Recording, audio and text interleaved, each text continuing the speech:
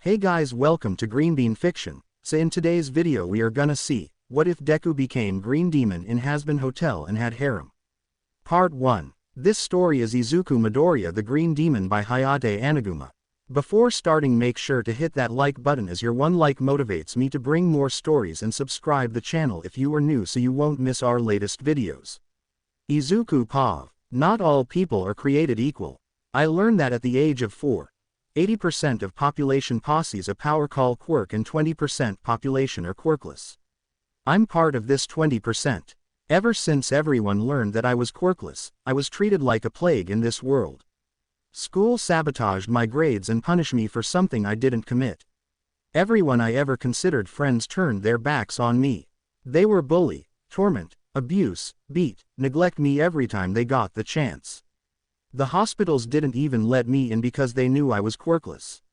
I'm now laying on the floor of my classroom after my step-sister Izumi and her friends, not mine, leave me into a bloody path because I wanted to be the first quirkless hero.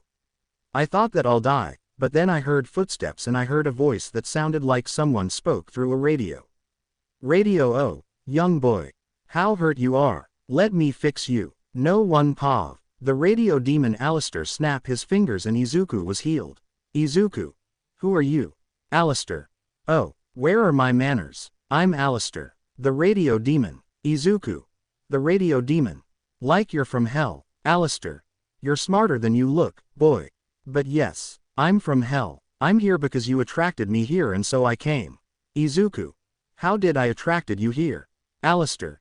You see, my friend. Your anger and hate on this society. Izuku. It's true that I hate this stupid system, but what can I do?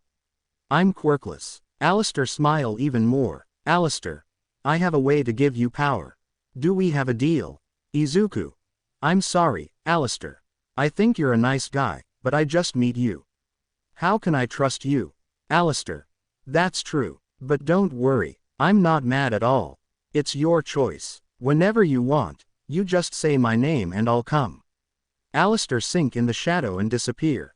Later, but still the same day, Izuku is heading home, after being scolded by the heroes after he goes to save Katsuki, and before that he asked All Might if he can become a hero and All Might laughed and said no. Then he hid to a dark corner after he heard his former friends, 1A, who turned their backs on him since he was 4 years old. Then he saw All Might and Magnet running towards 1A. 1A. All Might and Magnet. AM. Look at Izumi asterisk were not only heroes, young Yagi. But also, All Might deflated and Magnet took her mask off. Magnet. Your parents. Izumi. Mom. Dad. Toshinori. Yes, Izumi. And I want you to be my successor. Izumi. Successor. Toshinori explained about OFA and AFO. Izumi. But Dad, why didn't you give OFA to Izuku? Toshinori. Because he doesn't have what is to become a hero. So Izumi, will you accept? Izumi. Yes. Izuku eyes filled with anger. Izuku grabbed a rock and throw it at Toshinori. Toshinori. Now let's start tea. Ah. Toshinori didn't get to finish because a rock hit him in the head. Inko. Whoever did this, I suggest you to reveal yourself. Izuku. It was me, Inko. Izuku emerged from the shadows. All of them widened their eyes. Toshinori. Get up, and holding his bleeding spot from where the rock hit him, son, I. Izuku. Drop it, asshole. I heard everything. You can shove that stupid quirk in your ass. Izumi. Oni-chan, please listen. Izuku. I don't want to listen to you, whore. You and bully, torment and hurt me for something I can't control. Katsumi. I-chan, we wanted to protect you from becoming a hero. Izuku. Then you succeeded. I won't become a hero anymore. But I'll make sure you'll suffer for what you've done. Katsuki. And what are you going to do, quirkless bastard? Izuku. This. Alistair. I changed my mind. All of 1A, Toshinori and Inko looked in confusion. Who's Alistair? Then a mini fire tornado was formed and from it comes. Alistair. Did you change your mind, my little friend? Izuku. Yes. I want to make other deal. Alistair. What do you wish for, my friend? Izuku. I want you to make me a demon. One that can compare with the most powerful and ancient demons in hell. Give me power to have vengeance. Alistair. Oh, I'll gladly give you this power. But don't forget, my friend. The transformation is quite painful. Izuku. My whole life was painful. I accepted. Alistair. Alright then. Do we have a deal, then? Izuku took Alistair's hand without a second thought. Alistair. From now, Izuku Midoriya. Alistair revealed to Izuku about his father murdering. Courtesy of Toshinori and covering by the hero commission, you're my servant. Then Izuku was covered in flames from head to toes. All of 1A, Toshinori and Inko looked in horror at this. Toshinori. Look at Alistair *, what did you do to my son? Alistair. Son. Laugh, he was never your son, Toshinori Yagi. Yes, I know who you were and what you did. Compared to you, I'm an angel. Izuku. Ah, they looked again at Izuku, but he wasn't consumed by the flames. Izuku's screaming started to change into laughter. Izuku. Ha ha ha ha ha ha ha. Izuku's laughter started to worry them. Izuku began to change. From his head emerged 2 pair of horns. From his back grow wings. From the end of his spine a red tail grow. Claws grow from Izuku's hands, but he could retract them and have normal fingers. The fire stopped and disappeared. Izuku stand up and examined his new body. Izuku then creates fire in his palm. Izuku. The power is incredible. Thanks for the power, Alistair. If you ever need me, don't hesitate to call me. I'll come back in an instant. Alistair. Don't worry, Izuku. I will. Now go and have your vengeance. And Alistair disappeared. Izuku. Look at his past now, I'll give you a taste of your own medicine. Katsuki. Listen here, Deku. Just because your APPEARENCE changed, doesn't mean you're any different. You'll always be a quirkless nobody. Izuku however mocked him and used his finger to taunt Katsuki. Izuku. Then why don't you come here and show me, mutt? Katsuki charged at Izuku. When Katsuki was about to use his quirk, Izuku moved fast, faster than anyone can see, and appear behind Katsuki. Then Izuku used his claws and he did a vertical slash at Katsuki back. Katsuki fall on the ground from pain. Izuku then scratches Katsuki cheek and right, tiny dick, on his cheeks. Then Izuku caught a leg. The leg belonged to Tenya. Izuku. Say goodbye to having kids. Izuku grabbed Tenya's reproduction system and ripped off from his body. Izuku then created fire on his palm and burned Tenya's dick and balls. Then Izuku moved fast again and then all of them saw Izuku was having an eye in his hand. Toshinori. Ah, they all looked at Toshinori. He was missing his left eye. Izuku. Looking for this. Izuku squeezed the eye. Izuku. Spread his wings, now look at what you've created. The villains aren't born. They're created. But you didn't create a villain. You created a devil. And Izuku fly away, leaving 1A, Toshinori and Inko in fear of what they have created. With Izuku, he's flying towards Aldera and have some nice conversation with them. After a few flying, he arrived at Aldera. He changed back to his human form and goes to the door. On the halls are the teachers, the staff and some students that now are celebrating the end of the year. Then the door was burst open with such force. Principal. What the fuck? All of the teachers, staff and students looked at the one who kicked the door. All. Deku. Izuku. Greetings, my former teacher. Welcome to your deaths. Silence. Until. All of the teachers, staff and students burst out laughing. Student 78. L suff like you can do something like that, Deku. You're just a waste of space. Izuku. Finger mocking, then why don't you come and show me, my idiot friend? The student stopped laughing and became furious. How dare Deku to mock him like that? He activated his quirk that allow him to change part of his body into any animal and turned his fist into a bare foot ready to make contact with Izuku's face, but what happened next shocked everyone except Izuku. Izuku caught the bare foot with only his finger. Student 78. How? Izuku. My, are you done? This is how it's done.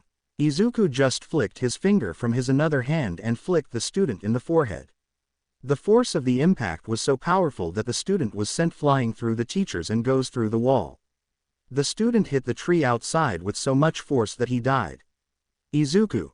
My, what a colored picture. Now I have an announcement for you. All of them looked at Izuku, who began to walk towards them, leaving burned footprints on the floor. Izuku started to be covered in flames. He spread his wings. His horns and tail come out. Izuku.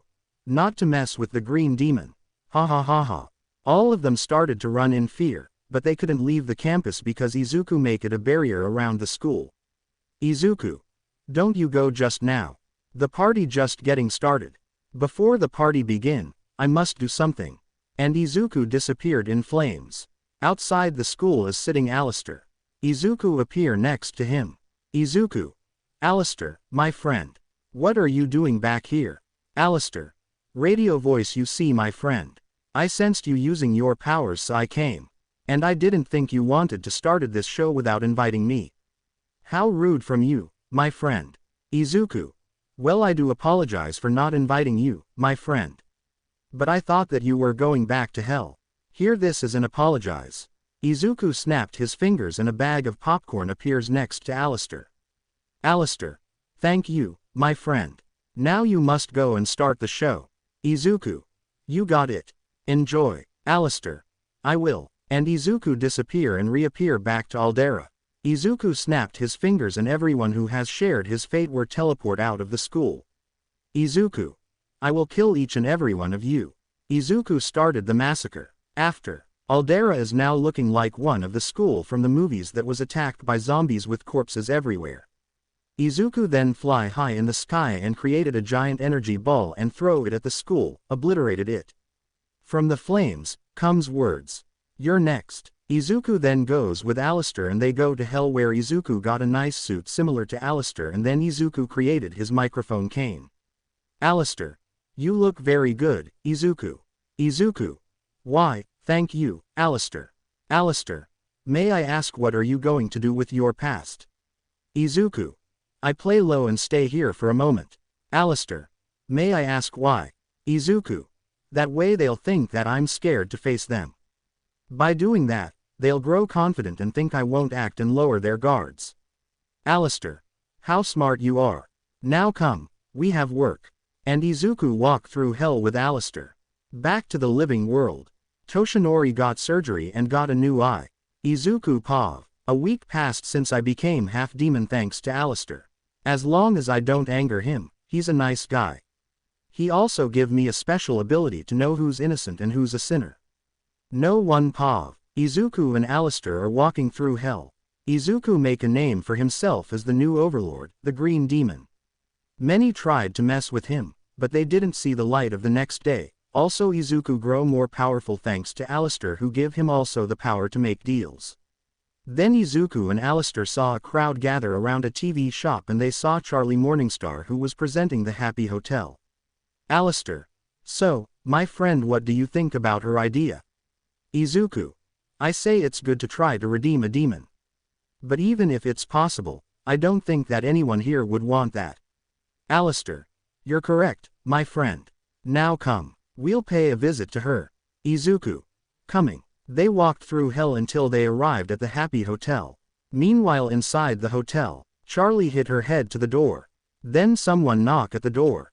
Charlie was wondering who could be, but she answered her questions when she opened the door, revealing Alistair and Izuku stand in front of her. Charlie quickly changed from curiosity to fear. Alistair. Hell. Charlie quickly closed the door and then opened again. Alistair. Low. Charlie closed the door again. Charlie. Hey, Vaggie. Vaggie. What, Charlie? The radio demon and the green demon are at the door. Vaggie. What, Angel? Who, Charlie? What should I do? Vaggie. Don't let them in. However, Charlie still opened the door. Alistair. May I speak now? Charlie. You may. Alistair took Charlie's hand and welcoming himself in. Alistair. Alistair, pleasure to meeting you, sweetheart. Quite the pleasure. Excuse my sudden visit, but we saw your fiasco on the picture show and I couldn't help. What a performance. I haven't been seen that entertaining since the crash at Stockpile in 1929. Ha ha ha. So many orphans. Izuku followed inside. Izuku.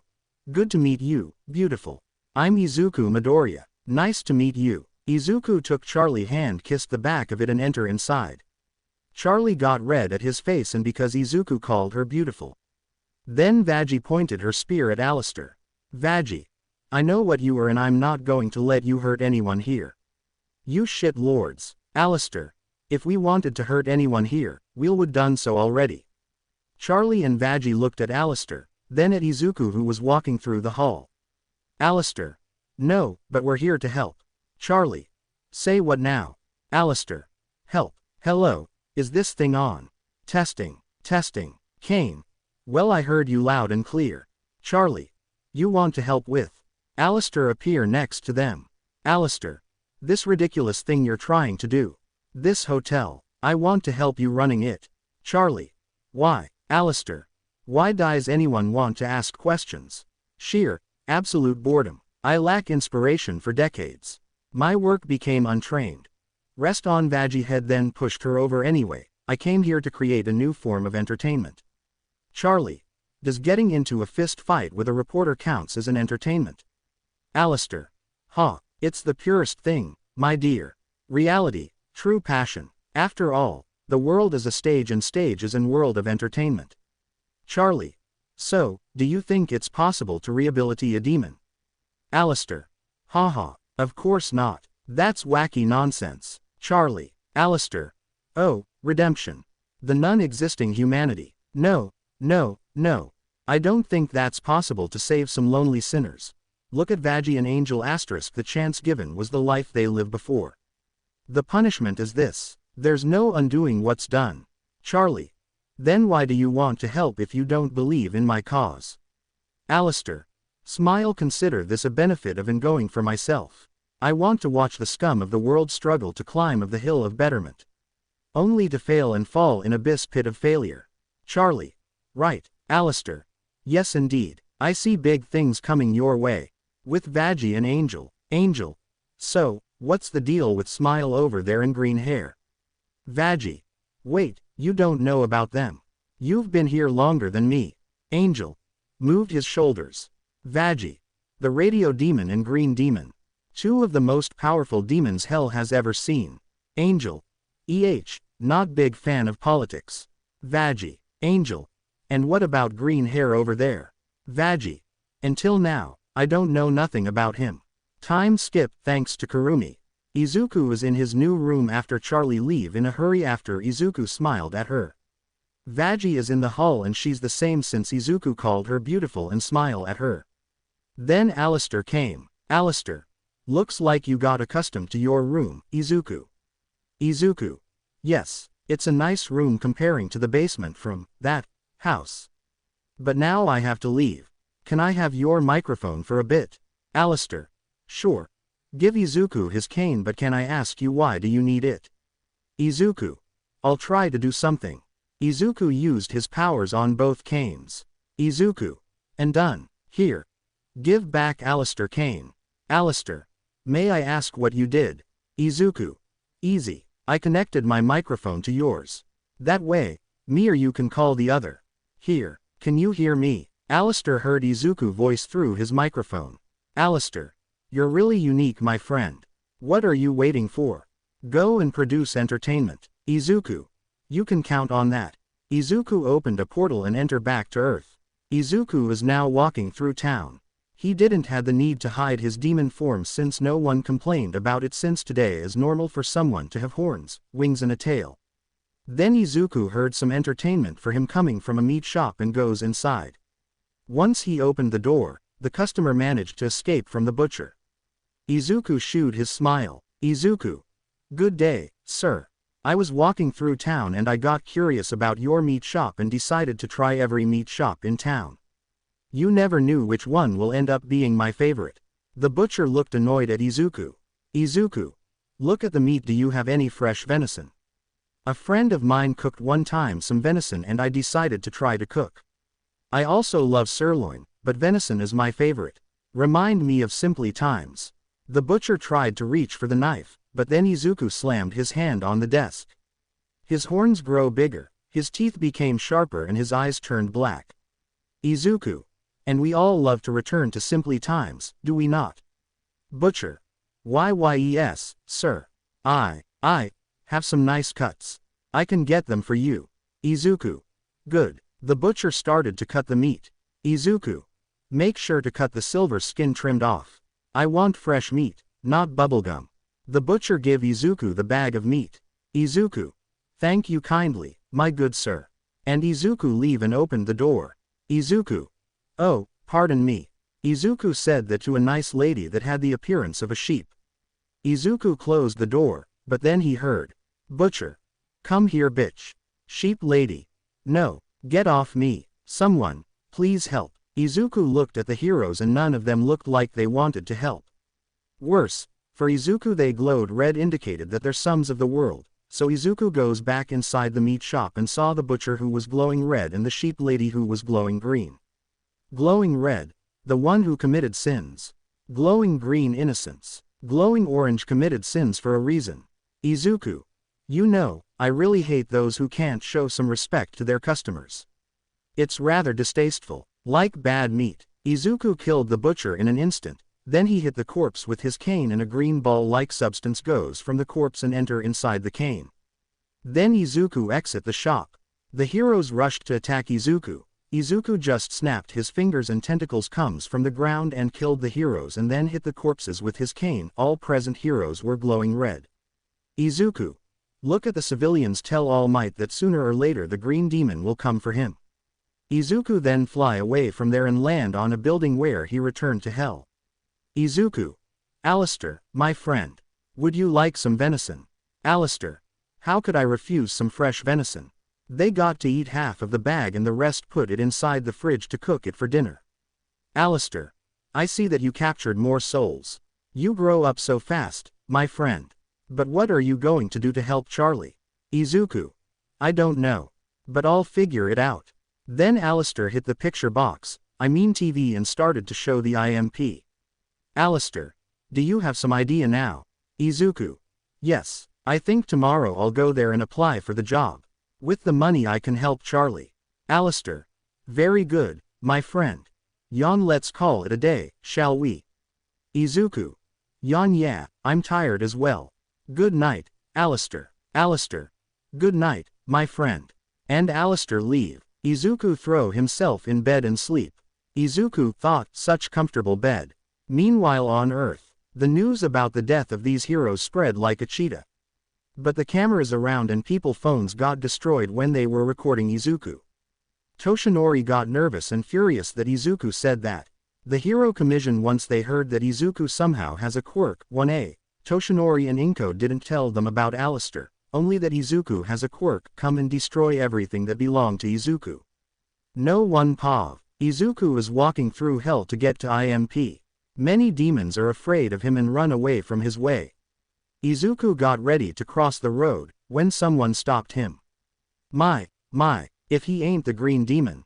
Izuku turned and saw. Izuku. Hey, Vox. Vox. You know me. I guess my reputation is well known. Izuku. Actually.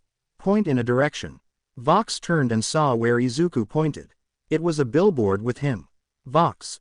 Oh, well, what is a powerful overlord like you doing here? Izuku. I'm going to find a job. Vox. Well, look no more. I know the perfect job for you. Come with me. Look at Izuku's suit. Your suit is unique. Thought. Why does he have a suit similar to that radio bastard? Izuku followed Vox, but unaware for Vox is that Alistair was listening to the conversation because Izuku called him and told him to listen. After a ride with the limousine, Izuku and Vox arrived at the destination. Vox. Welcome to the V Tower. Now I'll introduce you to the others members. Then a woman with two pigtails came together with a tall moth demon. The girl jumped on Izuku and hugged his right arm, pressing her breasts on his arm. Velvet. Hey, they're handsome. I'm Velvet. Valentino. Velvet, stop bothering the nice demon. Push Velvet away. Hello there, Mr. Green Demon. I'm Valentino. Izuku. Greetings to both of you. I'm Izuku Midoriya. Velvet jumped back and hugged Izuku. Velvet. Back off, asshole. This handsome demon is mine. Izuku. I'm sorry, Velvet. But I have to say no. Velvet. Why? Izuku. Sweetie, I just meet you.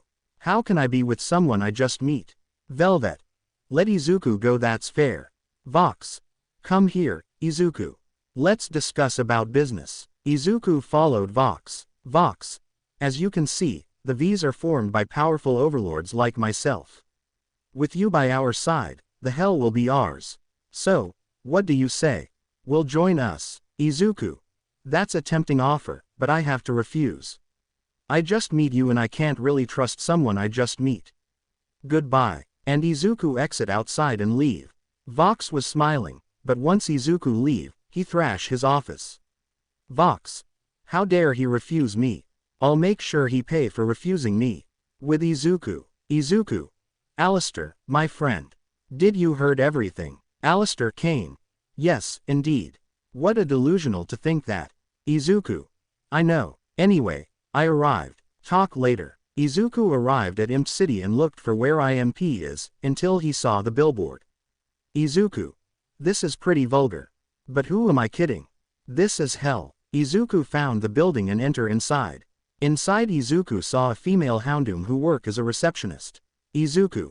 Hello. Board hello and welcome at Imp. Who would you like us to kill for you? Asterisk on her phone. Izuku. Actually, I'm here to applying for a job. Point at the door while still on her phone. Izuku. Thank you. The female houndoom knows Luna looked up from her phone and she looked at Izuku. Luna thought he's kinda cute. Where did that come from? Izuku enter inside the office. Whoever you are, just leave the money and the photo of the target and get OU. Izuku. Actually, I'm here for a job. Hold on. Zipper sound. From the door come a tall imp with part of his face white. Blitz. Hello, I'm Blitz. The O is silent. Thought, fuck, it's the green demon. Izuku. What O? Blitz. Exactly. So, you want to apply for a job? Izuku. Yeah, I saw the commercial on the picture box and I thought that I could give it a try. Blitz. I knew it that could work. In your face, Moxie.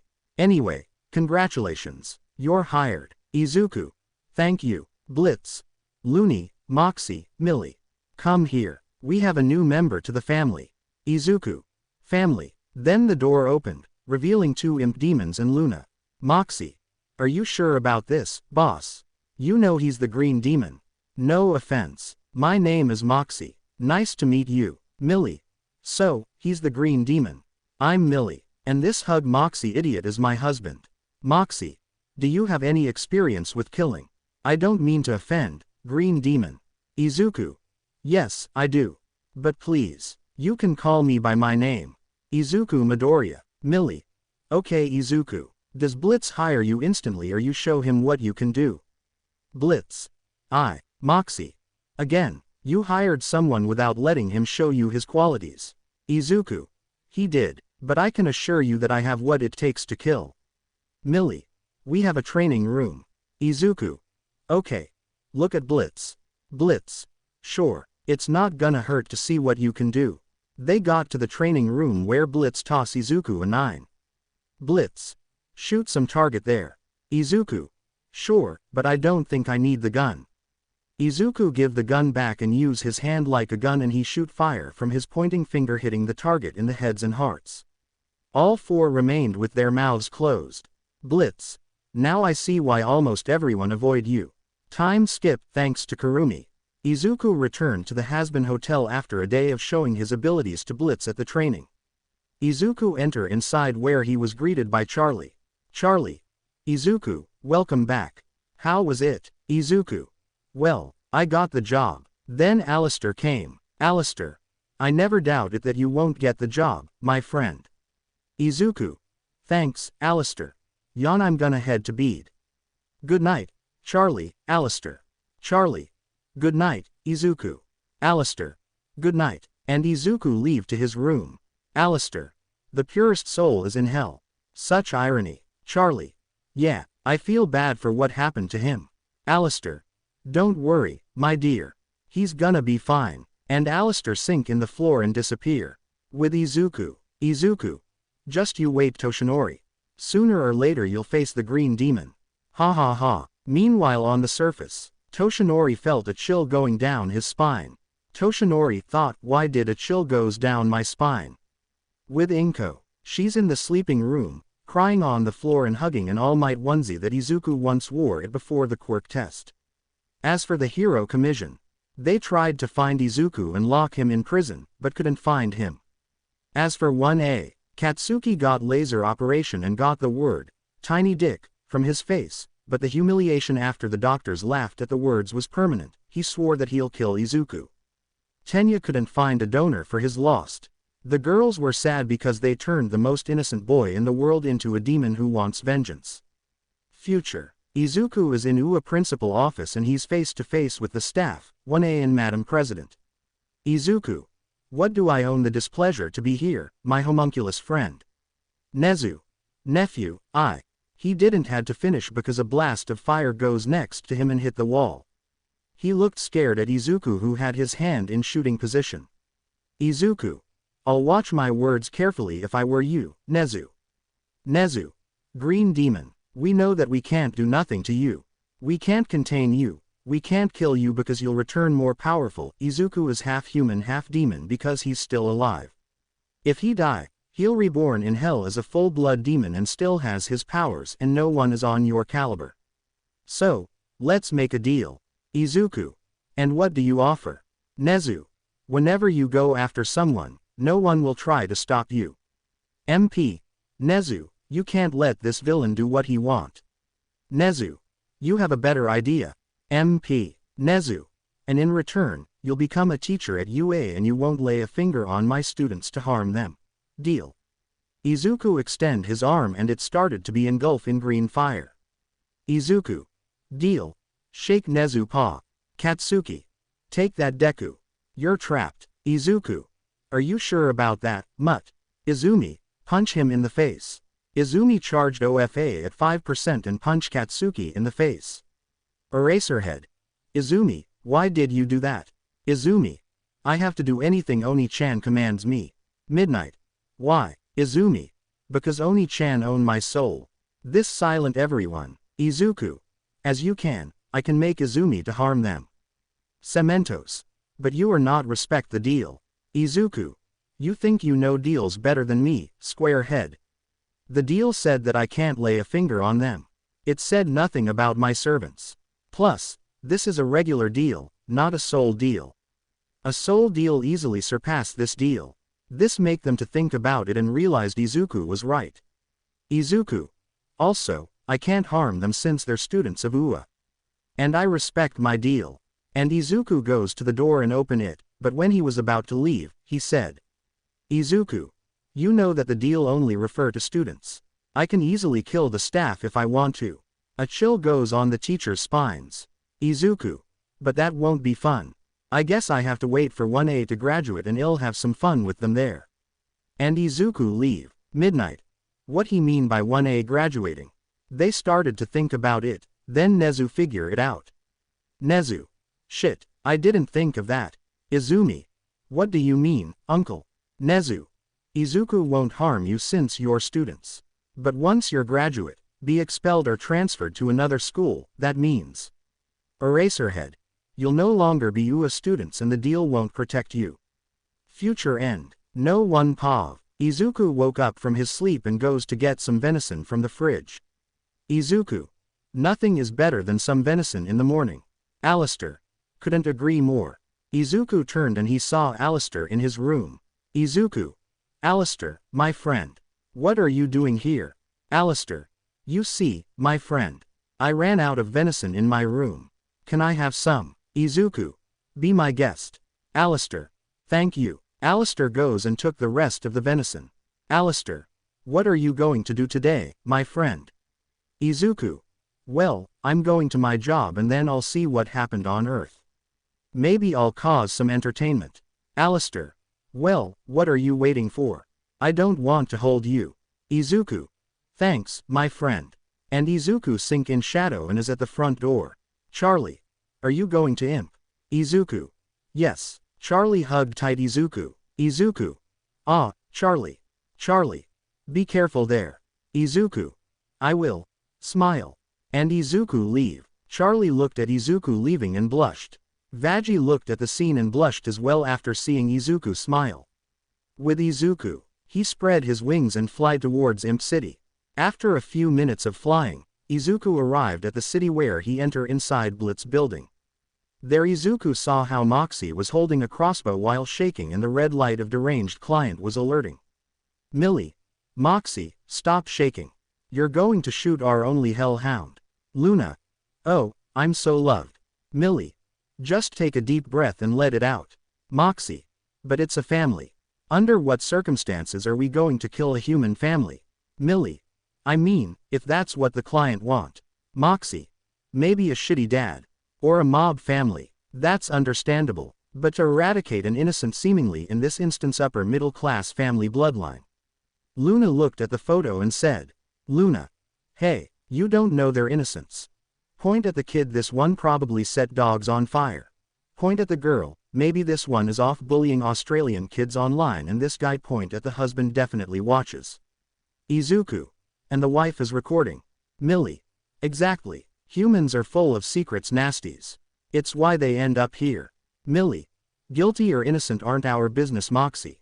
Killing who we're paid to is our business. Millie. Kiss him. Millie. Shoot the target. Moxie. But I think it's a bit excessive. We could be a bit more selective. Then Blitz smacked the door open. Blitz. Guys, I want you to meet. Moxie shoot the arrow and hit the wall, the photo, the leg of the aquarium, and almost hit Ms. Mayberry. Blitz. Caught the arrow, our new client. The aquarium fall and everything got on fire. Blitz. Damn it, Moxie. I just bought those eels. Outside. Ms. Mayberry hot in a taxi and leave. Blitz. And don't forget. If we didn't kill the target in less than 24 hours, it's free. Moxie. When did we make that rule? Blitz. When you almost shoot our client. Now, do you have the grimoire? Luna. You mean our only way to Earth? Yeah, right here. Izuku thought, should I told them that I can create portals too? Blitz then wanted to give Luna a treat, but he eat it. Luna. You're so gross.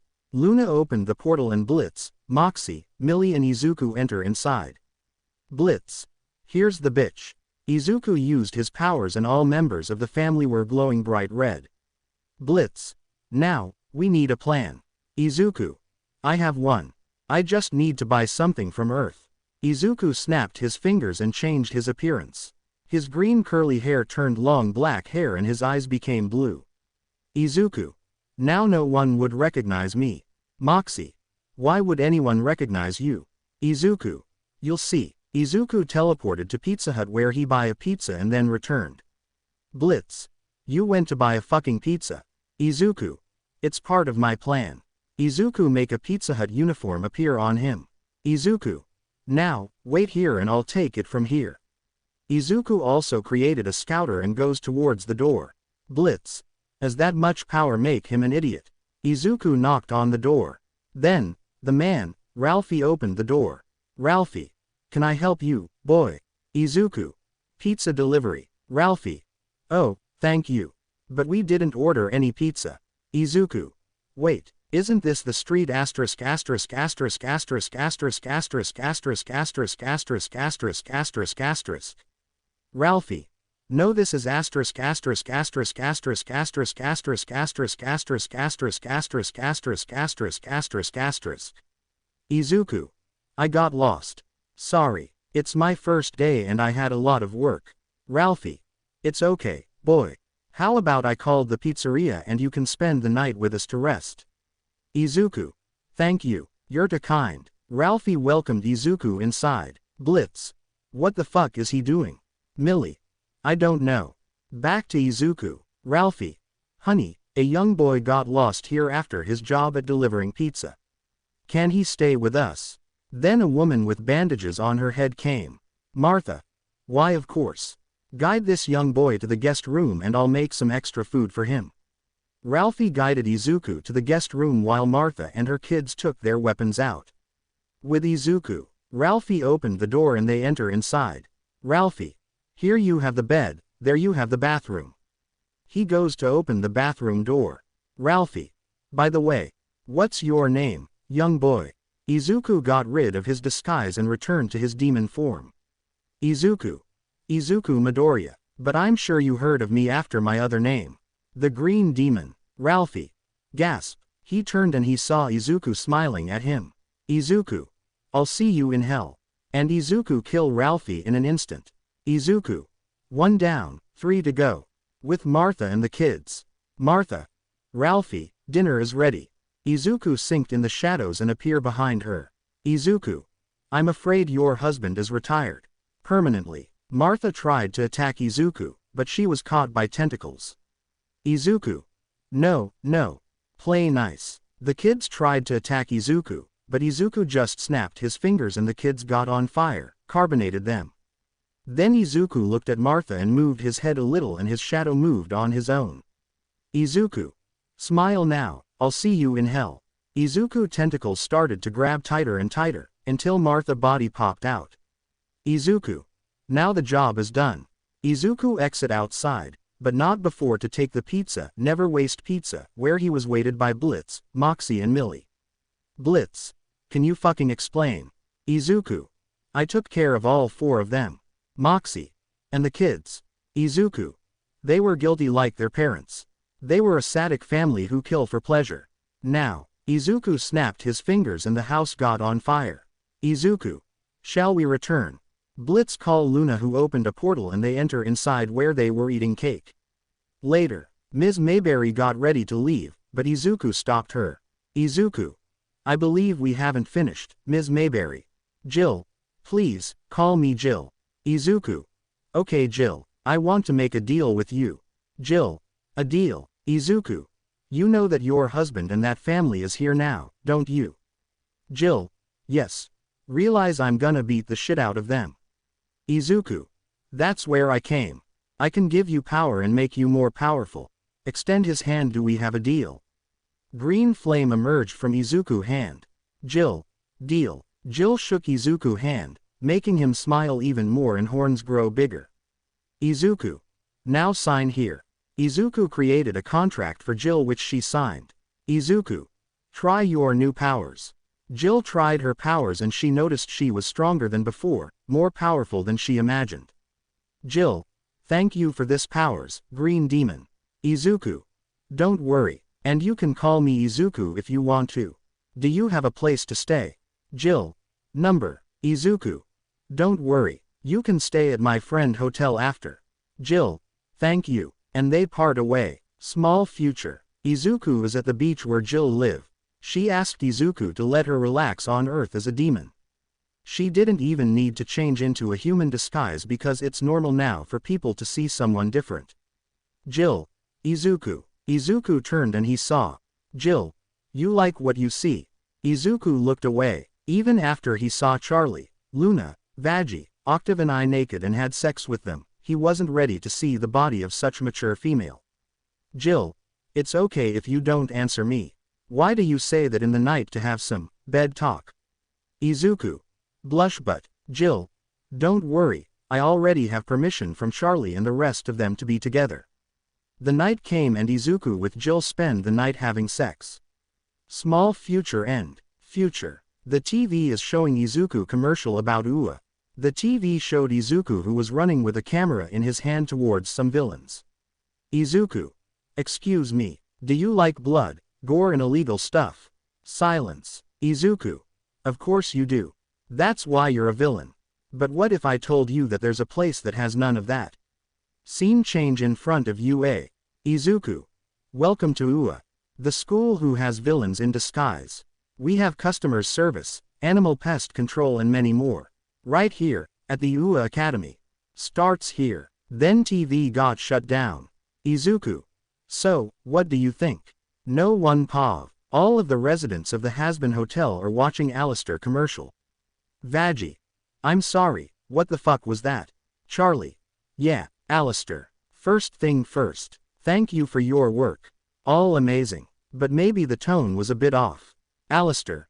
Asterisk twitches. Charlie. We want to make people to come here. This make it looks. Veggie. Bad. The word you're looking for is bad. Alistair. Funny. I was going for hilarious. Veggie. It didn't explain the whole point of saving sinners from extermination. What is the whole fucking point? Charlie. Veggie is right, Alistair. The commercial was to let sinners know we're trying to save them. Alistair. Well my dear. I haven't been active in hell for some time and everyone remember me from my radio show. The proper medium to express oneself. But you insisted on this noisy picture box advertisement. So I had a little fun with it. Izuku. I agree with Alistair. I like the commercial too. It is fun. Veggie. Oh, you had a little fun with it. Well, this is not what we want to represent us. When you two showed up here a week ago, you two told us you would help run this hotel, instead you're mocking us. Nobody's going to come to a place that a powerful overlords like you thinks is a waste of time. Angel raise his hand. Veggie. What, Angel? If you're filming a commercial, can I suggest you take better advantage of the talented celebrity you have right here? Angel point at himself. Veggie. Angel, you're a porn star. Angel. A famous porn star. I'll have the horniest sinners knocking these walls down to get in. Veggie. We're not filming a porn as a commercial. Angel. Why not? Sex sells, don't it? I swear if you filming me goin' at it with Mr. Fancy Talk creepy voice and green hair here, you'll be rollin' in participants willing to stay at this tacky hotel. Alistair and Izuku sink in the shadows and appear behind Angel couch. Alistair. Izuku. Haha. Never going to happen. Charlie. Angel, I appreciate you wanting to use your special skills to, attract folks to the hotel, but I really don't want to exploit you in that way. Angel. Oh please, baby. This body was made to be exploited. I got the arms, I got the stamina, I got the legs. I got the lung capacity. Laugh. Oh, I got the legs.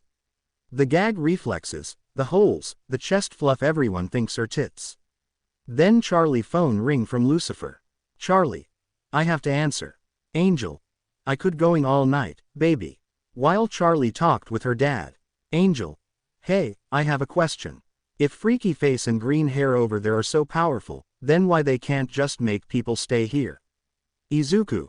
Oh, trust us. Izuku and Alistair horns grow bigger and power could be felt around them.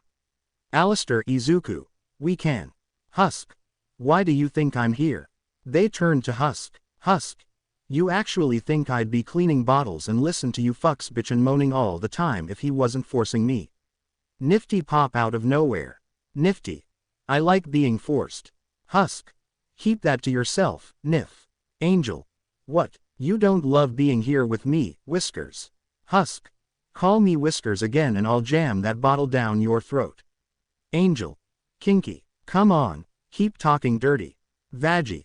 Sigh. Angel, let Husk do his job. And, no, we can't force sinners to stay here. They need to choose to. Angel. I'm choosing to be here and I think it's all stupid. We're in hell. That's kind of the end of the road, ain't it? Veggie. Well, maybe it doesn't have to be. Just because nobody has made it out doesn't mean it's not possible. Izuku. Or maybe no one has ever tried to redeem themselves. Angel goes towards Veggie and put a hand on her shoulder. Angel. Whatever means I can keep crashing here rent-free. Crack is expensive. Izuku. Laugh. Well my friends. I have to go. I run out of venison. And I also have to produce entertainment. See you. Alistair, would you want some venison? Alistair. How could I refuse some venison? Take some venison for me as well. Izuku. You got it. Izuku created a portal and goes to Earth. Izuku make his horns, tail and wings disappear and changed his hair color and his eyes. Now Izuku has long silver hair and blue eyes. He's walking through Mustafa town. The news about him as the Green Demon spread through entire Japan. All of the picture boxes are about the Green Demon, but they don't know how he's looking because the cameras are malfunctioning when recording Izuku. Izuku. They never learn. Izuku goes and enter inside a meat shop where he buys some venison, sirloin and some australis.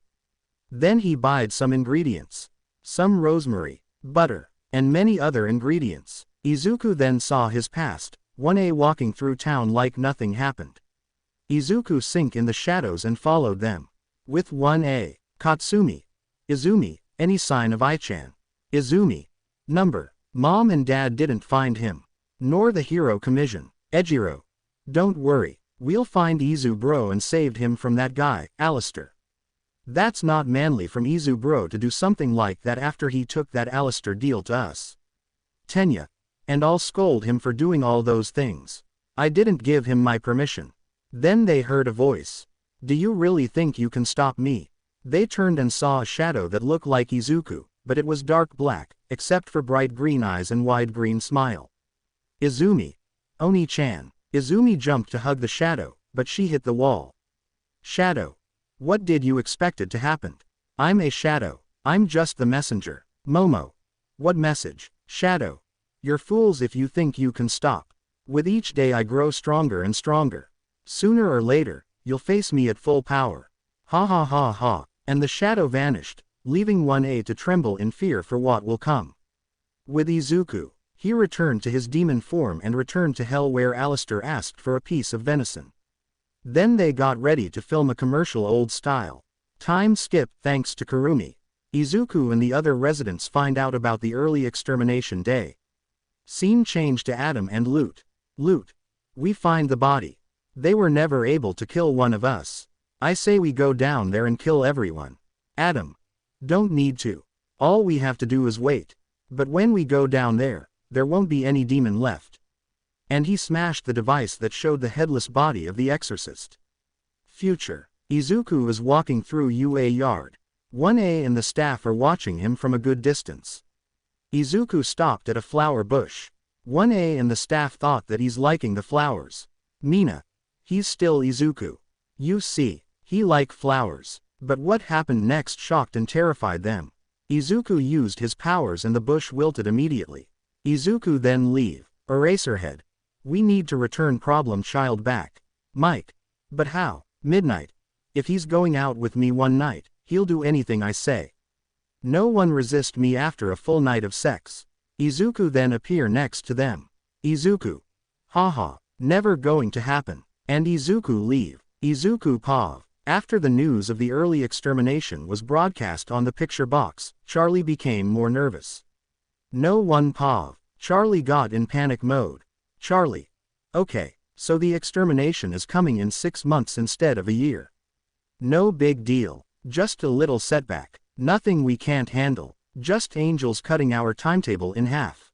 But who need a whole year to save souls? Am I right? And next time when they cut the time in half again, and again, we'll just handle it, right? Izuku and Vaji grabbed Charlie and she calmed down. Vaji. Yes, we will. Izuku. I believe in you Charlie. Smile.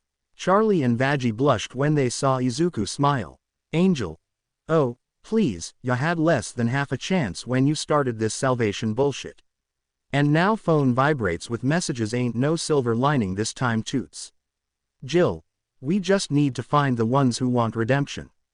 There many outside. Charlie. Sure there is. We just have to look a little harder for it. Angel. Well, while you're looking, the rest of hell going nuts. Angel showed his phone. Angel. People are already freaking out about the news.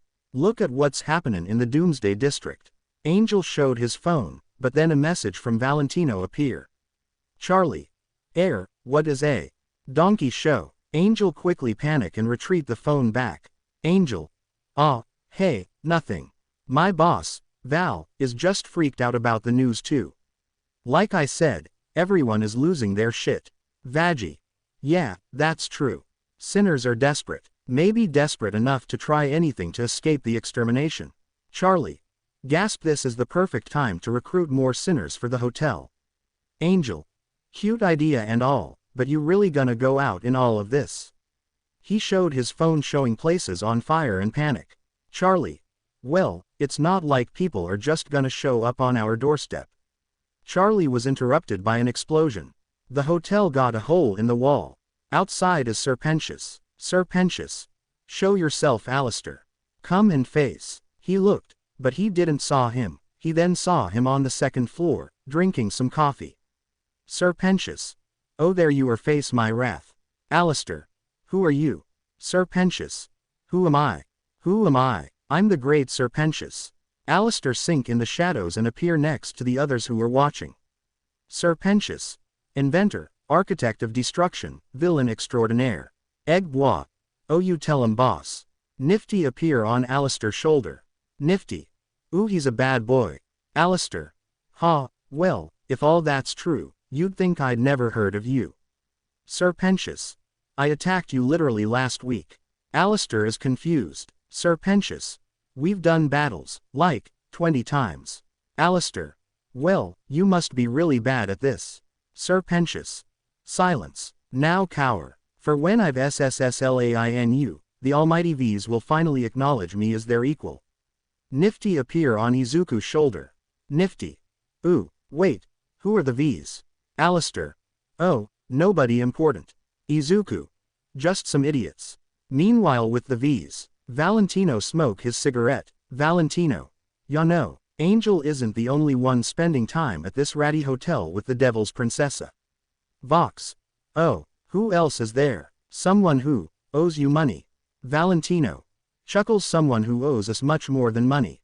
The Radio Demon and Green Demon are there. Once Vox heard those words, electricity courses through his head and he scratches the desk, making nervous chuckles and turned to Valentino. Vox.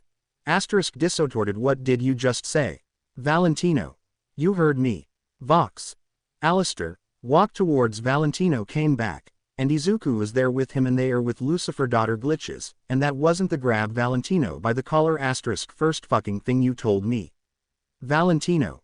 Free himself. Hey. Killing Alistair is your kink. And Izuku is also your problem. He started the television. Vox teleported and watched. Back to the Hazbin hotel. Sir Pentious. Oh, please, stop, Charlie. Alistair. I think he's had enough. Angel. Nah, he's got a few more hits in him. Sir Pentious falls from the Zeppelin in front of Alistair, face first on the ground. Alistair twirls his staff. Alistair. Thanks for another forgettable experience. An egg fall and break. Sir Pentious. Thank you, for letting your guard down. He used his tail and rip a piece of Alistair's coat, anger him and Alistair send him with a massive green explosion. Alistair. Well, it looks like as though I need a visit to the tailor. Best of luck, chums. Izuku. I also need to leave to Earth to produce entertainment. Veggie. Wait, you're leaving. Izuku. Alistair. We need your help. We need you to do your jobs. Angel. We need a wall. Alistair. Of course. Can't let my new project fall into despair already. What would the papers say? Izuku and Alistair snap their fingers and Ink Demons appears with construction tools and Izuku leave, so does Alistair. Angel started to flirt with the Ink Demons. Meanwhile with the V's, Valentino. See, look how he flirt with that guy, and he's not even paying. Who's that? I'm gonna kill this whole fucking family. Vox. Slam his fist on the table asterisk Vox. Vox was paying attention to Alistair and Izuku who were leaving. Vox. That fucker is back and that bastard is with him. Valentino. Yeah, I thought he was gone for good too. Vox. It's been 7 years. Valentino. You're still pissed he almost beat you that time and that Izuku reject you. Vox. Fuck you. Valentino. Just saying. Vox. Things changed a lot since he left town. Valentino. That's for sure. Vox. I gotta send a message of who's really in charge of things now. Meanwhile with Izuku, he changed his hair and eyes color and he's walking on Earth. Izuku walked through the streets of Mustafa, correct me if I spelled it wrong. He watched the news on the TV of how a villain was captured by All Might. Reporter. Today was saved by All Might who came and saved everyone. We're glad to have him. Kid. When I grow up, I'm gonna be a hero like All Might. RW. I'm happy we have All Might as our #1 hero. He save everyone. Izuku. He. Izuku began to laugh at this. Everyone looked towards Izuku who began to laugh louder and louder. What's your problem, psycho? Izuku. The thing you said about that idiot. It make me laugh so much. This world is full of fakes and jokes. Ass Might is the biggest joke in the world. RW. Watch that mouth, boy. Or I'll make you pay for disrespect All Might like that. Izuku then got rid of his disguise and fire engulfed him, revealing his demon form terrified the people. Izuku. Where's that courage you showed earlier? Are you afraid of the green demon? Only saying that name was enough to send shivers on the people's spines. A random hero charged at Izuku. Izuku looked at the hero with his ability and he was glowing red. Izuku shoot from his finger a fire shot, obliterated the head of the hero. Then Izuku hit the body with his staff, absorbing the soul. Izuku. What a fake. Now, let the entertainment begin. Izuku sink in the shadow and disappear. Meanwhile at Tartarus, Kana Tsutsumi aka Lady Nagant was in prison for crimes, but that was only what the civilians knew, but in reality, she was put in prison because she killed her boss who forced her to do horrible things for him, and the hero commission covered everything. Now in her cell appear an old radio. Kana. What's this? The radio turned on. Izuku's shadow appeared with his glowing eyes and smile. Right then, why don't you and I get down to the nitty-gritty and then we can let the fun begin. The shadow disappeared and Izuku came. Green Demon, it's pleasure. Sign in twice just for better measure. Good investments, bad intentions. A clause or two, I forgot to mention. Now please excuse my sudden interest. A security guard who was glowing red enter inside to stop Izuku, but he got killed by a fire blast. Saw your fiasco and had to visit. I can offer you my service. Izuku extend his hand towards Kana and his hand got on green fire. Don't you worry, the price is worth it. Now if you'd take a look around. Then you could see the sights and all the sounds of your world on fire. So sign the line, you'll be fine. Hell, you'll be all mine. An ROI on the day you die. I can pull from my resources. Take what you want and stay remorseless. A little dusting, a lot of dealing. Make this prison so appealing. And I'm calling in as many favors you want. But when it's all said and done, your soul is mine to haunt. Now if you'd take a look around. Then you could see the sights and all the sounds of your world on fire. So sign the line, you'll be fine. Hell, you'll be all mine. An ROI on the day you die. Now with all the fine print and logistics out of the way. What do you say? Do we have a deal? Kana signed the contract and the contract was absorbed inside Izuku's staff. Now if you'd take a look around. Then you could see the sights and all the sounds of your world on fire. So sign the line, you'll be fine. Hell, you'll be all mine. An ROI on the day you die. Can't let you live to tell the tale. It's time to take a walk with me through hell. It was your desire. You signed your name, such a shame. Got yourself to blame. An ROI on the day you die. Music end. Izuku teleported himself and Kana outside Tartarus. Kana. Thanks, Izuku. No problem. After all, you're also a victim of this corrupted society. Now you can use your quirk however you feel like. And it has no drawback and can't be stopped by canceling. Also I give you some new powers. One of them is that you can know which one is a scum and who's innocent.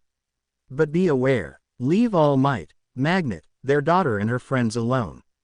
Kana. May I ask why? Izuku's eyes became radio static. Izuku. They're mine. And Izuku leave. Time skip thanks to Kurumi. Izuku make a decent amount of deals and he returned to Hell where he learned that Serpentius is now a resident of the hotel. Izuku is heading to his room and enter inside. Then Charlie enter inside his room. Izuku. Charlie, what can I do for you? Charlie. Izuku, Izuku. What, Charlie? Blush asterisk I. Damn it, I just gonna do it. She wrapped her hands around Izuku's neck and kissed him on the lips. Izuku was shocked because a girl like Charlie is kissing him. After she released him. Charlie. Izuku, I love you. Will you be my boyfriend? Izuku. I don't know, Charlie. Everyone treated me like a plague at the surface. But I'll try my best. They kissed again, but then. Ahem. They looked and they saw Veggie at the door. Izuku. Veggie, what are you doing here? Veggie didn't say anything and she goes towards Izuku and kissed him as well. Charlie. We both love you and we came to the conclusion to share you. On the condition that I'm the alpha. Izuku. I don't know if I'm good for both of you, but I'll try my best. They kissed again. Meanwhile at the surface, everyone was terrified of the villain's new powers, but they only killed the ones who were glowing red. They didn't even dare to lay a finger on the innocents or the ones Izuku mentioned. With 1A, Katsuki gritted his teeth because of what Izuku did. Then the girls felt an immense pain in their chest. 1A girls thought, I hope you're not cheating on me Ai-chan, Izu-chan, Oni-chan, Zuzu, Izu-kun, Izuku, Mophead, Dekiru. You belong to me. Small future. Vortex. You'll what? Verosuka. Meet my new bodyguard Hellhound, Vortex. Blitz. Oh, you think I'm scared of your puppy. Vortex. Angry, what did you call me? Verosuka. Oh, you made Vortex mad. Blitz. You think he's tough. Whistle Izuku, show him what you're made of. Izuku sink in the floor and appear next to Blitz. Izuku. You called me, boss. Blitz. Yeah, scare that puppy away. Vortex. Like I'm scared of a weak demon. Izuku walked towards Vortex and smiled. Izuku. You should be. Eyes turned static after all, I believe you know me after my overlord name, the Green Demon. Vortex immediately shit his pants and hide behind Verosuka. Verosuka. Hey, what's wrong with you? You're scared of him. Vortex. He's no ordinary demon. He's the overlord, Green Demon. Future. The UA staff along with 1A are trying to find a way to make kids enroll in the school. Izuku. Seems like you're having a little problem. Izuku sat on a couch. Katsumi. I-chan, why are you doing this? Izuku. For the entertainment. I took the deal because I love to see you trying to make me forgive. And fail spectacularly. Good job. Shoto turned his phone and started to record Izuku. Shoto. And here's Deku, who's a big piece of. The phone malfunctioned and got destroyed. Izuku. I wouldn't try that, scar face. Izuku pointed at himself. Izuku. This face was made for radio. No one pav. Izuku woke up from his sleep and noticed a weight on him. He looked at his bed and he saw Charlie and Veggie on top of him, all three naked. Izuku. We really got too far last night. Izuku got up gently to not wake up Charlie and Veggie and got dressed. Charlie and Veggie wake up and got up, but they felt because they can't feel their legs. Charlie, Veggie. Ow. Charlie. You did a number on us, Izuku. Veggie. We can't walk now. Izuku. I'm sorry for that, my beautifuls. Izuku snapped his fingers and healed them. Izuku. There. Now try to stand up. Charlie and Veggie now can stand up. Izuku. Sorry, I wish we can have another round, but I have to go to work. Izuku snapped his fingers and his suit appear. He sink in the shadow and disappear. Now he's at the exit and got ready to leave. Alistair. I see you marked your girlfriends. Izuku. Did you spy on us? Alistair. No, of course not, my friend. But the rooms aren't soundproof. Izuku. Shit. Izuku opened the door, spread his wings and fly to his job. After a few minutes of flying, he arrived at IMP. Izuku goes to the elevator and enter inside. After the elevator took him to the imp office, he enter and he heard Blitz yell to Stolas at the phone. Then after he finished the call, he yell. Again, Blitz. M&M and you too, Izuku, get in here. We're going to Lulu Land. Moxie. Lulu Land. Millie smashed her head through the office door glass. Millie. Excited, Lulu Land. Blitz. Lulu Land. Luna. Angry asterisk, shut the fuck up. The crew goes to take Stolas and his daughter, Octavia. After a few minutes of driving, they arrived at Stolas' place. Blitz. Get in the van. Stolas stood to the window and Octavia stood next to Izuku. Izuku. Greetings, my feather friend. I'm Izuku Midoriya. Octavia. Groan. Izuku. Not much talk, I presume. I respect that. After a few minutes of driving, they arrived at the Lulu Land. Stolas exit outside with a ridiculous apple hat, while Octavia groans and pull her hat over her face. Stolas goes like a child to the park. Izuku. Speak to Octavia, I'm starting to think it's the other way around. You're the adult and he's the kid. Octavia. Laugh, good one. Izuku. Why thank you. Moxie and Millie goes to have fun. Stolas. Why don't we check out the rides? With Izuku, Blitz, Stolas and Octavia. Stolas. Strokes Blitzo's horn, you know, it's quite thrilling to see you on the job. Blitz. Save it, bitch. I'm working. Octavia. You both need to get a room. Blitz. Hey, I'm not a day hooked. A woman walking nearby with her baby glares at Blitz before continuing on in a huff. Blitz.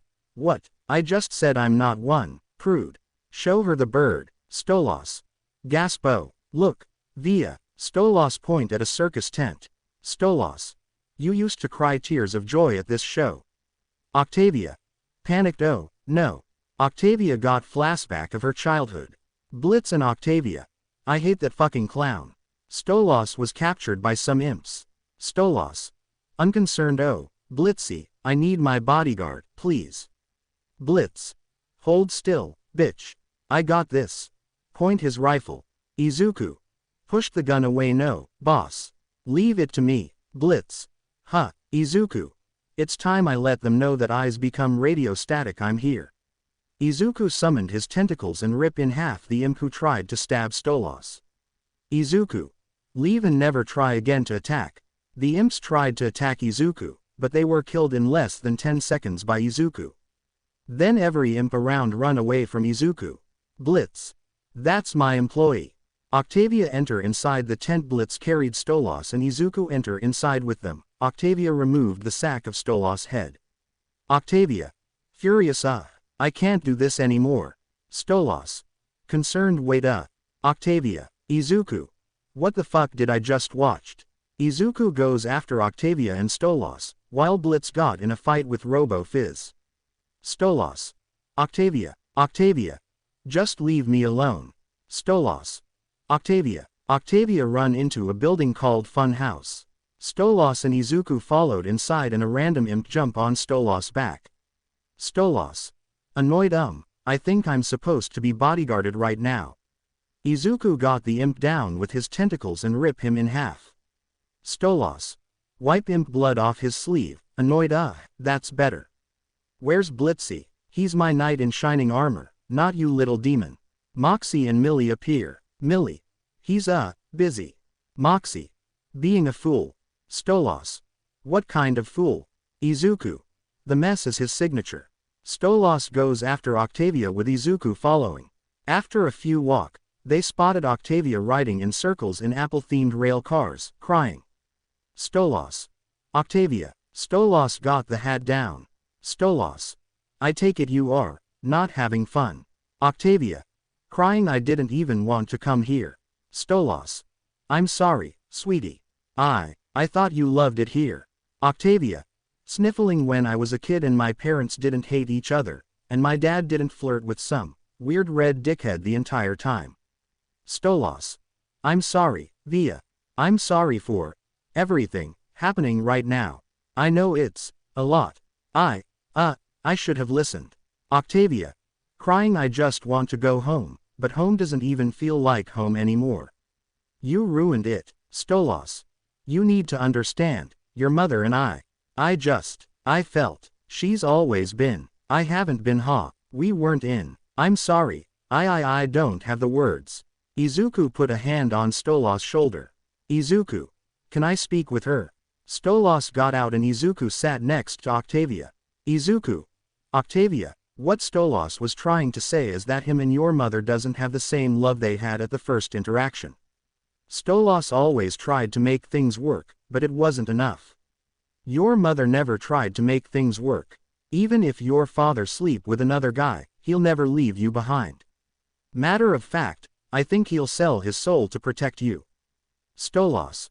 I'll give everything I have to protect you, Octavia. Izuku. See, your father love you no matter what. You should give him a chance.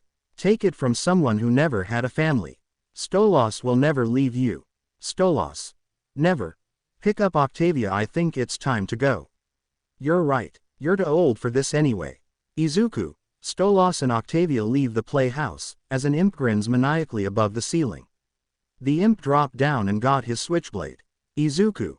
Do you want me to take care of him, Stolas? Stolas. Leave it to me.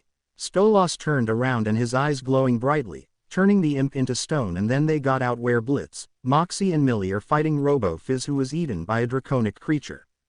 Stolas. So, what would you like to do now? Octavia.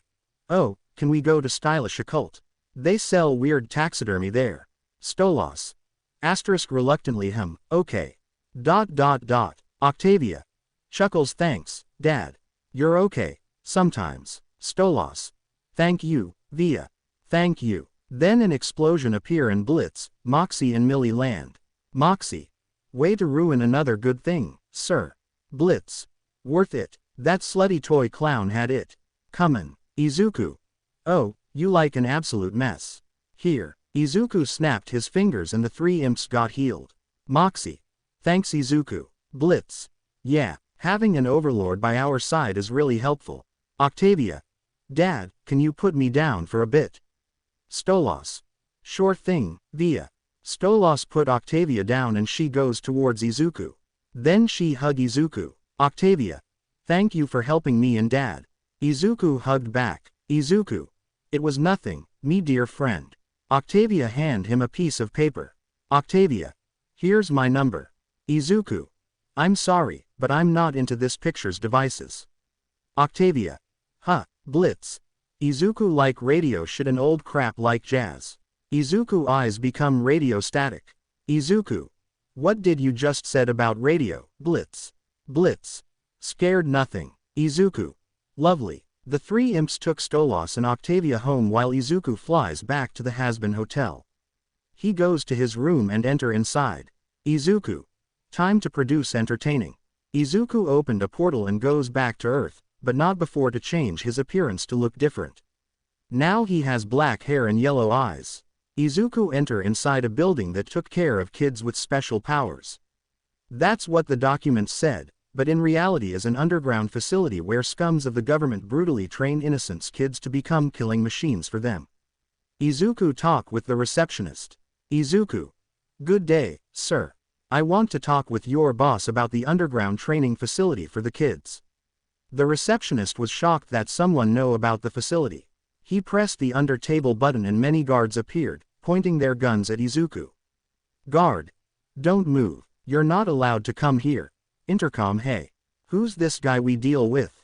The guard who watched the camera look at the ones who were recording the scene, but they malfunctioned when Izuku came.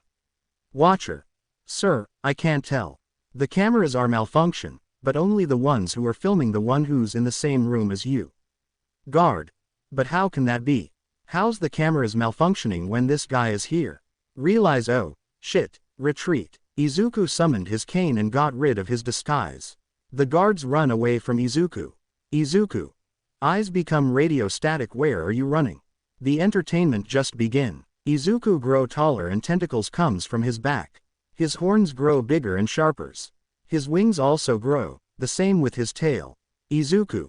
I'll kill each and every one of you. Izuku killed the guards one by one. All guards were glowing red by stabbing them with his tentacles or he ripped them in half. Time skip thanks to Kurumi. The guards and every employee were dead. Izuku opened a portal to an orphanage where he worked to have money in the past and he know that the people who work there are innocents because they were glowing green. Izuku let the kids there. Then Izuku fly to a tall building and summoned his radio gear. The people of Japan are chilling and watch the heroes saved the day. Then some screams started to be heard through a radio broadcast. Everyone freak out. Izuku. Radio salutation. Good to be on the air. Welcome people of Japan to the new radio show. With you is your lovely host, the Green Demon. Just saying that name send chills on everyone's spines. Izuku. On radio, my radio show, we'll talk about the fakes of this world. Here's an example. The building that's on fire. It's my mark. But let's make things clear. I didn't kill the kids. And that wasn't a building who took care of kids with special talents. I have all the documents here that show everything. At the Hero Commission, the members became to sweat a lot because Izuku has the documents and plan to reveal one of their secrets. Izuku. Radio asterisk, that building was nothing more than an illegal facility who make kids into killing machines. I'll make every fakes and jokes from this world disappear. Then Izuku begin to sing. I swear, I testify. It's not all just black and white. I'll find a better life. Just give a hand to shake. You hate me, get in line. We'll brace for better times. Just keep your head up high. And get up out my way. Verse 1. Yeah, my tone 1-2 in the checks done. Short time, ain't no need for a test run. New coat, new stains, it's a fresh blood. Birds of a flock, they gone mad for the breadcrumbs. Our poisons poured, till we get drunk. Gone, learn when the chains on our neck from. Bring the bloodshed back, I cause red rum. Radio static, that's a tune of the dead hum. They are loving me, tuning into my messages. Facing them out the pebble speak, means remember the educate. Dealing skulls like its vacancy, I'm removing the pleasantries. Listening to the summary, and learning who the devil is. You don't wanna bet on it. Leaving hums a minute, till the women saw the devil in. Turn another body on the inside, dividend. Knock knock knock, when you do it, you can let him in. Hide another skeleton, my closet getting larger. Listen to the audience, they're canning all their laughter. Send another heretic, so listen to your father. Way I move like Reddit, I'm delivering 'em karma. I'm not a saint or a martyr, pray to your masters. Question my role, and I gave them the answer. They're not a six that I'm after. Broadcast through hell and then ask them to rate the disaster. Pre-chorus, I swear, I testify. It's not all just black and white. I'll find a better life. Just give a hand to shake. You hate me, get in line. We'll brace for better times. Just keep your head up high. And get up out my way. Chorus, they all wanna hear your pain. Broadcasting in the stereo haze. By now, it is getting the frame. Turn the volume up. Hellfire isn't really just flames. Right now it's a city of saints. All pound to be in my sake. Turn the volume up. Verse 2. Yeah, Og, the devil of bootlegs, and my wave's gone. Carry the tune best, they. So scared they having a true death. Can't make a change, they reckon a few heads, I. When I'm black, I leave it like roulette, AI. On the track, but never I do web, AI. I'm a bag, a devil of new threats. I go ghost every note like what really do next, I'ma make them shake like a trembler. Put them in the grave by the second note. Do it every day, every episode. Can we going up like a chef is toad? Have them moving motto when I set the tone. Encore, encore, I'm the best in show. Sign up for the left in notes. See the dead man hang like a telephone. Pre-chorus, I swear, I'm testified. It's not all just black and white. I'll find a better line. Just give a hand to shake. You hate me, dead in line. We'll brace for better times. Just keep your head up high. And get up out my way. Chorus, they all wanna hear your pain. Broadcasting stereo wave. By now, it is getting the frame. Turn the volume up. We found as a Billy, just wait. Right now it's a city of saints. All pound to be in my sake. Turn the volume up. End. And the radio broadcast end with Izuku laughing. Meanwhile with Toshinori and Inko. They were sweating bullets because they turned the most innocent soul into a demon. As for 1A, they were afraid because their secrets will be revealed. Katsuki grieth his teeth because Izuku will destroy his hero career. Future. Izuku is walking through the halls while dancing. 1A blocked his way. Izuku. What can I do for you, my idiot's friends? Katsumi. We have the papers, I-chan. You need to sign here. The girls hand Izuku the quirk marriage papers. Izuku read the papers and began to laugh. Katsuki. What's so funny, Deku? Izuku. The thing you think that'll work on me is hilarious. Izuku used his fire and burned the papers. Izuku. I'm still quirkless. The power I have is because I'm a demon now. That won't work on me. Izumi. Please Oni-chan. We want to make things right. Can you give us a chance? Izuku. No. And don't try to hide, Eraserhead. I know you're there. Eraserhead come from his hiding spot. Izuku. You can't hide from me. I'll say this. Enjoy your last 2 years. Once you graduated, nothing stopped me from taking my revenge. Eraserhead. Do you want that revenge so bad? Izuku. Eyes became radio static more than you can imagine. No one pav. Izuku woke up from his sleep and saw Charlie and Vaggie on top of him, naked and the bed is broken. Izuku used his power to heal them and then he fixed the bed. They got dressed and goes downstairs where they saw Serpentius. Charlie. That looks perfect.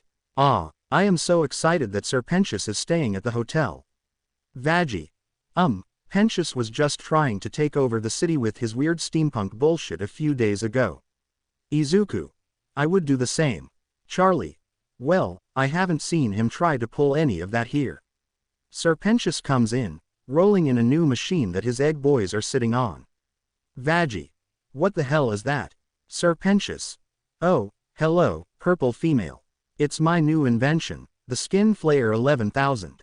I'm really looking forward to shooting the other residents. Charlie. What? Why? Sir Pentious. Everyone is being too nice. Obviously it must be a lie. I can sense that they are planning to kill me, but when? How? I must be prepared. Ooh, the new parts of my machine are here. Odette and Clara come in, wheeling in boxes of weapons. Pentious runs over to them. Odette holds out clipboard. Sign, please. Sir Pentious signs the clipboard while Clara wheels in the boxes. Odette. Thank you for your business.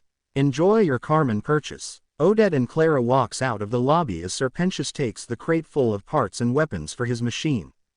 As he slithers back, Vaggie realizes whom he's buying from. Vaggie. Carmen. As in, Carmilla Carmen. You are buying parts from an overlord. Sir Pentious. Of course. She's the top weapons dealer in hell. Izuku. I bought a sword from her once. She know her guns. Vaggie. Okay, well that stops right now. Vaggie takes Pentious's boxes away. Sir Pentious. Hey, Vaggie. You absolutely cannot build weapons in this hotel. No one is trying to kill you.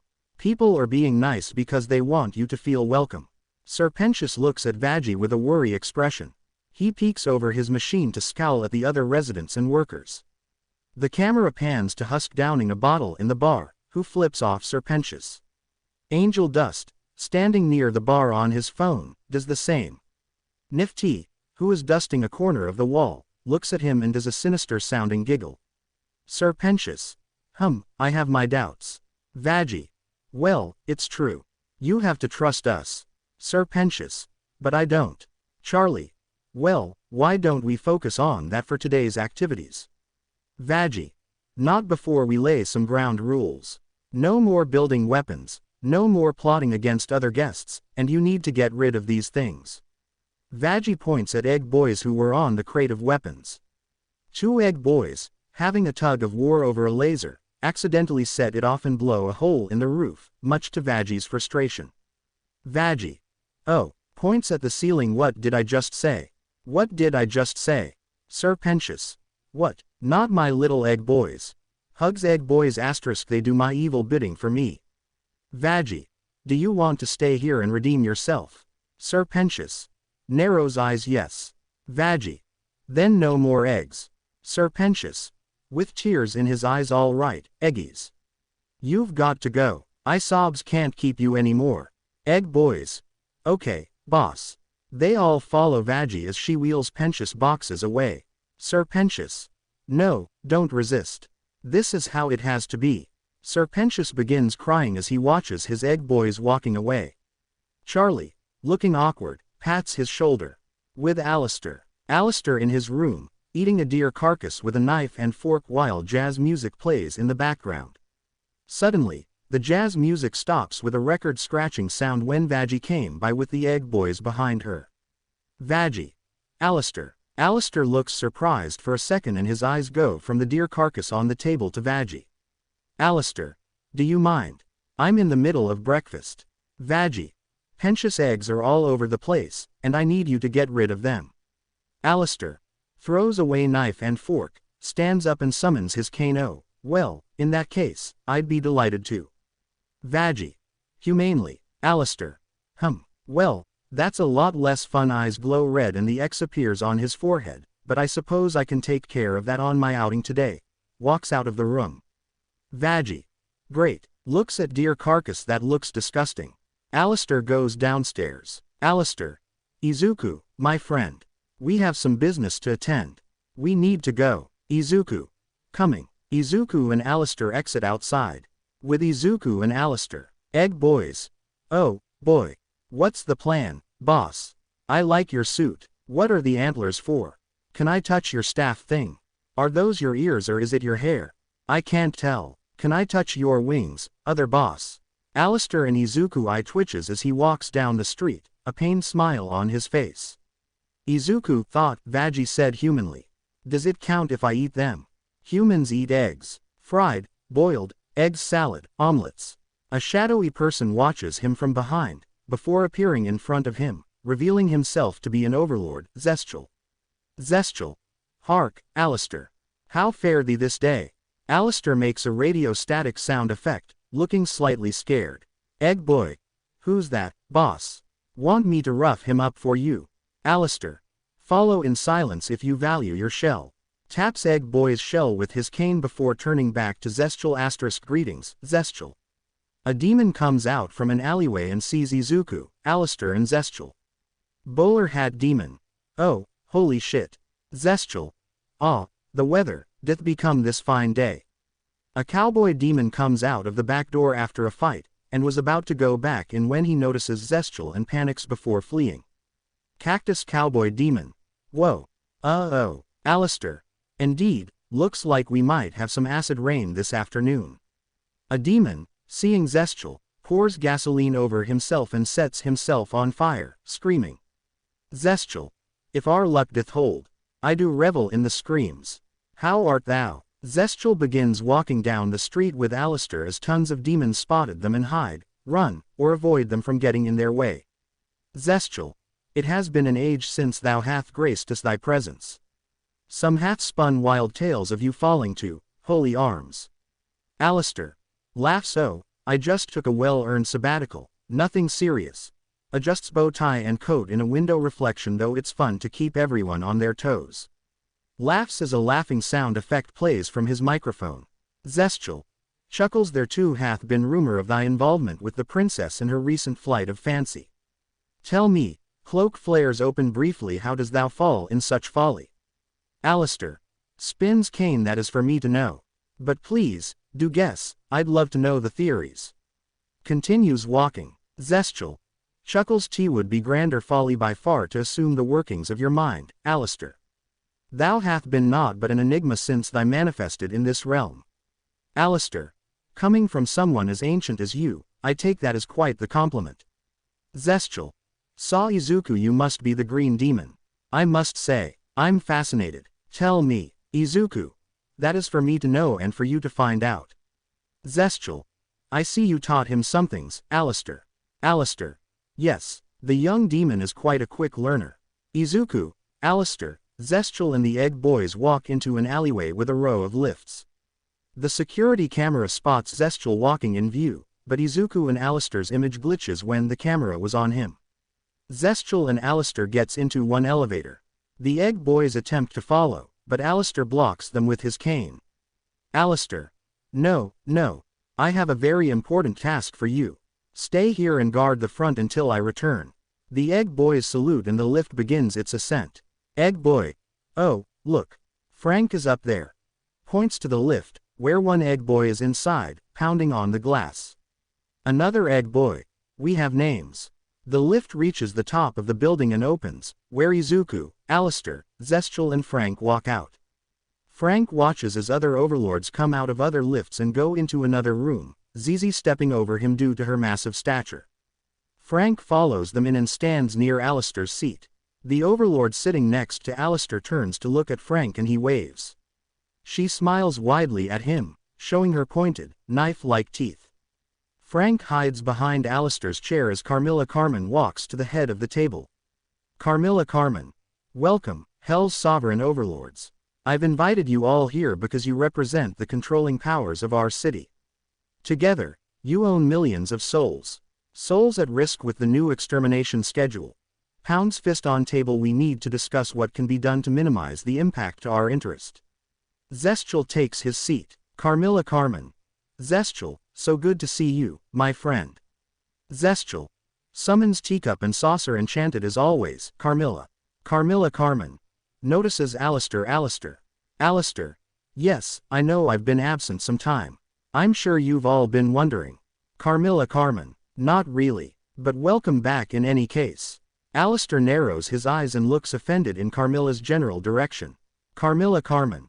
Look at Izuku. Who are you? Zestial. He's the green demon. All overlords, except for Alistair, turn to Izuku. Carmilla walked towards Izuku. Carmilla Carmen. So, you're the green demon. Smile. I must say, I'm impressed. It's a pleasure to meet you. She offered her hand to Izuku. Izuku took it and kissed the back of it. Izuku. The pleasure is mine. Carmilla Carmen. Now you can take a seat. Izuku took a seat next to Alistair. Carmilla Carmen. This year's extermination was brutal, far more even than years past. We have assessed that about 16% of the population was lost. Slide is projected onto the wall behind her with the angelic legions now returning twice as quickly. I think it prudent we. Carmilla is interrupted as Velvet opens the door and walks in, on the phone. Velvet. Yes, I've got it handled, Vox. Are you doubting me? Really? Me? That's what I thought. Laughs. Yes, I know. They're all a joke. Laughs. Thank you, V. See you soon. Kisses, darling. Hangs up and sits down at the opposite end to Carmilla. Carmilla. Carmen. Nice of you to join us, Velvet. Will your colleagues be joining? Velvet. No, they have better shit to do than to listen to an old windbag who thinks she's tough shit. I'm here to represent Carmilla. Carmen. Charming. So, as I was saying, we need to discuss. Carmilla stops talking as Velvet waves her hand in the air. Carmilla. Carmen. Yes, Velvet. On the subject of discussion. Velvet takes out the head of an exorcist and throws it onto the table. The other overlords look at it and mutter to each other. Zizi. Holy shit, Alistair. Oh, tasty. Carmilla. Carmen. Narrows eyes. Where did you get this? Velvet. We found it during extermination day. If these holy rollers can be killed, the game has changed. Stands on top of table. We can take the fight to them. The boys and I have come up with a full assault plan. Velvet stops talking and she and the other overlords look at Zestial, who is sipping his tea loudly and aggressively to drown out Velvet. Zestial. If it be true thee and thy colleagues desire to war with such meager proof, thou art far more foolish than I be thought. Velvet. Scoffs. Meager proof. It's a dead fucking exorcist. I'd say that's pretty fucking definitive. You going blind, old man. Zestial. We know not how this perished. Mayhaps 'twas not by a demon's hand at all. If we rush to war without knowing mightn't, they purge all of hell for daring an uprising. Izuku. I may be a new overlord, but I have to agree with Zestial. Velvet. What? You should be on my side. Izuku. It's true that this one died and you want hell to fight back, but how are you going to do that? Velvet. Izuku. Even if we are going to fight them, we cannot act without using our brains. The other overlords mutter in agreement. Velvet notices Carmilla's expression and smiles. Velvet. Oh, I get it. So Grandpa is too pussy to fight, so I guess there's no point, right? Gets up in Zestial's face. Oh, what's the matter, fossil? Too senile to make a real power grab for. The overlords leave. Alistair order Frank to go and spy on Carmilla. Now Izuku and Alistair are outside. Izuku. Alistair, my friend. I need to go to Earth and produce entertainment. Alistair. Well, what are you waiting for? I don't want to hold you.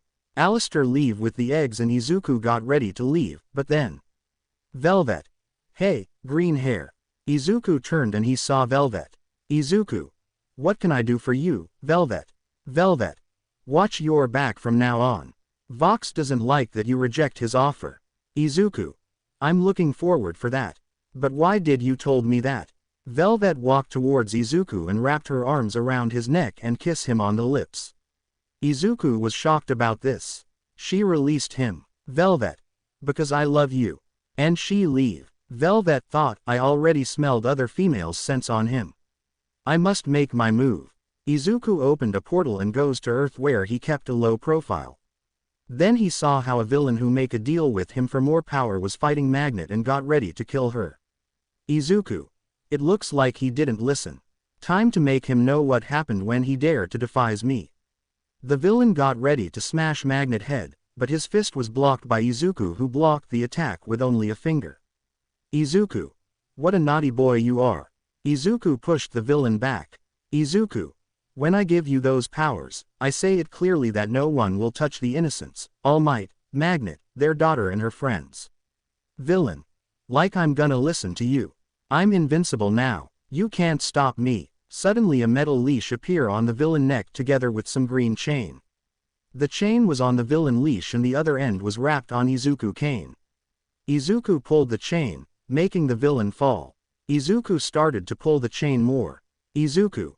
If you disobey my orders again. Izuku grow in seas I'll tear your soul apart and broadcast your scream. Izuku scratched the building with his left hand for every other disrespectful wretch who dare to oppose me.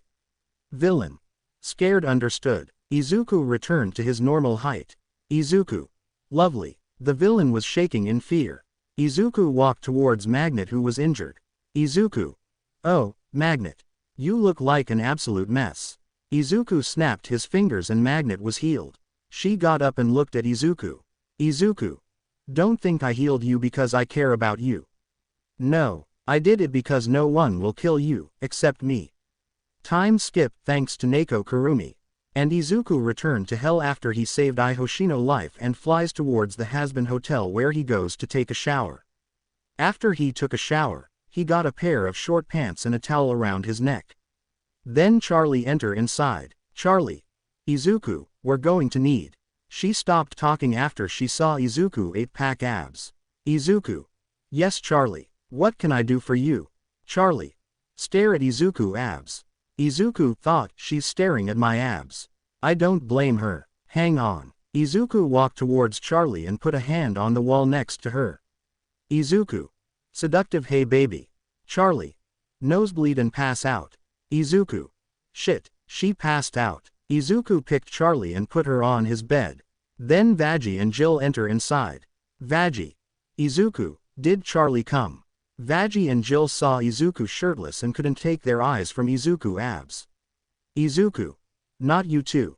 Future. After Izuku killed Stain and Native they were glowing red. Izuku was facing Endeavor who unleashed his fire towards Izuku, but Izuku simply stand and took Endeavor fire like nothing. Izuku.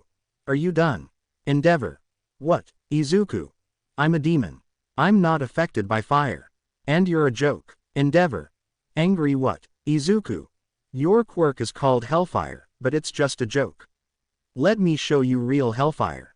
Izuku launched his fire towards Endeavor. Izuku fire consumed with no effort Endeavor fire. Izuku. You really think you can outmatch an overlord of hell like me? No one pav. Izuku is inside Imp van with Blitz who's driving, Luna next to Blitz and he's in the back with Moxie and Millie. Blitz. I love this song. Poorly singing along with Mustang Dong. On the radio you were a spicy little demon with the bleach blonde HAAA air. Izuku. Kill me already. Luna is shown sitting in the passenger seat next to Blitzo, looking mildly annoyed at his singing. Moxie covers his somehow non-existing ears in the back while Millie rolls down her window and smiles. Blitzo. Fienden for that semen when I caught your stare. They drive into an old crowded parking lot. Blitz. Thought it might be love, but you went. A pink car pulls into the remaining parking space. Blitz. Oh, shit. Foo. Blitzo slams onto the brakes and the van skids to a stop. Blitz turns off the radio and glares at the person in the pink car. He glances at the license plate, which reads, SUCK4LIFE. Blitz. Oh, you suck for life, ya. Blitz pulls out a megaphone and yells into it. Blitz. Listen up, you unoriginal pink cum dump. You have 3 goddamn seconds to get your tits out of my parking spot. The passenger steps out of her front car seat with high heels. Blitz lowers the megaphone, shocked. Blitz. Oh, shit. Verosika. Verosika blows a bubble of pink gum before it pops.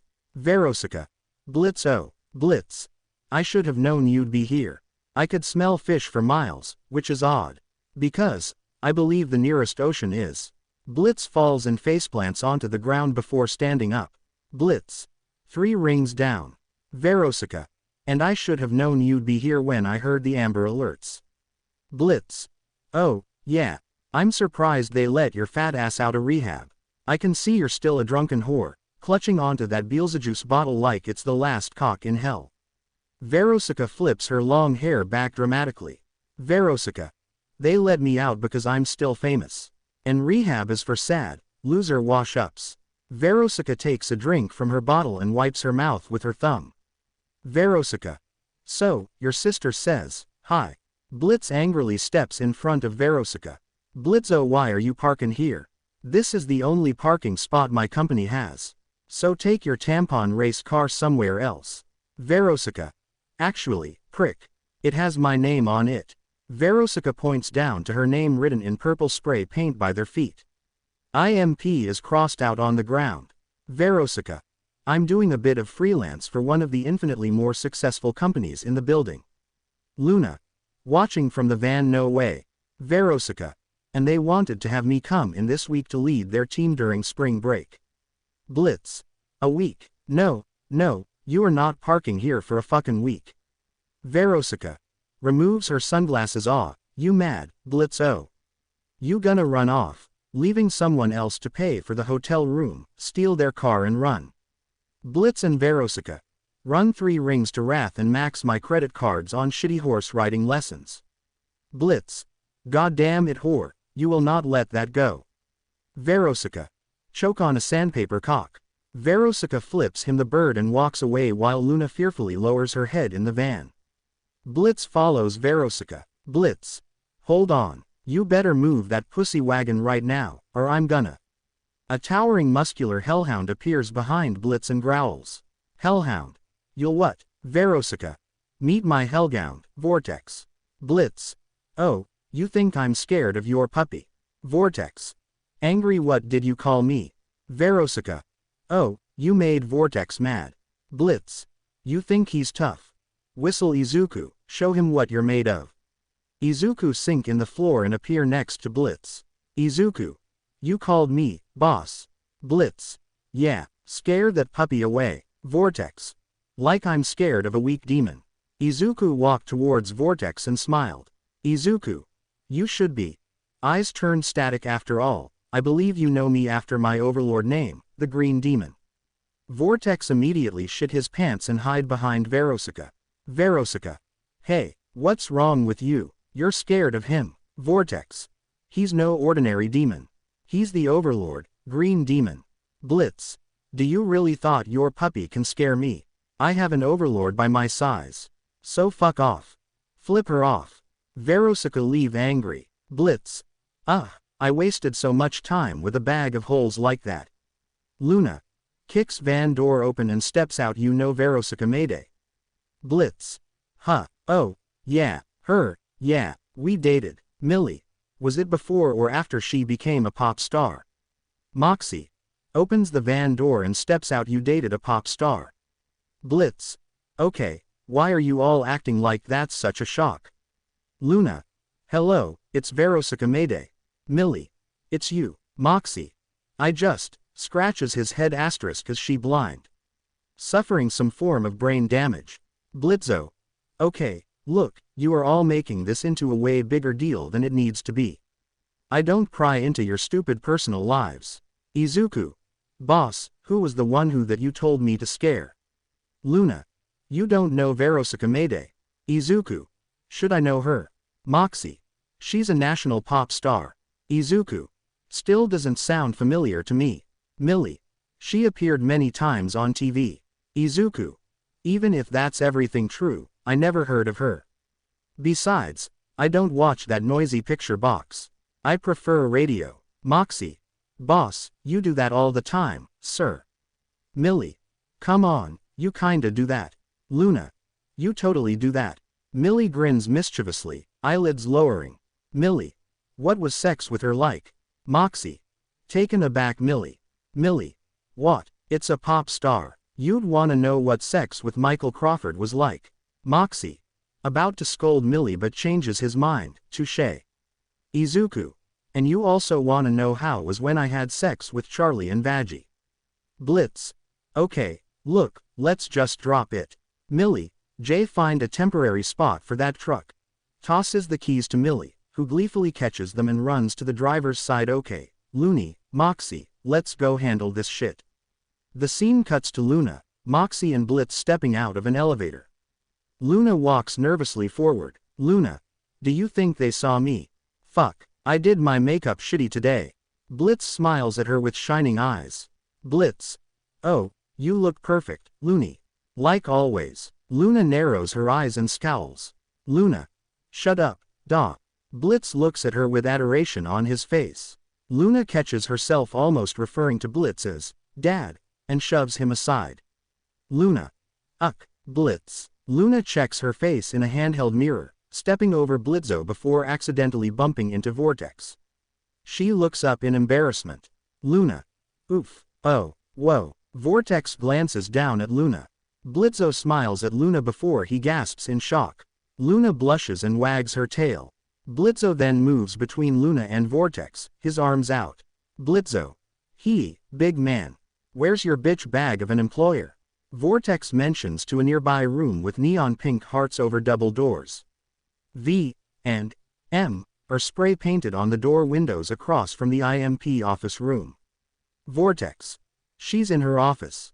There wasn't room on the second floor, so they rented one here on this one. It's cheaper. Blitzo. Oh, come on. Vortex. Scoffs sorry, man. Vortex walks away. Blitz. Mutters oh, no you don't, bitch. Moxie. Sir, how about you let me go in and try to reason with her? I don't really listen to what's classified as pop genre music, so her status to me is name recognition alone. Blitz tunes Moxie out with a glare. Moxie. In my opinion, her music is a bit derivative of. Blitz. Moxie, shut the fuck up. Izuku. In my opinion, I prefer Hoshino music. Moxie. Heads over to Verosuke's office alrighty, then. Moxie pushes open the doors and goes inside. The silhouettes of Moxie, Verosuke and her gang of demons are seen through the glass window. Moxie. Hello, Miss Verosuke, was it? I work for IMP, and it is actually rather important for us to retain the singular parking space we were assigned, because. Coco. Points to Moxie. Ah, look at the little one. He's got a whittle bow tie. Moxie. Please don't condescend me, ma'am. Josh. Want a kissy, little guy. Moxie. A kind offer, but, I'm married. The gang of demons surround Moxie. Verosuke. Hey, why don't you send a little message from me back to your limp dick, boss? The demon silhouettes bare their fangs over Moxie to sexually assault him. Moxie. Screams don't touch that. Blitz races and presses his hands against the window. Blitz. Moxie, don't let her access any of your holes. Izuku. I believe Millie will kill them if they tried. Moxie races back into the hall, panting with his back against the door. He walks past them, battered and shaken with red lipstick kisses all over his face. Moxie. Stuttering and shaken I gotta go lie down, now. Moxie falls face first onto the ground off screen. Blitz. Oh, this won't stand. Blitz kicks both doors open, causing Verosuke and her gang to notice. Blitz. Alright, see you asterisk bleep asterisk that's it. Blitz stomps toward Verosuke. Blitzo. If you're gonna be shitty to my employees, then I challenge you to a fucking challenge. To himself fuck, I said that twice. Izuku. Clapping while being sarcastic very nice, boss. Kiki. Is this imp boy starting a demon duel? Verosuke. Chuckles I think he is. Verosuke leans in toward Blitzo. Verosuke. What's the game then, Blitzo? Blitz. Every year, USTD spreaders go up topside for easy pickings while spring break is a prime time for crime of all kinds. So I bet, you bitches can't fuck as many people as we can off by the end of the day. The succubi laugh. Blitzo glares in determination. They stop laughing. Verosuke. Oh, you're serious. She leans in close to Blitzo's face, speaking in a low whisper. Verosuke. Game on, bitch. Blitz. Joke on you, bitch. You only have your succubus. I have an overlord by my side. Point at Izuku. Kiki. I never heard of him. Try to take a picture of Izuku with his phone. Are you sure he's an overlord? The phone malfunctioned and it got on fire. Kiki. Ah, Izuku. I wouldn't try that, my friend. Everyone looked at Izuku. Izuku. This face eyes become radio static was made for radio. The power Izuku emitted and the glitching put fear in Verosuke and her gang. Without a doubt, Izuku was an overlord, one that you don't want to mess with. Later at IMP headquarters, Blitz stands in front of the whiteboard. Behind him is an easel with drawings on papers. The other IMP members sit at a table and listen. Blitz. Alright, shut your assholes. Here's how we're gonna do this shit. First, we find a fuck ton of clients. The animated drawings on the paper show Blitz, Luna, Izuku, Millie and Moxie standing together. A bunch of imps and clients surround them with bags of money. Blitz. We portal up. Blitzo drawing snaps his fingers. The IMP figures and Izuku fall down. Blitz. We have our fun murder time as per usual. The IMP drawings kill off human drawings with guns while Izuku incinerate the humans. Blitz. We pile all the bodies into a big fucking canoe. The human bodies are tossed into a canoe that reads, S. Cum gutter. Blitz. We push said canoe into some water. Blitzo drawing kicks the canoe full of bodies away from the dock. Blitz. We light it on fire to attract the sharks and eagles and shit. Maybe a goose, too. Fuck it. Blitz. They come and eat the bodies, we win the bet. The IMP drawings cheer and the Luna figure wears a party hat. Blitz. We rub it in that sloppy bitch's drunken whore-ass face. The IMP members give a Verosuka drawing several middle fingers. The Verosuka drawing bursts into tears. The scene cuts back to the meeting. Blitzo. Do you have any questions? Throws pointer stick through a window. Moxie. Yeah. Why was that nonsense? Blitzo. Walks over to Moxie. That wasn't a question. Moxie. That wasn't a plan. Blitzo. Puts a hand around Moxie. I'm sorry, but that was a flawless presentation of what we should do, Mox. It's not my fault you got a smooth little brain upstairs. Moxie. What now? Blitz. I'm callin' ya slow, Moxie. God, why don't you learn to take criticism? You begins poking Moxie in the chest. Talentless baby dick troll. Moxie. Climbs onto table in anger. Well, why don't you points at Blitz and points at him take an art class? Blitz. Grabs Moxie and throws him back in his chair. Why don't you see how expensive they are? Luna. Hey, is there a way I can come with you guys this time? Blitz. Absolutely not, I forbid it. Not gonna happen. Sorry, sweetie. Spring break is no place for young, vulnerable goth girls. You know the kind of freaks up there who drool all over you. Blitz, Moxie, Millie, and Luna simultaneously break the fourth wall by glaring disapprovingly at the camera. Luna. Well, I can blend in with humans easy enough. Just let me tag along. Blitz. Wait, say that again. Luna. I can blend in. Luna shrugs as she inquisitively tells Blitzo that she can disguise herself. Millie. Do you have a human disguise? Luna. Yeah, don't you? The imps nervously look at each other, eyes side to side. Luna.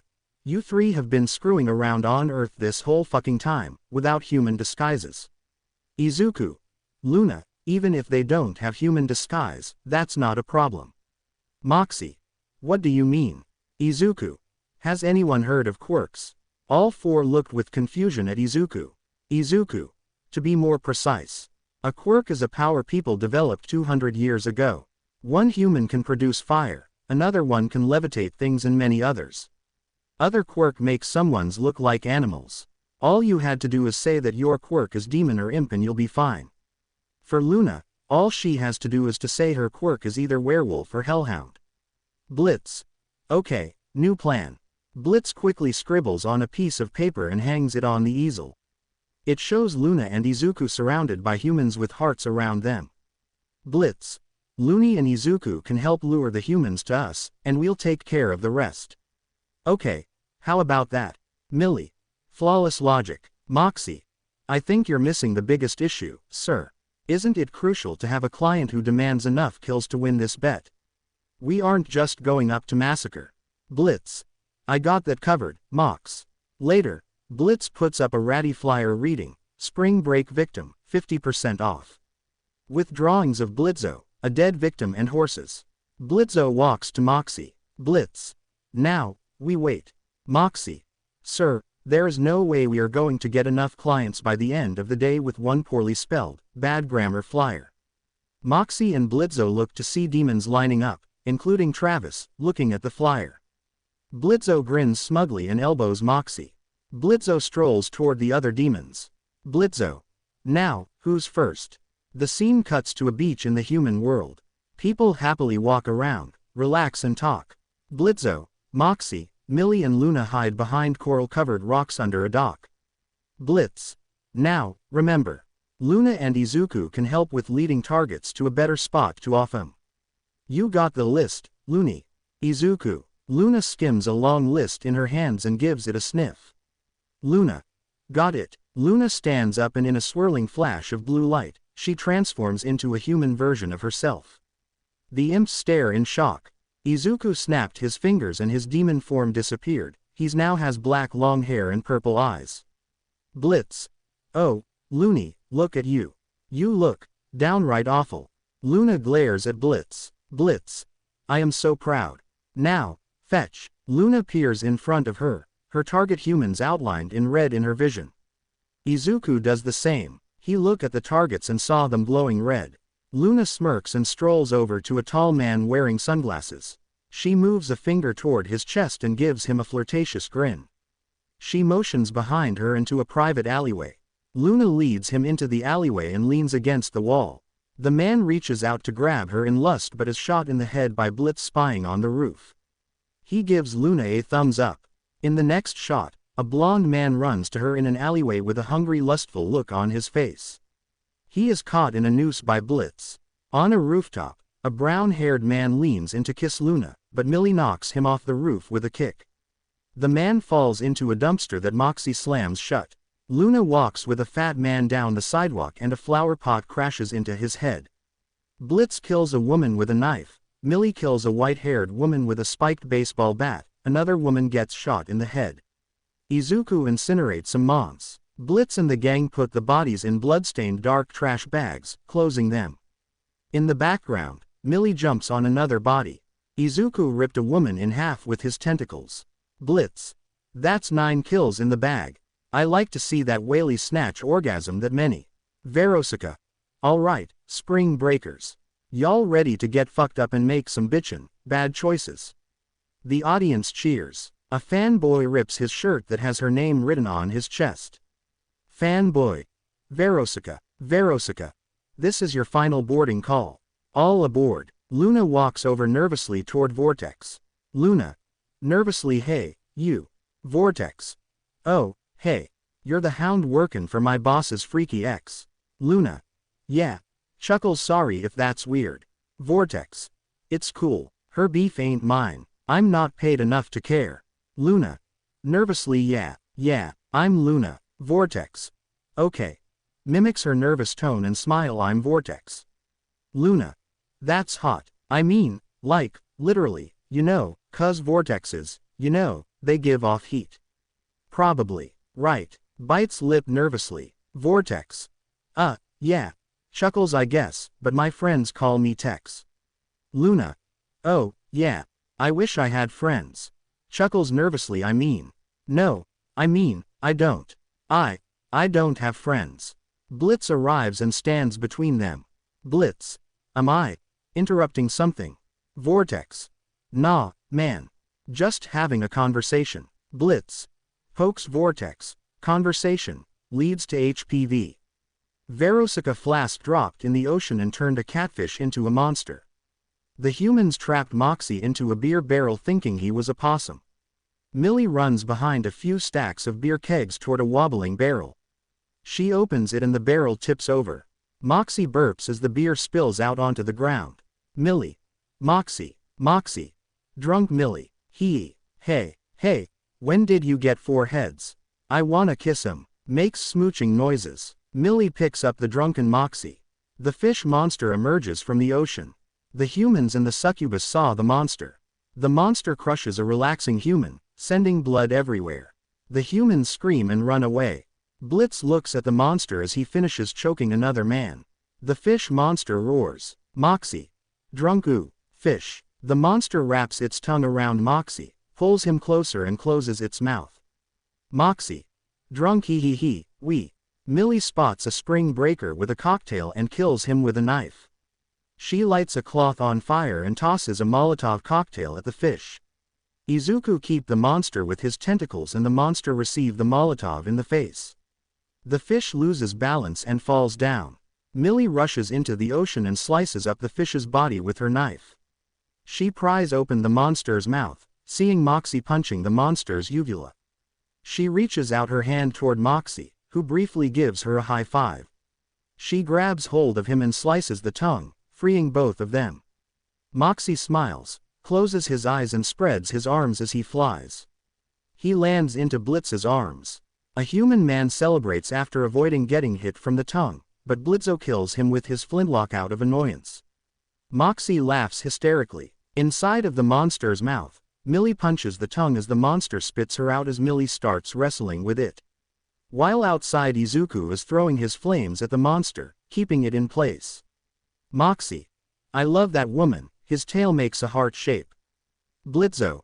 Oh, she totally pegs you, doesn't she? Millie leaps into the air with her knife and lands inside the monster. She slices off his stomach from the inside before tiredly making her way back to shore. Then Izuku grow in size and rip it in half with his tentacles. Blitz. Oh, yeah, way to show off, Mills. You too, Izuku. Millie. Is Mox okay? Blitz. Oh, yeah. He's fine. Millie holds Moxie in her arms as Moxie grins with a doped expression. Moxie. Drunken Thies is funny. I'm Sue, Drinky. Millie hugs Moxie, happily laughing. Blitz. Okay, this is too wholesome for my liking. Verosuka. Blitzo. Blitzo. Oh, perfect. That must be the whores. Verosuka. That was handled rather obvious, don't you think? Millie. I don't think this belonged to any of us. Millie tosses the flask back to Verosuka, who catches it, then passes it to Milky. Millie. Would be a shame if anyone found out you guys were behind a giant monster fish in the human world. Moxie. Laughs. Oh, Satan. You're gonna be so fucked. Continues laughing drunkenly. Verosuka. Yeah, well, you three nasty ass gremlins will be in shit for not being in disguises. Moxie. Faceplants into the sand. A human called me a possum. I am not a faceplants again possum. Izuku. Besides, all we have to do is tell humans that's our quirks. Verosuka. I hate those quirks. Blitz. You know, we could keep this little B-movie scene on the down low if you agree to let us use that parking space. Verosuka. Fine. Blitzo. We fucking woon. Laughs triumphantly. Millie. Fuck yeah, Blitz. In your face, BTCH. Verosuka. Scoffs. Come on, let's get out of here. Tex. Vortex. Well, guess it's time to bounce. But, hey, if you're ever down to party, I'll give you a ring sometime. Luna. Really? I mean, hey, yeah. Vortex.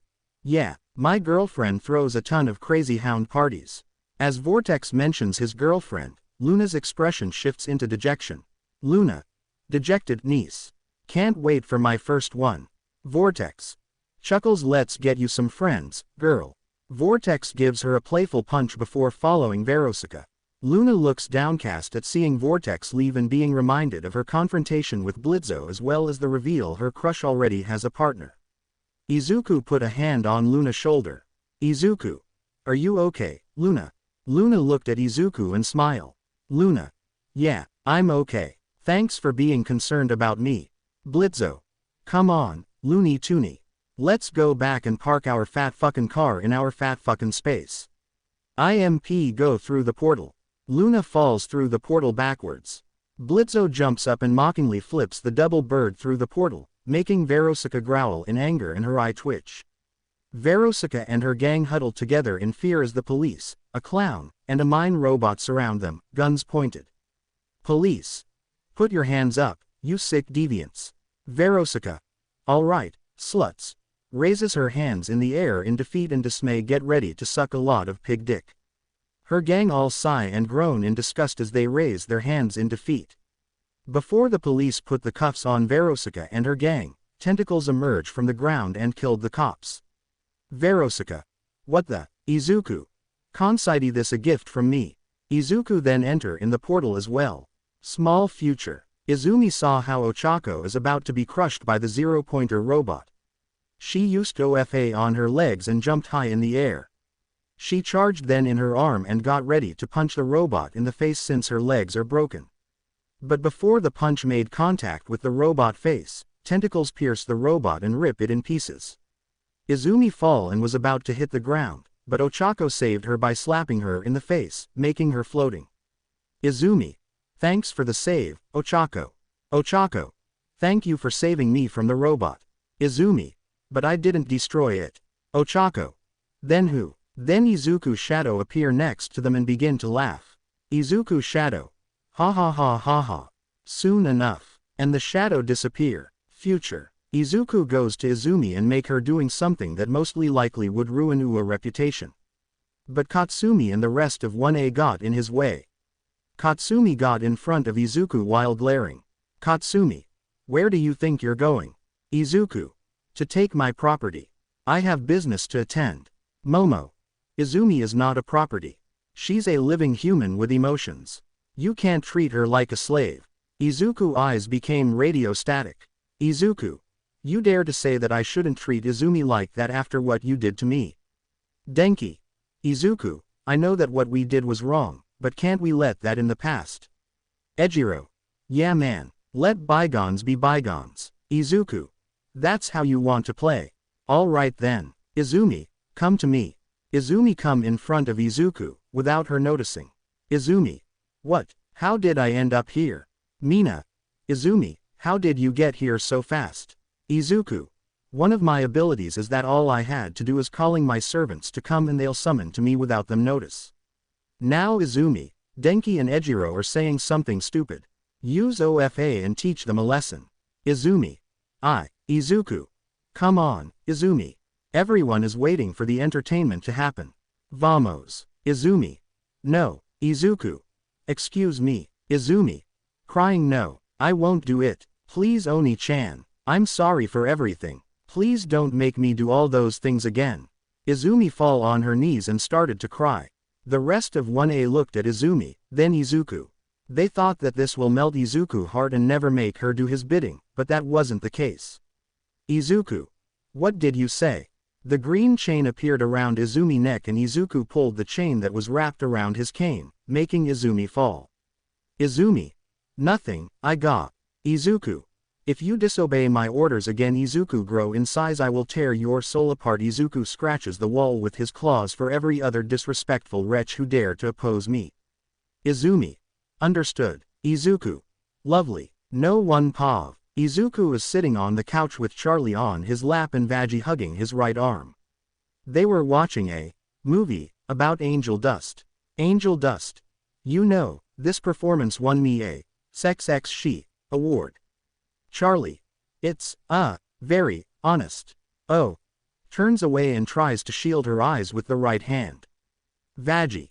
Ew. Charlie peeks from her fingers back at the TV screen, before turning her head away to avoid watching, with her hand covering her mouth this time. Angel dust. On TV *O, harder, daddy. Veggie. Okay, enough of that. Veggie tries to help Charlie by covering the side of her face with her own hand so she doesn't have to see the TV screen. She turns her head to Angel Dust with a disapproving and unamused stare. Veggie.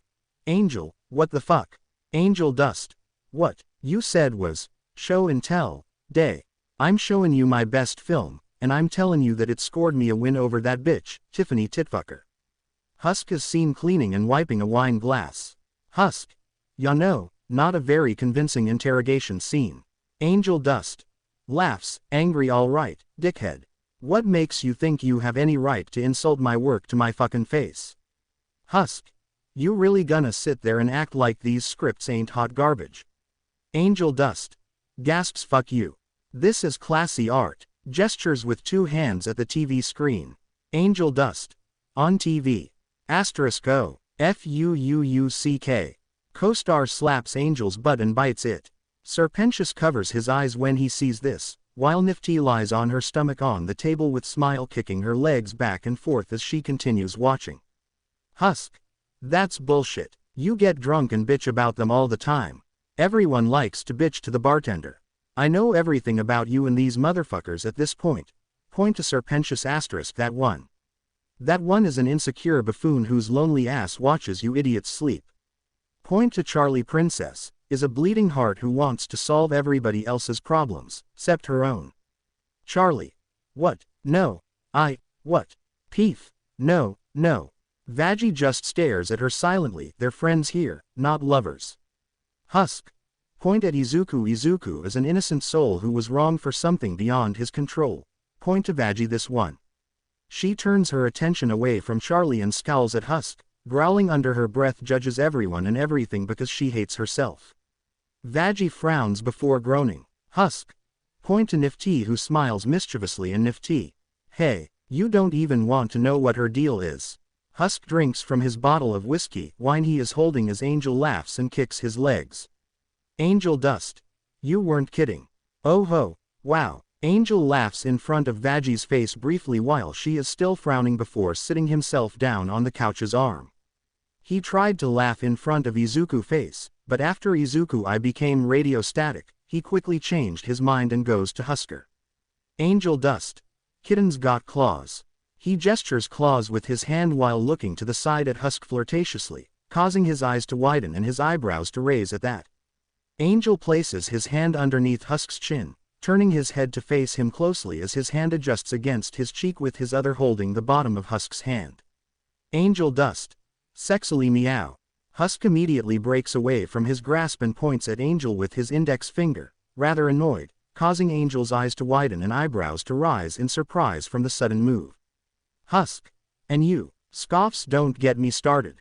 I see right through you and all this bullshit and how fake you are. Angel Dust. Oh ho ho, me. Fake. Wow, I had no idea. Guess that's why I'm an actor, dumbass. And phone vibrates and rings. Hold that thought. Answers the phone. Hello. Yeah, I'm. No, I. Nervously, no, I'm not. But, yeah, I'll be right there. Hangs up. Well, looks like Val needs me for an, emergency shoot. Husk. Sure. Angel Dust. You know what? Fuck you. I don't give a shit what some drunk-ass bartender thinks. Me. Pulls out shades from chest fluff. So why don't you just crawl back to whatever cave you came from, porn critic? Husk grows annoyed at his comment as Angel flips him off. Putting on his shades, Husk growls and glares at him. Charlie sprints after Angel. Angel, you can't leave yet. Tries to stop him from leaving by taking his hands and gently leading him back to the lobby. We haven't finished our exercises for the day. Angel Dust. I'm sure you'll manage without me. Walks back over to the door to leave, grabs the handle, and opens it. Charlie sprints back after him and closes the door with her back, trying to block him from leaving. Charlie. There isn't much time left for the hotel to prove itself.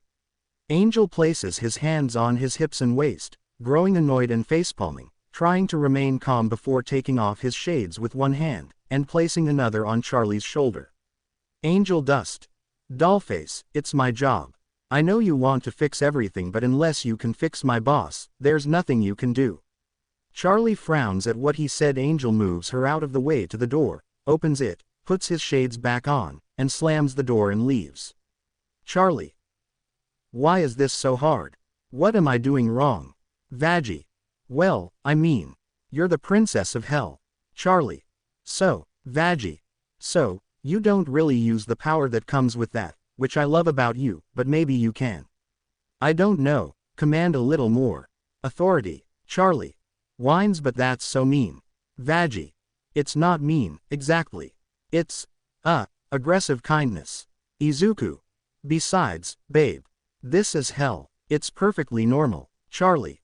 Okay, I could be so aggressively kind to Angel's boss that I convince him to let Angel spend more time at the hotel. Vaggie. Sure, whatever gets you there, babe. Izuku. I'm sorry, Charlie, but I can't come with you. I would love to come with you, but I ran out of venison and I also have to go to produce entertainment. See you. Izuku kissed both Charlie and Vaggie and then he opened a portal where he enter inside. He fly through the city in his demon form because he got tired to always use disguises. Izuku then enter inside a building that is illegally training an experiment on kids, and it was founded by the Hero Commission. He killed everyone in the building, except for the kids.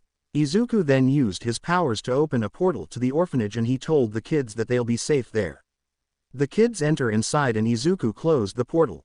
He then looked at the documents to learn what these scums did to those kids. Izuku then saw something that got his attention. Izuku Yagi, guinea pig for drugs and experiments. Sold by Toshinori and Inko Yagi for the amount of $10,000,000. Izuku then saw the date when this transaction was about to happen. It was the day when Izuku meet Alistair. If it wasn't for Alistair, now he'll be on an experiment table. Then Izuku clenches his fists so hard that blood started to drop from his hands. How dare Toshinori and Inko to sold him for money? Izuku then looked at their bank accounts and realized that the card's transaction are stored in the computer as well. He checked the transaction and find something. A reservation on Toshinori card for 9 girls and 1 boy on a 18+ hotel, idea inspired by Rick's 999, for the same day, but earlier. Izuku then snapped and hit the ground with his cane and the entire building got on fire. The building turned into a pillar made of fire. Everyone in Japan could see the pillar of fire. On the top of the building is Izuku and with his fire created the words, "You're next." Izuku then fly towards that hotel to find out about that reservation. There he saw that everyone who worked there are glowing red. Izuku summoned his tentacles and caught every worker.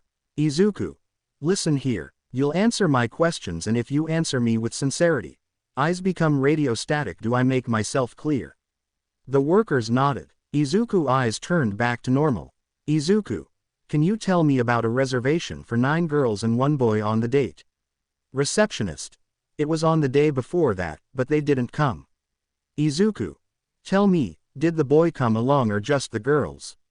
Manager, number, only the girls. Here's the reservation. Izuku looked at the reservation. 1 hotel room for 9 girls and a boy. Names, Izumi Yagi, Katsumi Bakugo, Shoka Todoroki, Momo Yaoyorozu, Ochako Uraraka, Mina Ashido, Hyoka Jiro, Toru Hagakuri, Tsuyu Asui, Izuku Yagi. Izuku, tell me, do you also sell drugs here?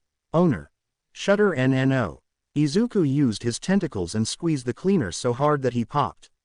Izuku, wrong answer. Cooker, yes, we did sell drugs. It's for the nights. On the table you'll find the list.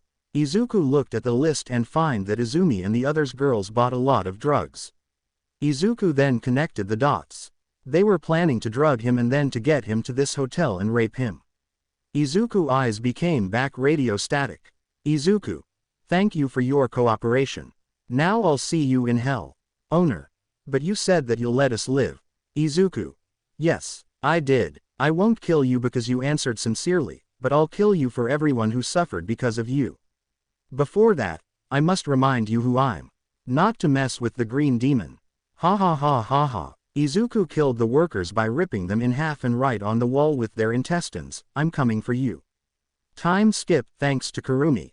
Izuku returned to hell after he bought some venison for him and Alistair and insisted saw Charlie crying in Veggie arms, Angel and Husk in Brussies. Izuku, did I miss something? Small future. Izuku is at a balcony after he heard Lucifer's song about supporting Charlie Dream and now he's alone on the balcony. He's thinking about his life before he become the green demon. How he was treated like a plague. How he was bullied, tormented, got beaten, abused and neglected.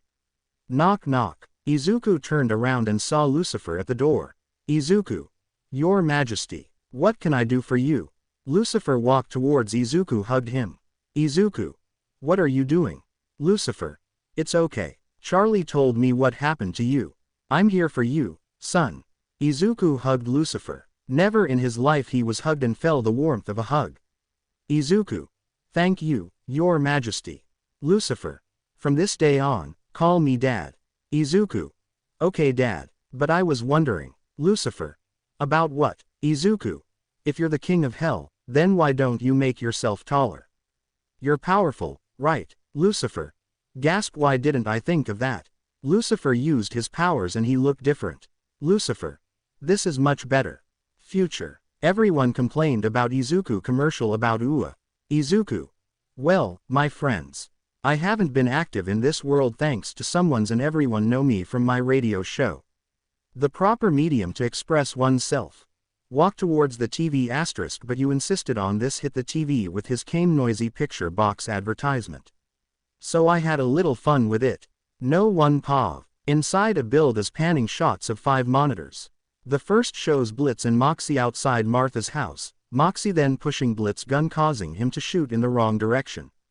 The second shows Millie coming out of the ocean after killing the fish monster. The third shows Millie and Moxie French kissing while swinging on a rope, and the fourth shows a shot of horses, which then zooms in past them onto Blitz, who was caught choking on the boba pearls of his drink. The 5 show Izuku killing the hotel stiff, but the monitor malfunctioning when it showed Izuku. Someone then points at the screen with Blitzo. Agent 1. Right there. This was the first sighting. Agent 2. They are definitely from hell. They must use this dark magic to cross over into our world, and they seem to be killing specifically targeted people. But, why? Agent 1. They always attack at random, all over the country. There's no way to predict where they'll show up next. But that green demon is many times in Japan. A loud clattering noise is heard from outside, followed by a stock angry cat sound. The 2 agents immediately glance over to a barred-up window obscured by heavily damaged blinds. Agent 1 makes a gap between the blinds to the outside to see what made that noise.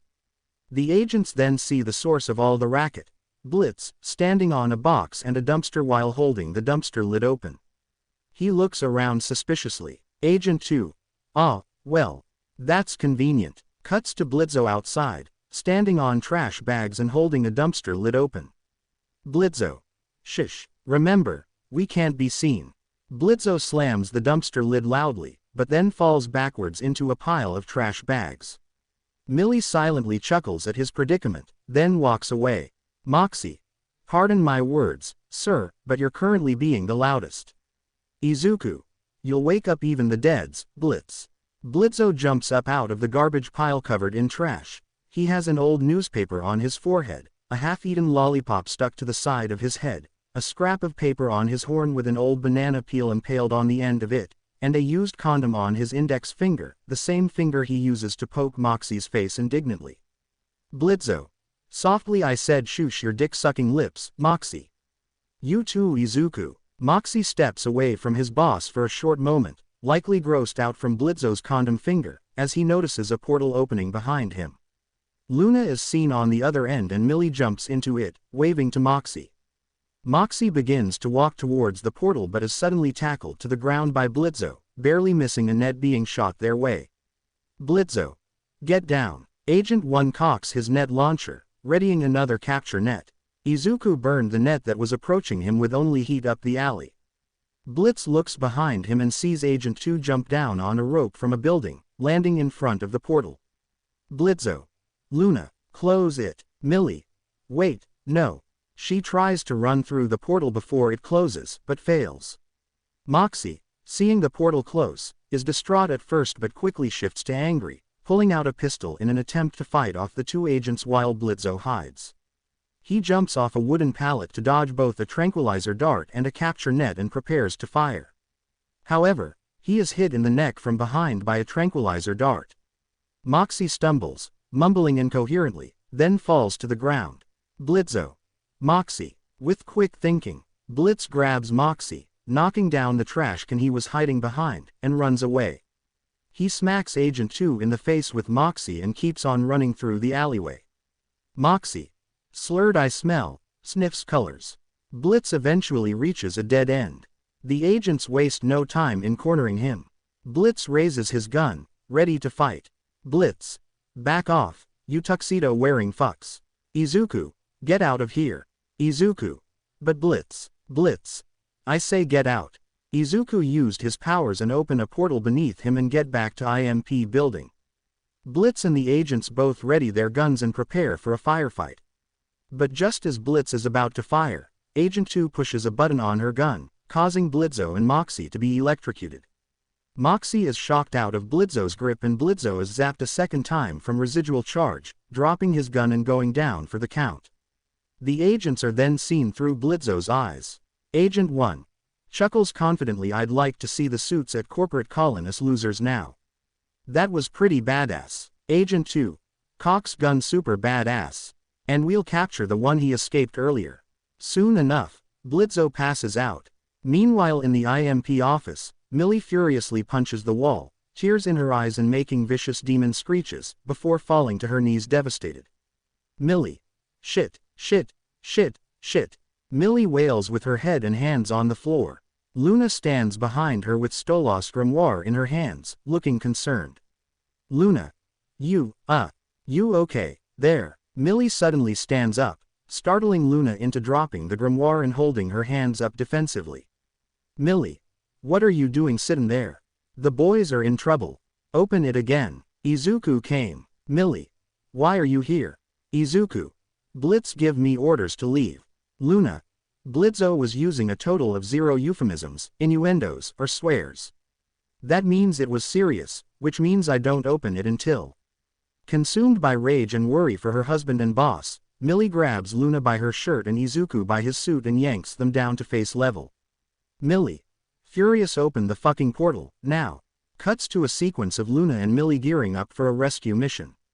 Luna zips a backpack labeled, Blitzo's emergency bag, closed, and angry Millie twirls and lifts a giant double-headed axe with the M in the middle, and Luna transforms to her human form.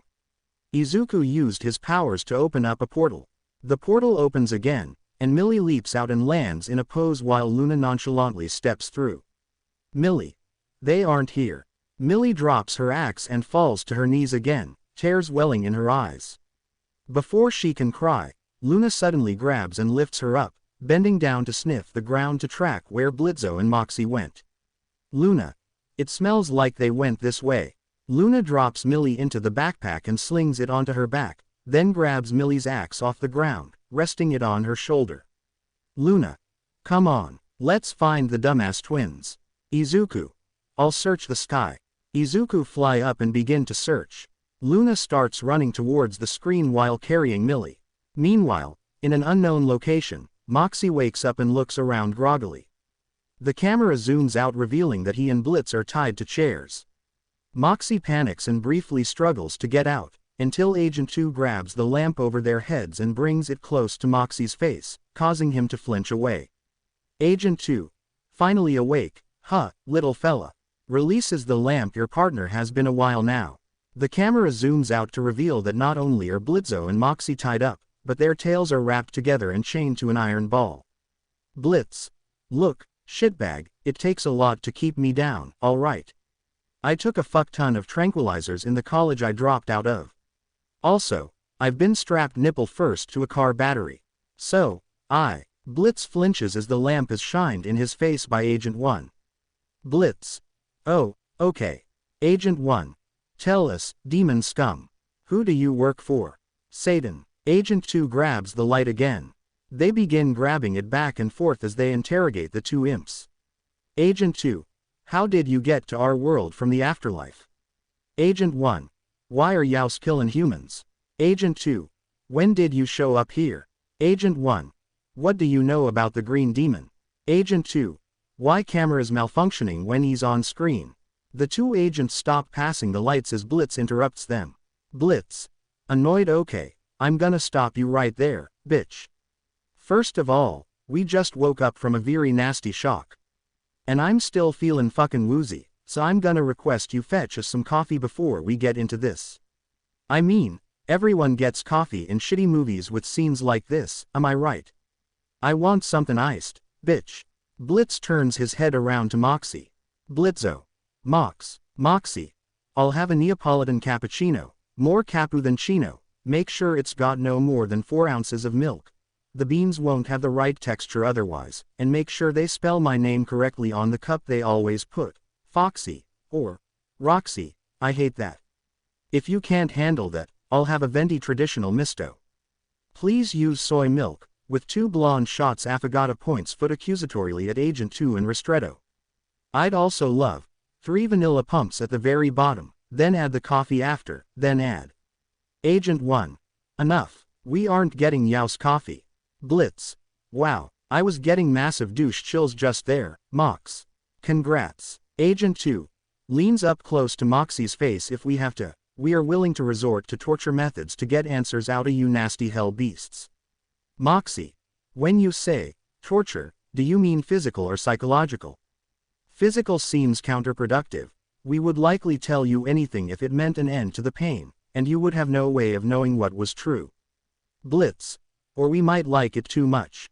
And then you've got a whole new thing to deal with. Agent 1. Points accusatorily at Blitz. What do you mean by that? Blitz. You're stupid, huh? I can work with stupid. Daddy likey dummy. Moxie squirms in his chair trying to hold in his laughter but laughs anyway. Moxie, laughing, stomps his hoof on the floor. Good one, sir. Daddy likey. Agent 2. You better stop laughing at us. Agent 1.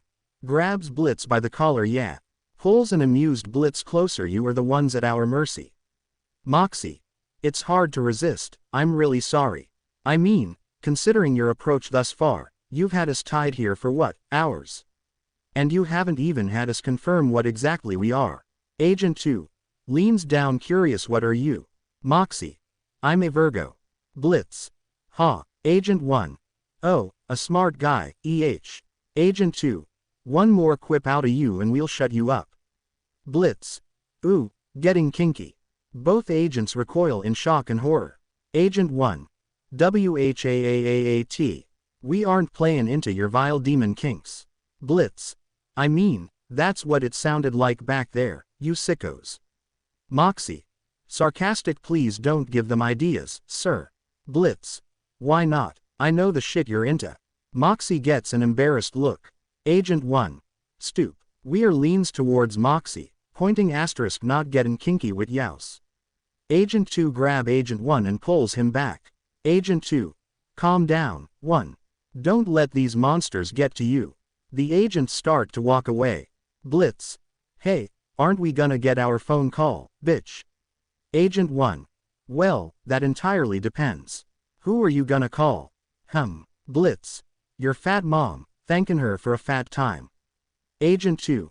Nice try, demon. His fat mom is dead. Agent 1 starts crying into his own arm. Cuts to the exterior of the DHORKS building. Blitzo and Moxie are trapped inside of. 2 guards armed with naginata stand outside the entrance.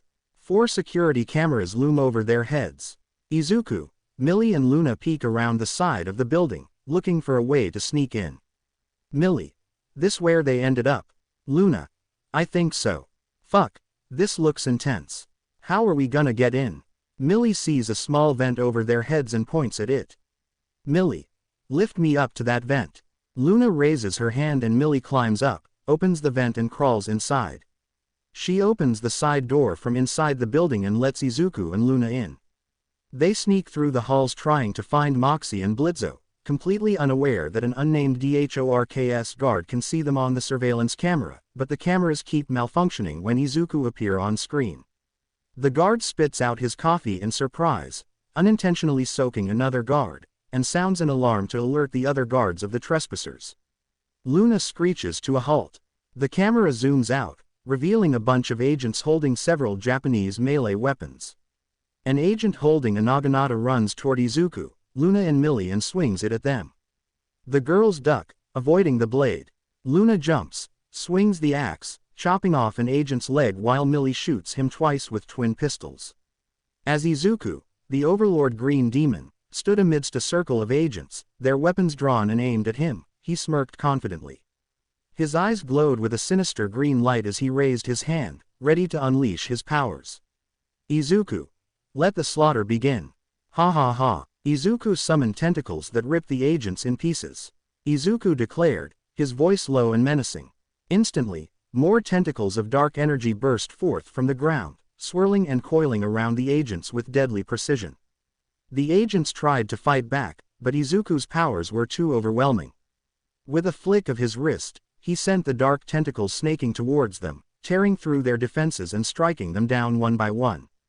The air was filled with the sounds of screams and metal clashing as Izuku effortlessly dispatched the agents with his terrifying abilities. And as the last of them fell, defeated and broken, Izuku stood victorious, a cruel smile playing on his lips. With a wave of power, leaving nothing but destruction in its way as a demon, had once again proven himself to be a force to be reckoned with, a being not to be trifled with. And as he surveyed the carnage around him, he knew that no one could stand in his way. Luna throws the axe at another agent's face where it sticks.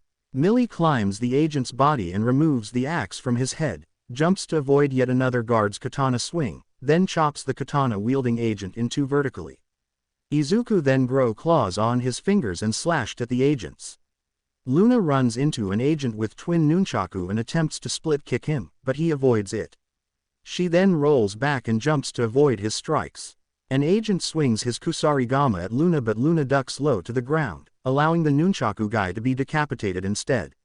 Millie sneaks up to the now surprised kusarigama-wielding agent and snaps his neck, and as he falls to the floor face first, Luna grabs Millie, who then grabs the axe from the floor, running towards another set of 3 agents inside a large doorway. Cuts to said agents. One agent hits a button attempting to stop them by closing the blast door on them, but Izuku fires his hellfire, destroying the door. The other 2 reveal their shuriken and proceed to throw them at them, though they miss entirely. Millie. Throw me. Luna throws Millie, grunting. Holding her axe in front of her, Millie flies toward the group of agents, landing with a roll just as the blast door labeled, "Caution Blast Danger," closes behind her. Screams of agony can be heard as Millie slaughters them off-screen. The blast door opens back up to show Millie surrounded by dismembered corpses and blood splattered on the walls and ceiling.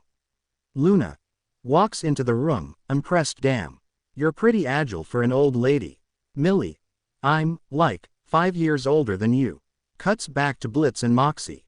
Agent 1 yells at Blitz while he responds by playfully sticking his tongue out at him. Agent 1. Stop insulting my mother. She's dead. Agent 2. Hey, let's just leave them here until they feel like talking. The 2 agents exit the room, slamming the door behind them. Blitz glances at the door just to be sure, then immediately tries to struggle in his bonds for a couple seconds before giving up. Blitz sighs. Don't worry, Mox. If we keep being obnoxious, they'll eventually slip up and we'll get a chance to get out. Let's just keep fucking with them until they get so frustrated they stop thinking clearly. It usually works. As Blitz speaks, the camera zooms out until it is looking at a video feed of him and Moxie, Blitz audio degrading to add to the effect. Agents 1 and 2 watch them through the screen. Agent 1. So, the demons wanna play games, huh? Well, we can play games. Agent 2 chuckles and hits a button between, haha gas, and, bitch juice. As she lifts her fist away, the camera zooms in on the button, now glowing a bright green, and is revealed to be labeled, Truth Bomb. Agent 2. Hey, yeah. Cuts back to Moxie and Blitzo. Blitzo is still struggling against the ropes to no avail. Moxie. I'm just worried about Millie. She'll be on her way by now, I'm sure. Blitz. She'll be fine, Moxie. It would take a roided-up hippo to take down that woman when she's upset. Moxie. We've never dealt with the human government before. She's in danger. As they speak, a green gas begins filling the room. Blitz. Suddenly angry. Do you ever honestly shut up about Millie? It's always mockingly imitates Moxie. Oh, how's Millie? I can't tonight. I'm hanging with Millie. I'm so worried about Millie. And she's always 5 fucking feet away from you. It's pathetic. Moxie. That was oddly personal. Blitz. Surprised. You're right. I don't know why the fuck I just let my guts spill like that. Moxie glances at the floor and sees the green gas surrounding the 2 of them, eyes widening in fear. Moxie. Sir, they're filling this room with something. Blitzo. Fuck. Sniffs. The hell is this? Moxie. I think it's some kind of airborne truth-telling serum. Blitz. Oh, you just guess that's what it is. Moxie. Well, just ask me something specific I wouldn't normally tell you. Blitz. Okay. Does Millie ever peg you? Moxie. Smiles at the thought sometimes, eyes widen in realization. Wait. Ew. Fuck. Why that? Blitz. Hey, I knew it. Moxie. Well, your suit is tacky. Flinches in regret. Fuck. I'm sorry. Blitz. Gasps dramatically. How fucking dare you? You have shitty taste in music. Flinches in regret. I'm sorry. Moxie. Shit taste. Tears up. You said you liked that musical I recommended to you. Blitz. I lied. I left halfway through. Moxie. You said you loved it. Blitz. In tears. It was awful, Moxie. It was about ugly, horny cats. Moxie starts crying hysterically. Once again, the scene zooms out into them being watched by Agents 1 and 2 again. Blitz. Tears flowing. Oh, God, Moxie. I've said so many lies to you. Agent 2. Chuckles. This is gonna be a good night. View switches to a vent pumping more of the gas into the room. Blitz coughs and we switch to a POV shot. We watch as the room wobbles and distorts, changing into something else. He shakes his head and turns back to face Moxie angrily. Blitzo. Damn it, Moxie. This is all your fault. Moxie. How is this my fault? A musical trill and the sound of wind are heard. Moxie stands up, the ropes falling away from him, and he walks forwards into purple fog. As he walks into the fog, the art style subtly shifts into something more Disney-esque and Moxie's outfit changes into something classically appropriate. Organ music begins to play as Moxie looks around in confusion. Moxie. Blitz. Coughs. I can't see you. God. This smells awful. What's that music? Is that you? Is this a prank? Because I swear to Satan. Moxie's rant is interrupted by a figure behind him standing at an organ at the top of a staircase that slowly pans into view. The other figure appears to be Blitz, dressed like similarly to Eric the Phantom from The Phantom of the Opera. He is wearing a black cloak with a wide fringed collar as well as a mask over his right eye, turning it entirely red, and imitates the white blotch normally seen on his face. The symbol on his forehead has also changed into a broken heart. Blitz. Speaking in a deeper octave than normal. Asterisk. It is no prank, bitch. Moxie. Hey, why do you sound like that? Blitz. Hallucination. Because you, my precious little bitch boy. Moxie. Stop it, sir. Blitz. Hallucination. Or tripping. Echoing. Asterisk. BAAAAALLLLS. The shiny organ pipes act as a spotlight and points at Moxie, who flinches. He then grabs a candelabra and ascends the stairs, beginning to talk sing. Moxie. No, what? How could this be? I've never tried acid, shrooms, or DMT. It's a bad trip. Oi. Gewalt. Of course, Blitz, this would be your fault. Cuts to a close-up on hallucination Blitz's gloved fingers as he plays the organ. The camera goes back to Moxie, who starts singing normally. Moxie. My lungs are full of honesty. Would you promise me that you won't judge? Blitz. Hallucination. Yes, beach. Dramatically plays his organ. Moxie. Not trying to divulge too much. But, I'm in too deep. So, first of all. Points accusatorily. Asterisk. Fuck you. Blitz. Hallucination. What? Moxie. Talk singing. This is just typical. Well, two can play at this game of dismay.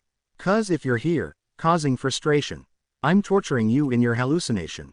Moxie's coattails transition the scene to inside Blitz hallucination, where he finds himself sitting on a chair in a strange, formless wasteland made of ink.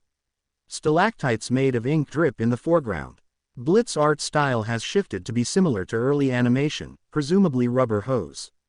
He is also now wearing a clown outfit, and the symbol on his forehead, as in Moxie's hallucination, is now a broken heart. 4 globs of ink in pink, black, brown and red float around him in swirling motions. Blitz stands up, almost falling over backwards from the softer terrain. The red glob becomes a 6-eyed monster and screeches at Blitz, dripping a bunch inky sludge on him. He looks at his hands, now coated in the red ink. He sniffs and licks at it before the ink monster comes up behind him screaming. Frightened, Blitz stumbles and falls backward into the black ink ground.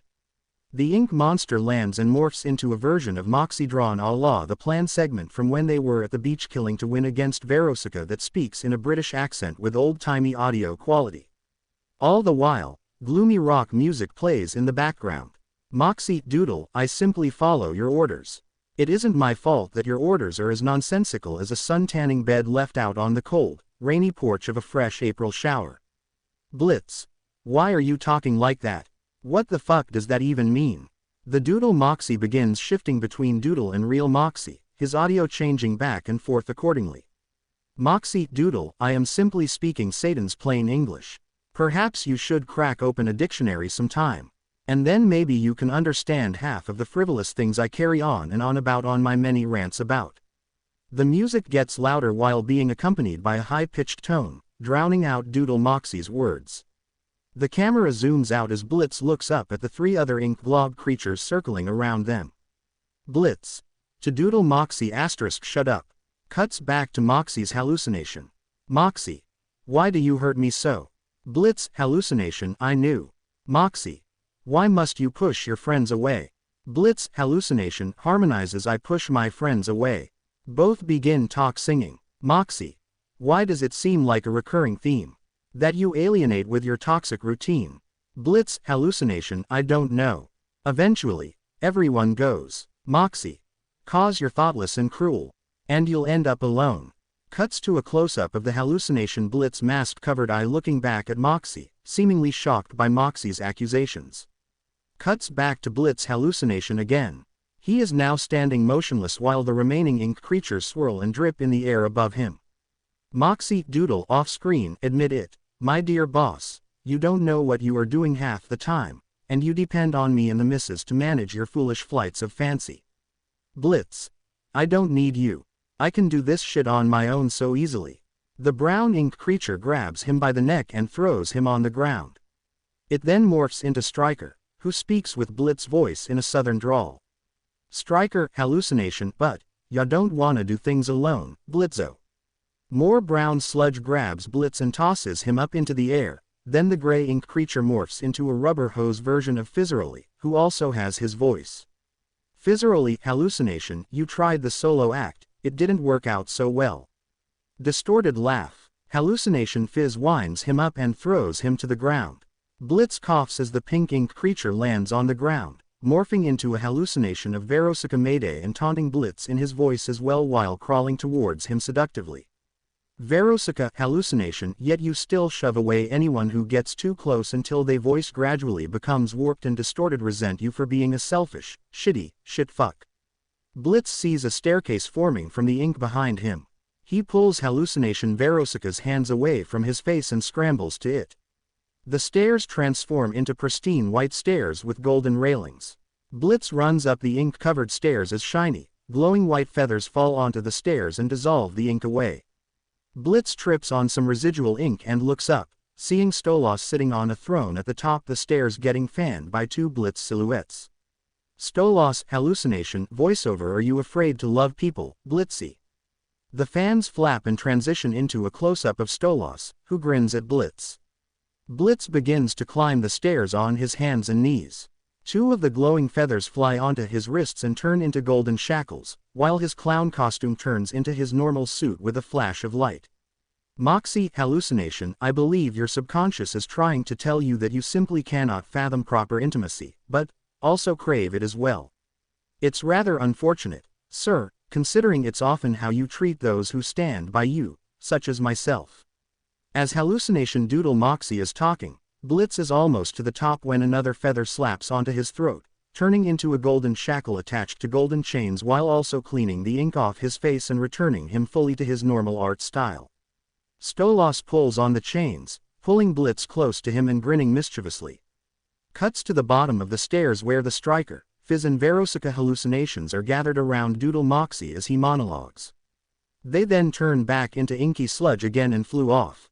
Doodle Moxie then turns into a semi-normal Moxie, looking quite feminine while wearing a purple dress and holding a fan in one hand. His audio quality also returns to normal. Moxie, hallucination, are you worried I may have enough of it one day as well? Blitz. Stop fucking talking, all of you. Hallucination Moxie gets angry and closes his fan as he dissolves into gold dust and blows away. Cuts back to the DHORKS interrogation room where Blitz and Moxie are drooling, locked in their respective trips. Agents 1 and 2 look at them from behind the glass, drinking soda and eating popcorn. Cuts back to Blitz hallucination, where Stolas turns into gold dust and blows away. His throne and its feathered surroundings also meet the same fate. The unseen hallucinations begin taunting Blitz. Stolas. Sing song, you're going to die Alu 1. Fizzeroli, hallucination, you're gonna die alone, Blitzo. Laughs. In the sky above, all of the ink creatures swirl together. The gold dust that was once Stolas and his throne ascend and join the multicolored vortex above. Blitz is surrounded by a tornado of golden feathers, which surround and stick to him.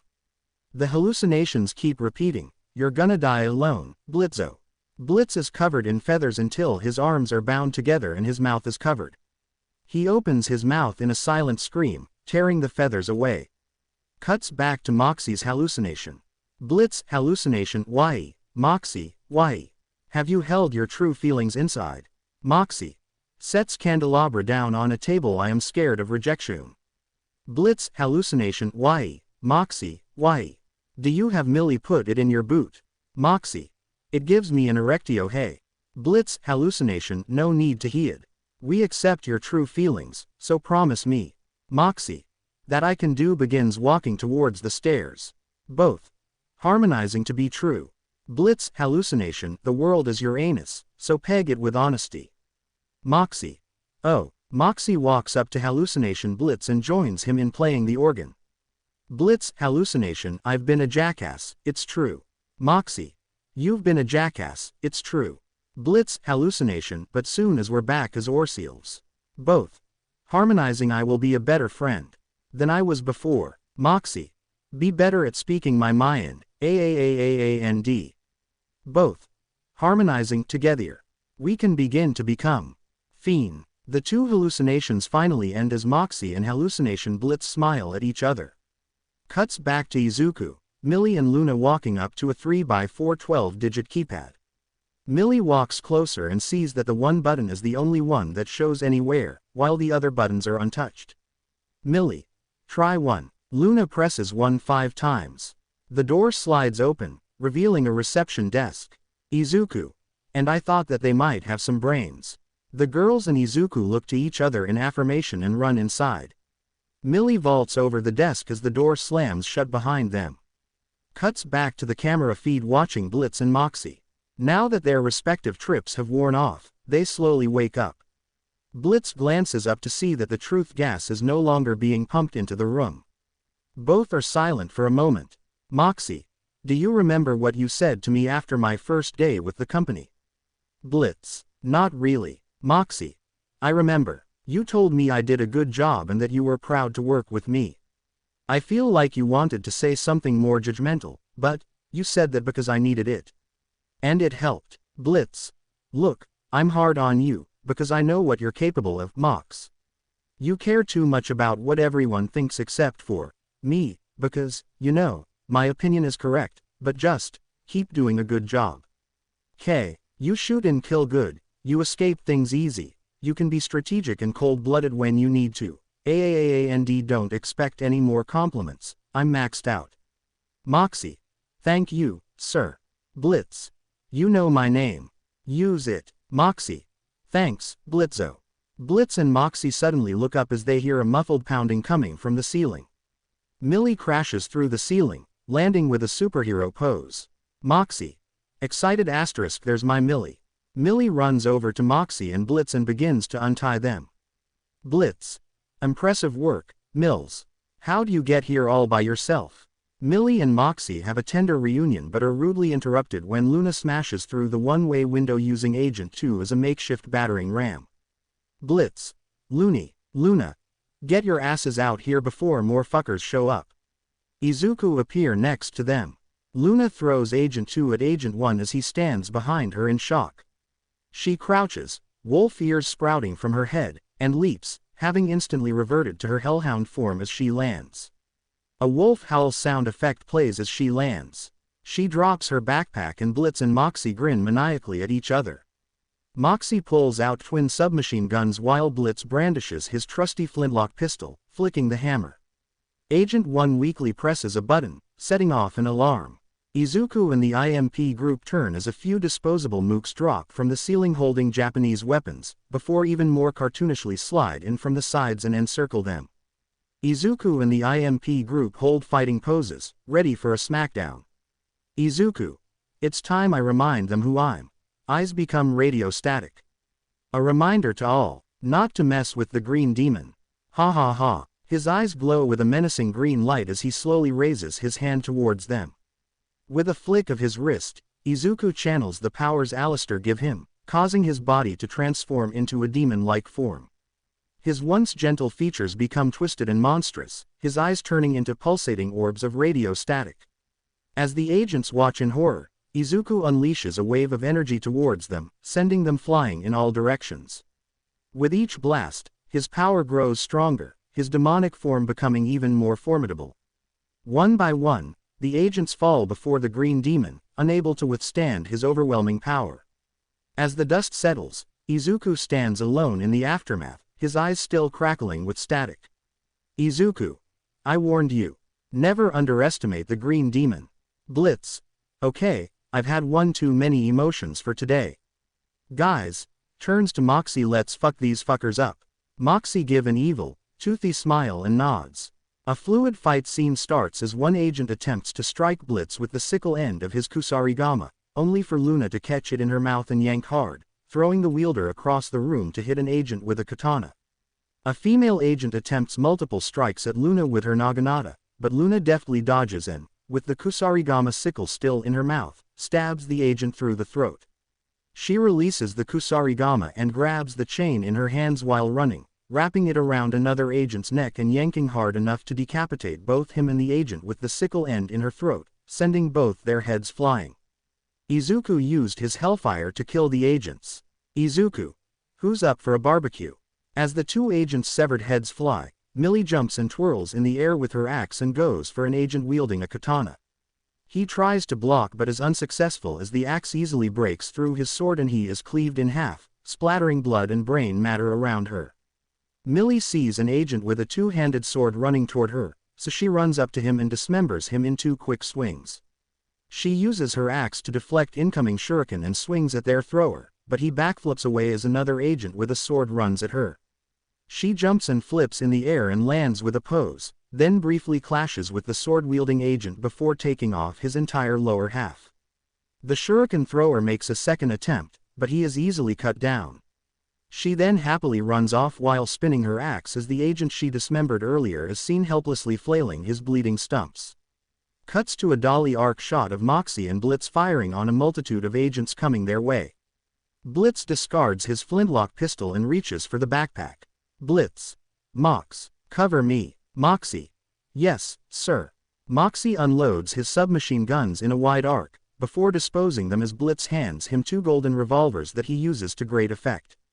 Blitz, meanwhile, pulls out a vicious-looking knife and runs off, stabbing one agent to death while decapitating another. Blitz. Eat my ass. Blitz pulls out his phone and takes a selfie with the agent's severed head before throwing the head to the ground.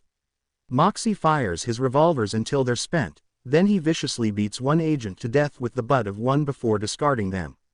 Blitz picks up a demonic pump-action shotgun, fires off a shot, then hands it to Moxie, who blasts 2 more agents with it. Blitz shoulders the backpack so it sits on his chest. He and Moxie turn to each other and nod before running in opposite directions, Moxie making a demonic hiss as he does. Quick pan over to Luna as Blitz joins her. He slithers up into her hair and shoots an agent with a crossbow. One agent swings at her with a sword but she counters with a roundhouse kick to the face. As Blitz jumps away, Luna turns and delivers a powerful uppercut to the jaw of another sword-wielding agent, sending him into the air. An agent with twin sai comes at her and she crouches down before leaping towards him, biting down so his entire head is in her mouth. She briefly shakes him back and forth before throwing him and grabbing another agent by the face, slamming him to the floor. Blitz hands her an energy rifle of some sort, which she fires at a few agents. Luna. Die, motherfuckers. Looks down at Blitz. What? Blitz. I am just so damn proud of you, Looney. Hugs Luna's face and kisses her cheek. Bye, sweetie. Blitz goes to Izuku who killed agents with his tentacles. Blitz. Hey, Izuku. Need something. Izuku. Kill 3 agents with his tentacles. Nope, I'm good. Blitzo slithers off of Luna, who growls angrily at his affection. She then bites down on another agent's head and throws him. Quick pan back to Blitz. An agent carrying nunchaku runs at him but is blindsided and knocked away by the agent Luna just threw. Luna. To Blitz. Watch out. Blitz turns to see Millie cut down 2 more agents with her axe and twirl it with a flourish. Blitz. Hey, Mills. Millie. Hey, Blitz. Just 1 sec. Millie jumps and swings, decapitating one agent. She cuts a leg off of a female agent holding sai, relieves a male sai-wielding agent of his lower torso, then twirls her axe to completely eviscerate an agent holding a straight sword and poses. Blitz appears to the side with the backpack still strapped to his chest and offers Millie a pump-action shotgun. Blitzo. Do you need a gun or anything? Millie. Nah, I'm good. Millie spins to the side, taking off the lower legs of a female agent with kusarigama then eviscerating her. She swings her axe as leverage for a leap onto another female agent, wrapping her legs around her neck and decapitating at least 2 more agents with the axe. Millie severs the leg of the agent she's held onto, who then collapses before Millie begins strangling her with her thighs. Izuku saw that and told Moxie, "Izuku, smirk, I'm pretty sure you want Millie to do that to you right now." HHHMMMM. Moxie began to imaginate of the scenario, Millie wrapping her thighs around his neck, but he shrugged that off and concentrated on killing. Blitz appears to the side again, this time offering a bottle of water. Blitz, how about some water? Millie, sure. Blitz squeezes the bottle, squirting its contents into her open mouth. Millie, snaps the agent's neck. Thanks, Blitz. Blitz throws the bottle away. No problemy, Millie Billy. As Millie runs off to murder even more agents, Blitz pulls out a submachine gun and a shotgun. Cuts to a close-up of him with a sadistic smile and lightly glowing eyes. Blitz, now, who wants some quality time with Daddy? The camera zooms out to reveal more agents ready to kill. Blitz spins his guns, runs at an agent with Sai and leaps on him, firing at 5 agents with his shotgun before blasting the one he's grabbed onto. He leaps off and front flips, killing 2 agents with the submachine gun. Once he lands, he pulls a spiked baseball bat out of the backpack strapped to his chest, trips an agent with it, then beats him in the stomach with it. He pulls a grenade out of the backpack and uses the bat to hit it away into a group of hapless agents. Izuku burned more agents with his hellfire. Izuku saw that every agent is glowing red. Blitz. 4. The grenade explodes. Cuts to agents 1 and 2 attempting to flee the building. Blitz grenade explodes, and they duck and cover their heads in fear. They then see the corpse of an agent hit the floor, a femur sticking out where his leg should be and his katana falling down and impaling him in the chest. Agent 1. Good God. Why are we only using weapons from Japan's Edo period? Agent 2. Grabs Agent 1 by his suit. Hey. The Edo period was badass, and you know it. Agent 1. Damn it, you're right. Agent 2. Look OOOOUT. Agent 2 pulls Agent 1 down to the floor down with her as Luna turns around firing her energy rifle at more agents. She fires at agents as Agents 1 and 2 pull themselves along the floor towards the exit. They are stopped by an agent's freshly severed head landing in front of them, courtesy of Millie. An agent with twin nunchaku runs at her only for limbs and blood to spatter, one nunchaku-wielding arm comically flying up to the ceiling like a helicopter before falling to the floor. The agents turn and pull themselves another way as Luna shakes an agent back and forth in her mouth. Cuts to Moxie standing on a pile of agents, blasting agent after agent with his shotgun and screaming bloody murder. He flips one agent into the air with his tail, causing him to spin, then he blasts him away. More agents run at him, only for Moxie to FLLL them with buckshot. Moxie. BTCHES. Blitz. Suddenly appears next to Moxie. Hey, Mox. Startled, Moxie drops his shotgun and it lands on its buttstock, accidentally going off but hitting an agent in the crotch. The unfortunate agent weakly reaches a hand up at Moxie. Blitz. Oh, wow. Really going for the dick there, ain't ya? Agent. Weakly help. Blitz. Here, I got it for ya. Blitz takes out the knife he used earlier and stabs the agent. Blitz. Now, hold this. Blitz places the backpack in Moxie's arms and pulls from it a comically oversized rocket launcher appropriately named, My Dick. Blitz. Oh, yeah. I'm getting hard holding this motherfucker. Blitz fires a rocket labeled, Pussy Destroyer, and gives an evil laugh. The rocket flies toward a group of agents on the other side of the broken window and explodes, causing both Millie and Luna to flinch away from the flames. Millie's axe is also blown out of her hands by the blast. Moxie then comes to them. Moxie. Oh, crumbs. Is everyone okay? Izuku turned back to normal and goes to them. Blitz jumps on Moxie. Blitz. Woo, how's that for demon scum? Cuts to the broken window. Blood is dripping from the few shards left in the frame. Pans over to Agents 1 and 2 hiding under a desk. Agent 2 nods at Agent 1, signaling him to hit a red button next to him aptly labeled, Red Button. This sets off an alarm and causes the entire screen to be tinted red. Blitz. Oh, shit. Come on, fam. Let's blow this coxicle joint. Blitz and Luna run for the exit. Millie hoists Moxie off the ground and they join the rest of the group. Izuku followed them. Luna. Hey. Before they can leave, the doors close in front of them.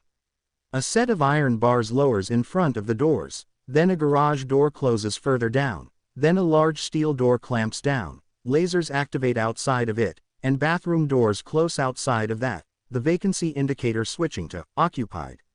Subtle fade back to Izuku and the IMP gang as they beat against the door. Moxie. To Luna quick. The book. Luna pulls Stolas' grimoire out of the backpack and attempts to read it. Luna. Shit, I can't read the spell in this light. I can't see Dick. Looks around worried. Blitz searches himself for more weapons but comes out empty-handed. Blitz. Well, shit. Looks like we've milked this weapon tit dry, and now we're out of badassery. The silhouettes of Agents 1 and 2 slide menacingly into view. Agent 2. Ha, you demons aren't going anywhere now. Ha, Izuku. Are you sure about that? Izuku got ready to fight them. Before Izuku and the 2 agents can do anything, they begin noticing strange happenings around them. The IMP gang's shadows growl and meld into a hideous beast. A screen suddenly turns on and flickers, rattling around aggressively before turning off, then showing the agents' reflections and the 4-eyed silhouette of a certain someone who wasn't there before. The agents are startled as the screen breaks off of the wall, falls at their feet and slides away. 2 more screens then break off of the wall while the rest shudder and display static. Stolas. From the shadows, who daa Ares threaten, my impish little plaything. Agent 1. Who said that? The agents look at the floor, where bird-like footprints appear coming towards them. Another monitor bashes Agent 1 in the face, removing his shades and knocking him to the floor. He turns to look at Agent 2. Agent 1. Agent 2. Cuts to Agent 2. Her head is spasming, her red eyes wide and mouth slack in shock and horror. Around her, dead bodies stand up, eyes completely black and empty. Agent 2 tries to stop her head spasming with her hands but fails. The black-eyed bodies kneel. Agent 1 stands back up. His shades return to his face, and attempts to approach Agent 2. She removes her own shades and her head twists around, The Exorcist, style to look at Agent 1. She now has sharp teeth, bloodshot eyes, and her mascara has formed sharp streaks down her cheeks. Agent 2. Speaking with both a British accent and Stolas' voice. What's the matter, demon hunter? Never seen a real demon before. The dead bodies draw Stolas' summoning circle around Agent 2 in their own blood, which is now dripping from their eyes and mouths. She chuckles maliciously, eye twitching and nose bleeding.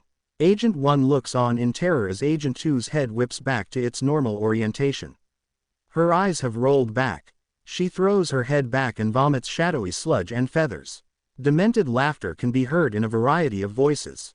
Izuku turned back. Agent 2 and the IMP gang watch, Luna snapping a photo, as the shadows coalesce into a demonic, shadowy owl monster. The shadow beast approaches the 2 agents, screaming and roaring at them as they huddle together out of sheer horror. The demon beast's essence pulls back and turns into Stolas, looking at the agents with disdain. He turns away from them and clicks a button, shutting off the alarm and the red light as well. The series of doors is heard opening. Stolas walks up to Izuku and the gathered IMP group, stopping in front of Blitz. Izuku. You know I could handle it myself. Stolas. Yes, I know what you're capable. No doubt you're strong, but I had to do it myself. Blitz. Stolas. Wah. A-WH hold on, how did you know that we needed help? Stolas. I have my ways, darling. Are you all right? He leans forward, gazing into Blitz's eyes as he places a hand on his cheek. Blitz rolls his eyes. Blitz. I'm fine, Stolas. Stolas. Softly good. Caresses Blitz's head. Stolas pulls Blitzo's head in roughly and adopts a sharper, angrier tone. Stolas. How the fuck did you get caught by humans? Are you little creatures not being careful up here? You know, if you boops Blitz nose get in trouble, I get in trouble. We, grabs Blitz's cheek, don't want that. Moxie pulls Stolas's hand away from Blitz's cheek. Moxie. They caught us off guard, Your Highness. Blitz. Yeah, you can unclench your bird puss, Stolas. It's not gonna happen again, K. Stolos. Luckily for you, most don't believe the word of the demon-obsessed lunatics. The camera pans and cuts to Agents 1 and 2 holding each other, shaking in fear. Stolos. They are seen as kooks. Stolos giggling and looking rather pleased with himself. Stolos. Kooks. Such a silly word. Claps his hands together now. Let us all return. Stolos opens a portal back to the IMP office. Moxie. Yes, please. I'd like to get back to the correct hellhole as soon as possible.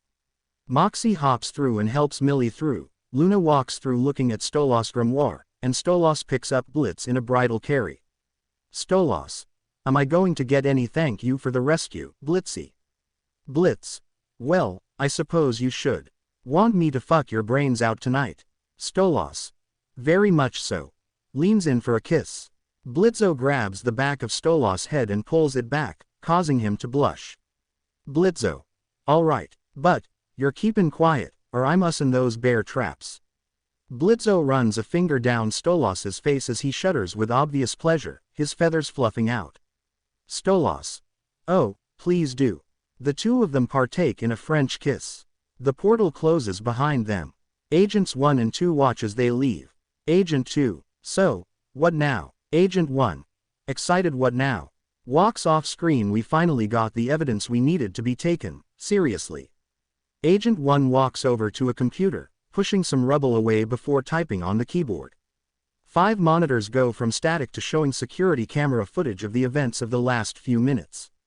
The first 3 monitors show footage of the IMP crew slaughtering agents, while the 4th shows Stolos rearing over the cowering Agents 1 and 2 in his demonic beast form before transforming into his normal form. The 5 monitors showed Izuku, who killed agents, but the screens on him were malfunctioning. Notably, all 3 of the monitors showing the IMP crew are green, while the footage of Stolos is red with a cracked camera lens. But Izuku images are malfunctioning.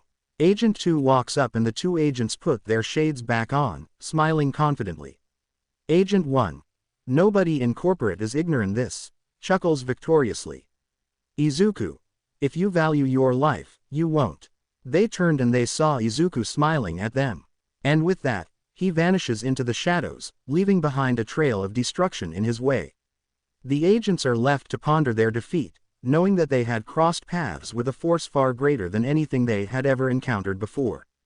The legend Thry heard about of the Green Demon had been proven true, and none would dare to challenge him again.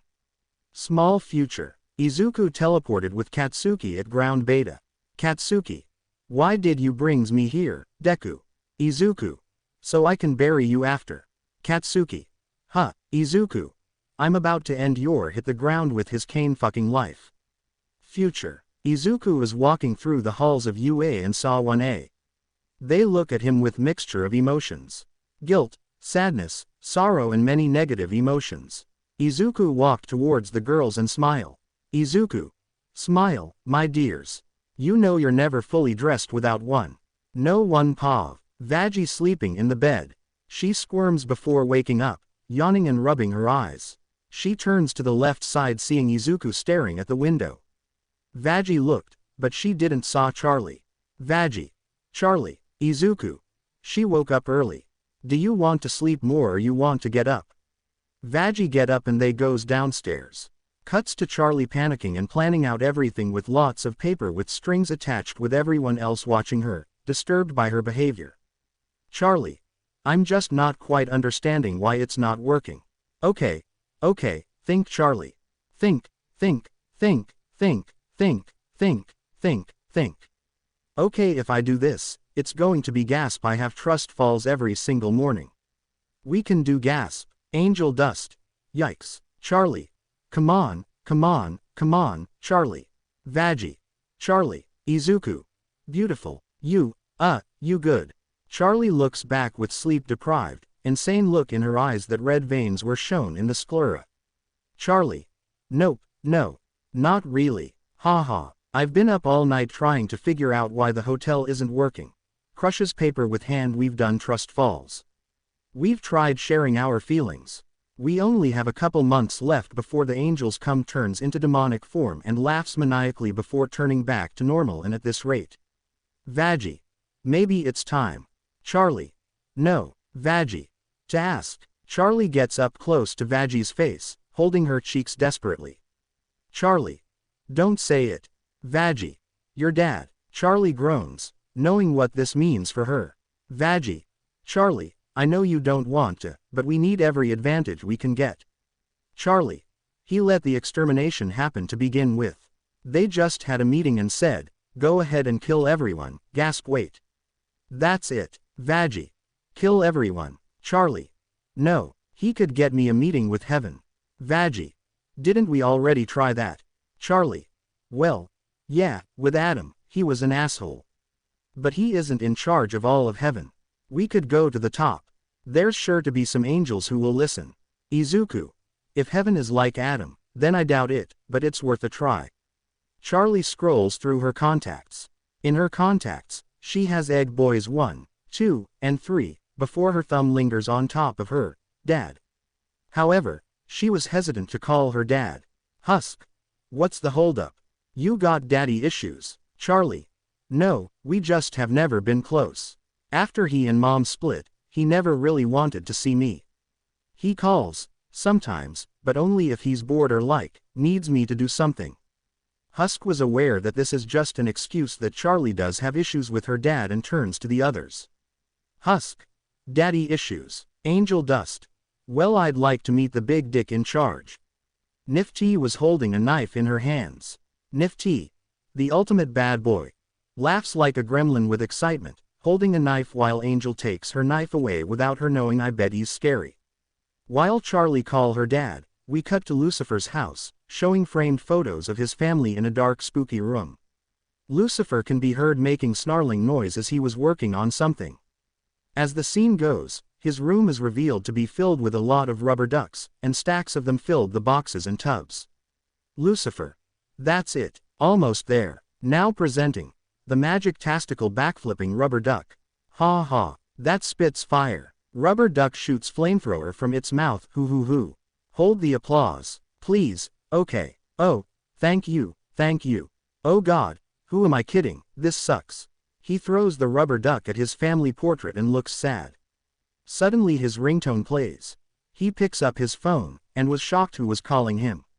Lucifer. Daughter. Daughter calling. Daughter, dog they're calling. Oh, hello, Charlie. Hey, char. No, that's not good. Oh, this is the first time she's called you in years. This has to be perfect. Takes a deep breath before he picks up phone. Hey, bitch. Intercut conversation between Lucifer and Charlie during the phone call from the hotel to his house. Charlie. Hi, Dad. Lucifer. Hey, how are you? Oh ho. WHWH, where are you these days? Charlie. You know where I am, Dad. I've told you before. Lucifer. You have. Oh, yeah, well, you know, Charlie. I told you when you called me 5 months ago, or did you not listen? Lucifer. No. Just forgot. I've just been really busy. Ya know, with, important things. Kicks rubber duck. Charlie. Well, I'm actually running a hotel to rehabilitate sinners. Maybe you saw our commercial. Lucifer. Oh, sadly, I missed it. Haha. You know I haven't been watching much TV lately. Scrambles the brain. Makes silly noises. But, hey, fun. Charlie. Sighs. Listen, Dad, I've got, kind of a big ask. Lucifer. Coughs and sets down his tea. Yeah, of course. Anything in my power is yours for the asking. You just name it, Charlie. I need to speak to heaven. Well, whoever's in charge up there, above Adam, above anybody. I need to go to the top. Lucifer. Oh, no, Charlie, no. That's, no. Charlie. Angrily look, Dad. Normal, I don't ask you for much, I never have, but this is really important to me. It's the most important thing I've ever done. And I need you. I need your help. Lucifer. I don't know, Charlie. Charlie. Please, just come see what I'm trying to do. You'll see why it's a really good idea. And heaven is bound to agree if I get the chance to talk to them. Please, Dad. Lucifer. Wait, you're inviting me over? Absolutely. Ho, I'll be there in an hour. Hangs up, my daughter wants to see me.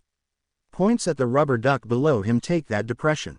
Back at the hotel, Charlie and Vaggie prepare for Lucifer's arrival. Charlie. Well, we have an hour until he gets here. Vaggie. Okay people, everyone stands at attention, but Husk spills coffee over himself and Nifty collapses on the floor. Lucifer is on his way. So we are going to get this place presentable and we are going to make an amazing impression. Vamonos. Everyone scatters to get the place tidy and ready for Lucifer. Izuku used his powers to help with the decorations. Serpentious and Nifty bakes cookies, then Nifty starts sweeping and Husk is cleaning up.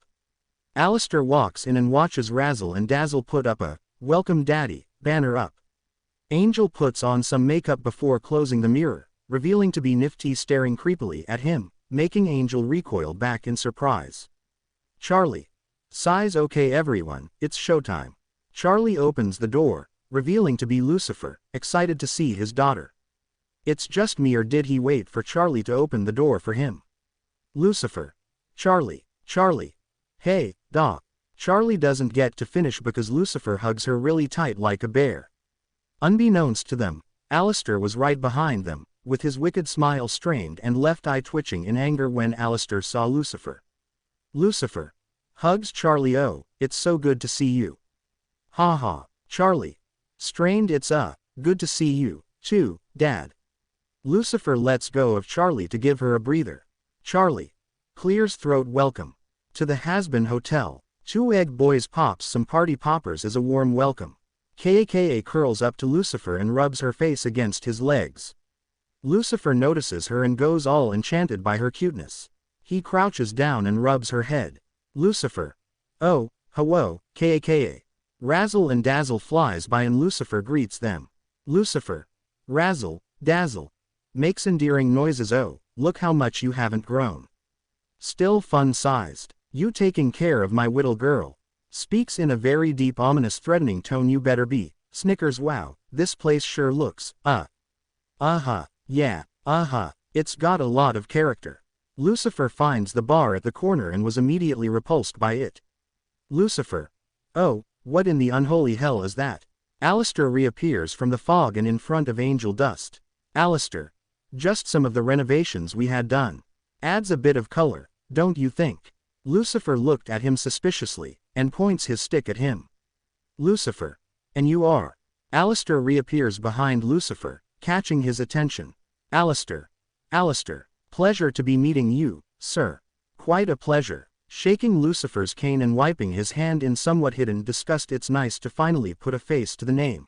Indicates the height. You are much shorter in real life. Alistair making a hand gesture indicating the height difference between the morning stars. Lucifer. Who is this? Who is this now? Are you the bellhop? Alistair. Haha, no, I am the host of the hotel. You might have heard of me from my radio broadcast. Lucifer. Nope. I guess that's why Charlie called it the Hazbin Hotel. Ha ha ha. Alistair. Ha ha ha. It was actually my idea. Lucifer. Ha ha ha. Well, it's not very clever.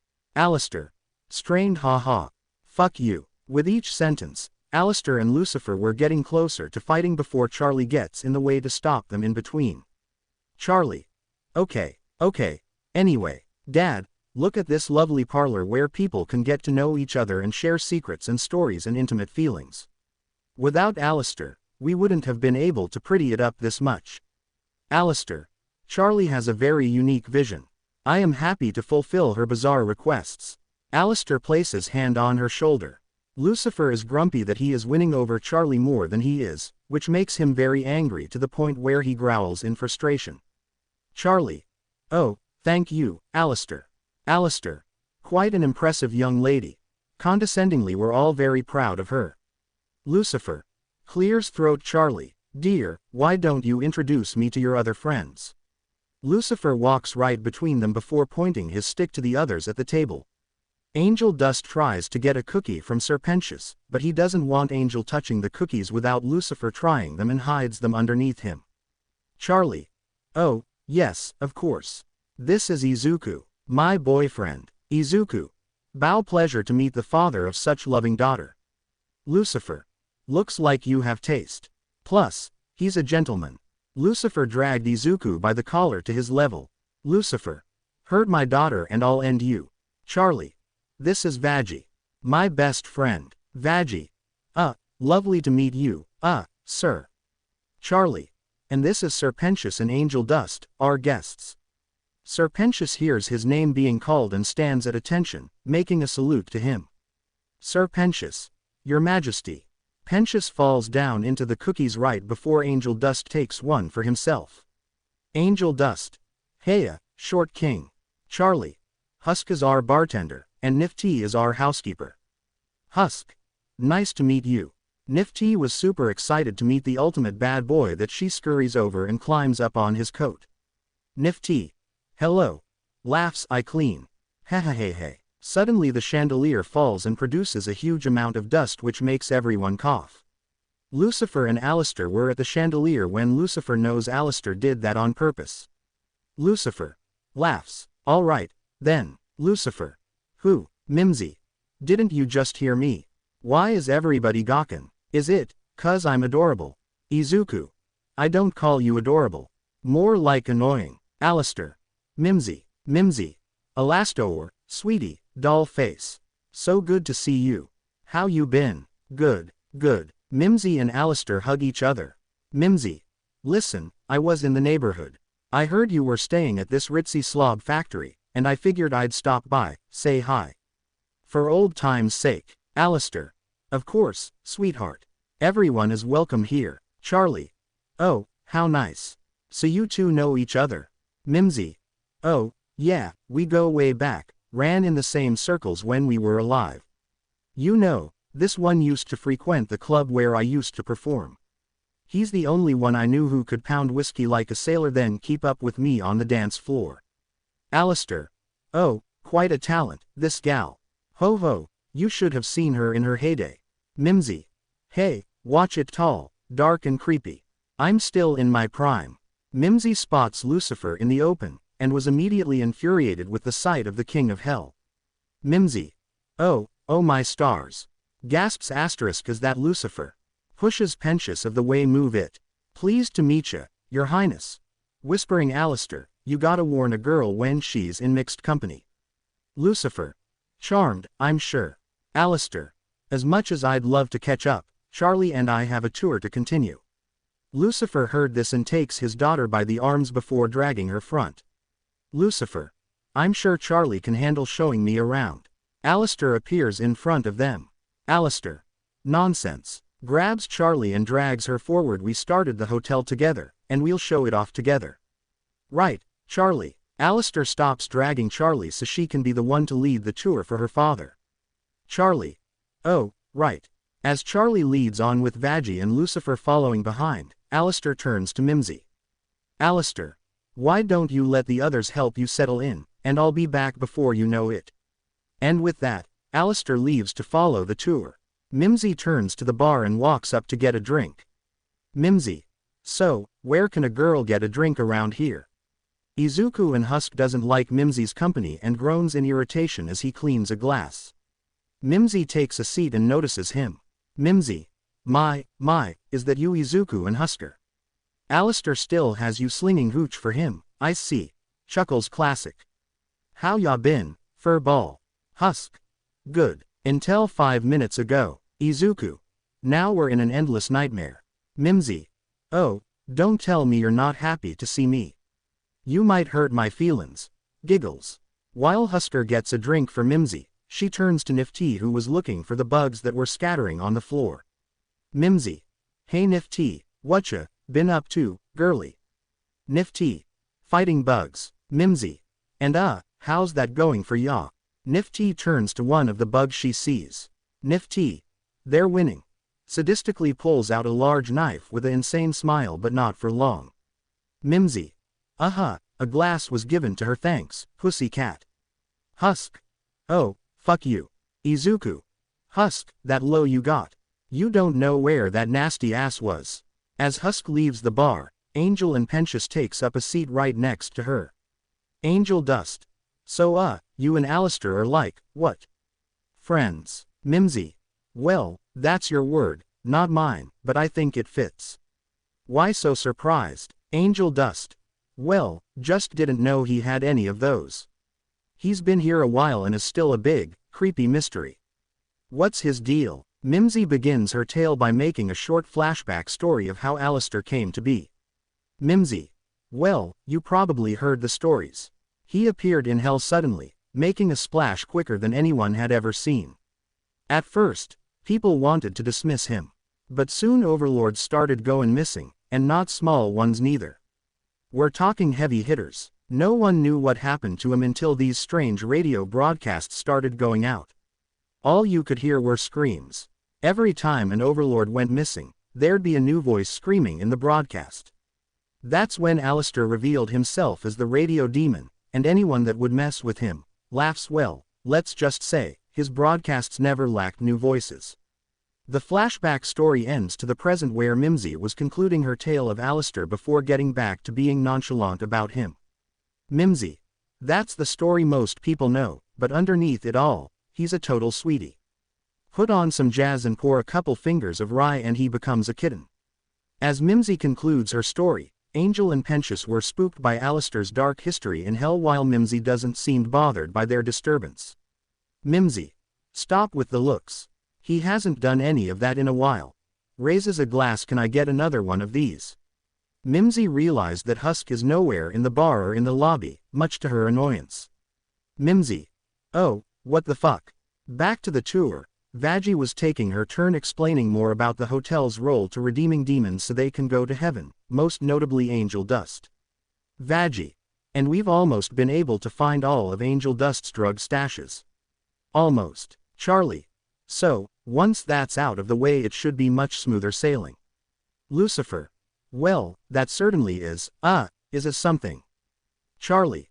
So, what do you think? Lucifer. About what? Charlie. The hotel. Lucifer.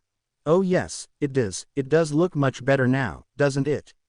Chuckles. Ya know, but I'm thinking this railing needs work, one good push and you'd just go right over the edge. Whoopee. Bye-bye. Chuckles. Charlie.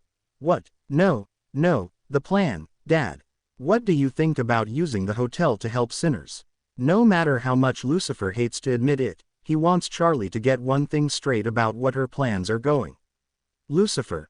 Exhales. All right, I mean, look, I love that you want to see the best in people, but these sinners, you know, they're just the worst.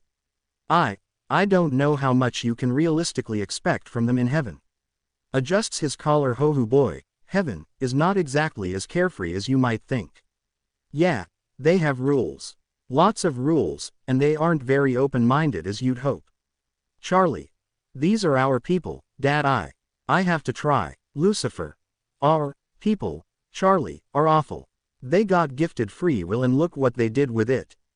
Everything's terrible. Wheeze. I just don't want you to put yourself on the line for people like. Lucifer was interrupted when a loud thud shakes the hotel, rocking the three of them on the balcony. Vaggie. Geez, what now? Lucifer. Well, like that. To prove his point, Lucifer gestured to dozens of Lone Shark Demon Mafia on the ground holding a battering ram.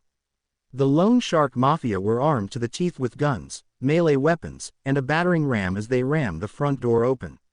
The leader of the Lone Shark Mafia looks up at the balcony. Lone Shark. Mimsy, we know you're in there, you lousy bitch.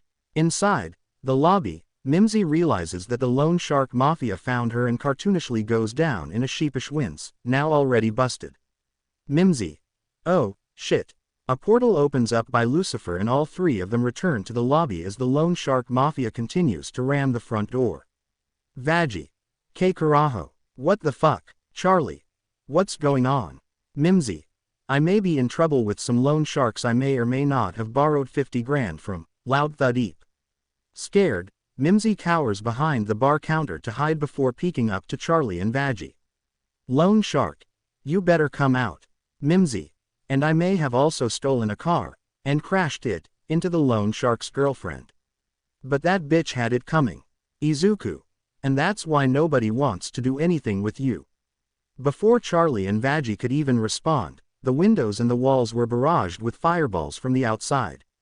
The windows crashed and the floors are meteored with the fireballs. Charlie and Veggie screamed as more fireballs came raining on them. Nifty was horrified that the windows were destroyed after cleaning it so long ago. Angel Dust scoots back to his seat after a fireball nearly hits him. Nifty. My windows. Pentious realized what was happening while he was still holding his baked cookies. Sir Pentious. We're under siege. Dodges a fireball. Take cover. Everyone in the hotel scrambles in panic and defense as more fireballs fall down on them. Charlie dodges one of the fireballs close to her. Nifty was nearly crushed by one fireball before Angel picks her up, shocked. Veggie. Look out, Angel Dust. What the fuck?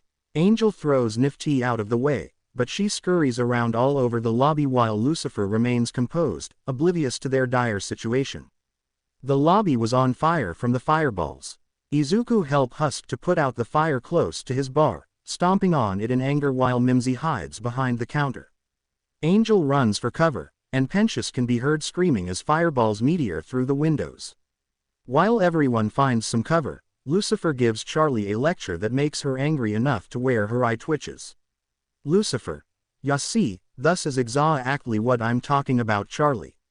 You build something nice. You invite people in and offer them everything and they just bring violence and chaos to your doorstep.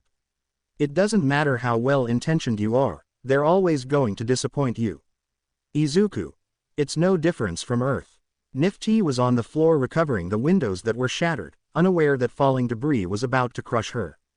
Sir Pentious. Nifty, come along. Pentious grabs Nifty before debris nearly crush her. Veggie appears with her spear ready at arms. Veggie. All of you, get a safe distance, I'll take care of this. Before Veggie could go out to deal with the mafia, Alistair appears out of nowhere and places a hand on Veggie's spear to lower it. Alistair. No, my dear, leave it to me. It's time I remind everyone why I am here. Upon saying those sentences, Alistair turns demonic with his eyes turning to a radio dial. Mimsy pops up from the counter. Mimsy. Oh, finally. Took y'all long enough. Izuku. Shut up, bitch. We're in this shit because of you. Alistair goes into his demonic form as a green aura lights up from the outside. The mafia outside were just about to reload their catapult when they notice the eerie greenish glow before Alistair turns to his sinister demon form. Alistair. A reminder to all, not to mess with the radio demon. Evil laugh. With Alistair now in his demon form, he expands his tentacle tendrils outside where one smashes the catapult, the other killing several of the mafia gangsters. The remaining gangsters panic at the sight of the radio demon's magic. Mimsy. Yeah, Alistair's body grows larger and limbs become longer before exiting the front door with a sinister unmoving grin. Alistair.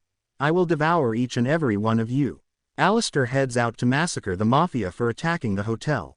Izuku. He takes all the fun. As Alistair exits the front door, Mimsy, Charlie, and Lucifer come out to watch the bloodbath. Charlie was totally appalled that Alistair is truly terrifying and maliciously monstrous. Lucifer nodded once to make his point. From the back point of view from the camera, Lucifer lectures Charlie about the sinners while Alistair devours and kills the mafia outside. Body parts spread all over the front door, while Lucifer was oblivious to the mess. Lucifer. Ya see. What I tell ya, Charlie, sinners are violent psychopaths, hell-bent on causing as much pain and destruction as they can. There's really no point in trying. Charlie. Dad, stop. He's defending this hotel. Turning to see Alistair eating a mafia loan shark, it may be a bit more sadistic than I'd hoped, but he's doing it for me. How come he can have faith in me but my own father can't? Nearby, behind the turntable, Angel, Pentious, and Husk saw the melodrama that was occurring between Lucifer and Charlie. Angel Dust. Ooh, drama. Excited, Angel gets out a bucket of popcorn to watch the scene unfold. Husk also picks up a handful of popcorn to eat. Izuku. Give me some popcorn as well. Outside, Alistair has finished massacring the mafia as he shrinks back down to his usual self, now satisfied that he's killed a lot of demons today. Alistair. Oh, I missed getting to let off steam. Mimsy checks outside if the coast was clear before approaching to Alistair. Mimsy. Oh, Alistair. What a fantastic show. Bravo. As always. Thanks for helpin'. Lil, old me out of a tough spot, you're always such a pal. A railroad debris falls close to Mimsy, making her back away in surprise. Mimsy. Oops. Hahaha. Sorry about the mess, but I'm sure the Lil Bug can take care of it for ya. Alistair. I think you should go Mimsy. Now. Mimsy. OPFF. Alistair, you're such a kidder you. Haha. You are so funny. Alistair. I mean it. You deliberately brought danger to this place just to have me clean up your mess. I can't have that here. Mimsy. But you love talkin'. Kara, me. What? You don't actually give a shit about this tacky place, do ya? Come on. I know you. Mimsy pokes his chest with every word in the sentence. Mimsy. You pokes his chest heartless pokes son pokes of pokes a pokes bitch. Alistair casually moves her finger away. He moves around Mimsy before standing in front of her with his microphone stick placed in front. Alistair. You are welcome if you actually want to give redemption a shot, but I think we both know that's not really your style, so you need to leave. Mimsy. Fine. Who needs ya? Have fun with ya lil princess in ya lil hotel. See if I care. Insulted and offended, Mimsy turns around and flips Alistair off before walking away. Izuku didn't like Mimsy from the start, so he grabbed her with his tentacles and hit her like a baseball ball. Izuku. It's going. And that's a homeroom, thank you everyone. Husk was rather amused before turning back to the melodrama between Charlie and Lucifer, now with a bucket of popcorn of his own. Angel has his, but he also has a drink to go along with it. Pentious was holding a TV guide by Vox. Angel Dust. This is really getting good. In a heartfelt scene, Lucifer retreats to the lobby while Charlie follows him behind. Charlie. Dad, just help me. Lucifer. I can't. Charlie. Why can't you? Lucifer. Charlie. You don't understand. Heaven never listens. They didn't listen to me. They won't listen to you. Charlie. You don't know that. Lucifer.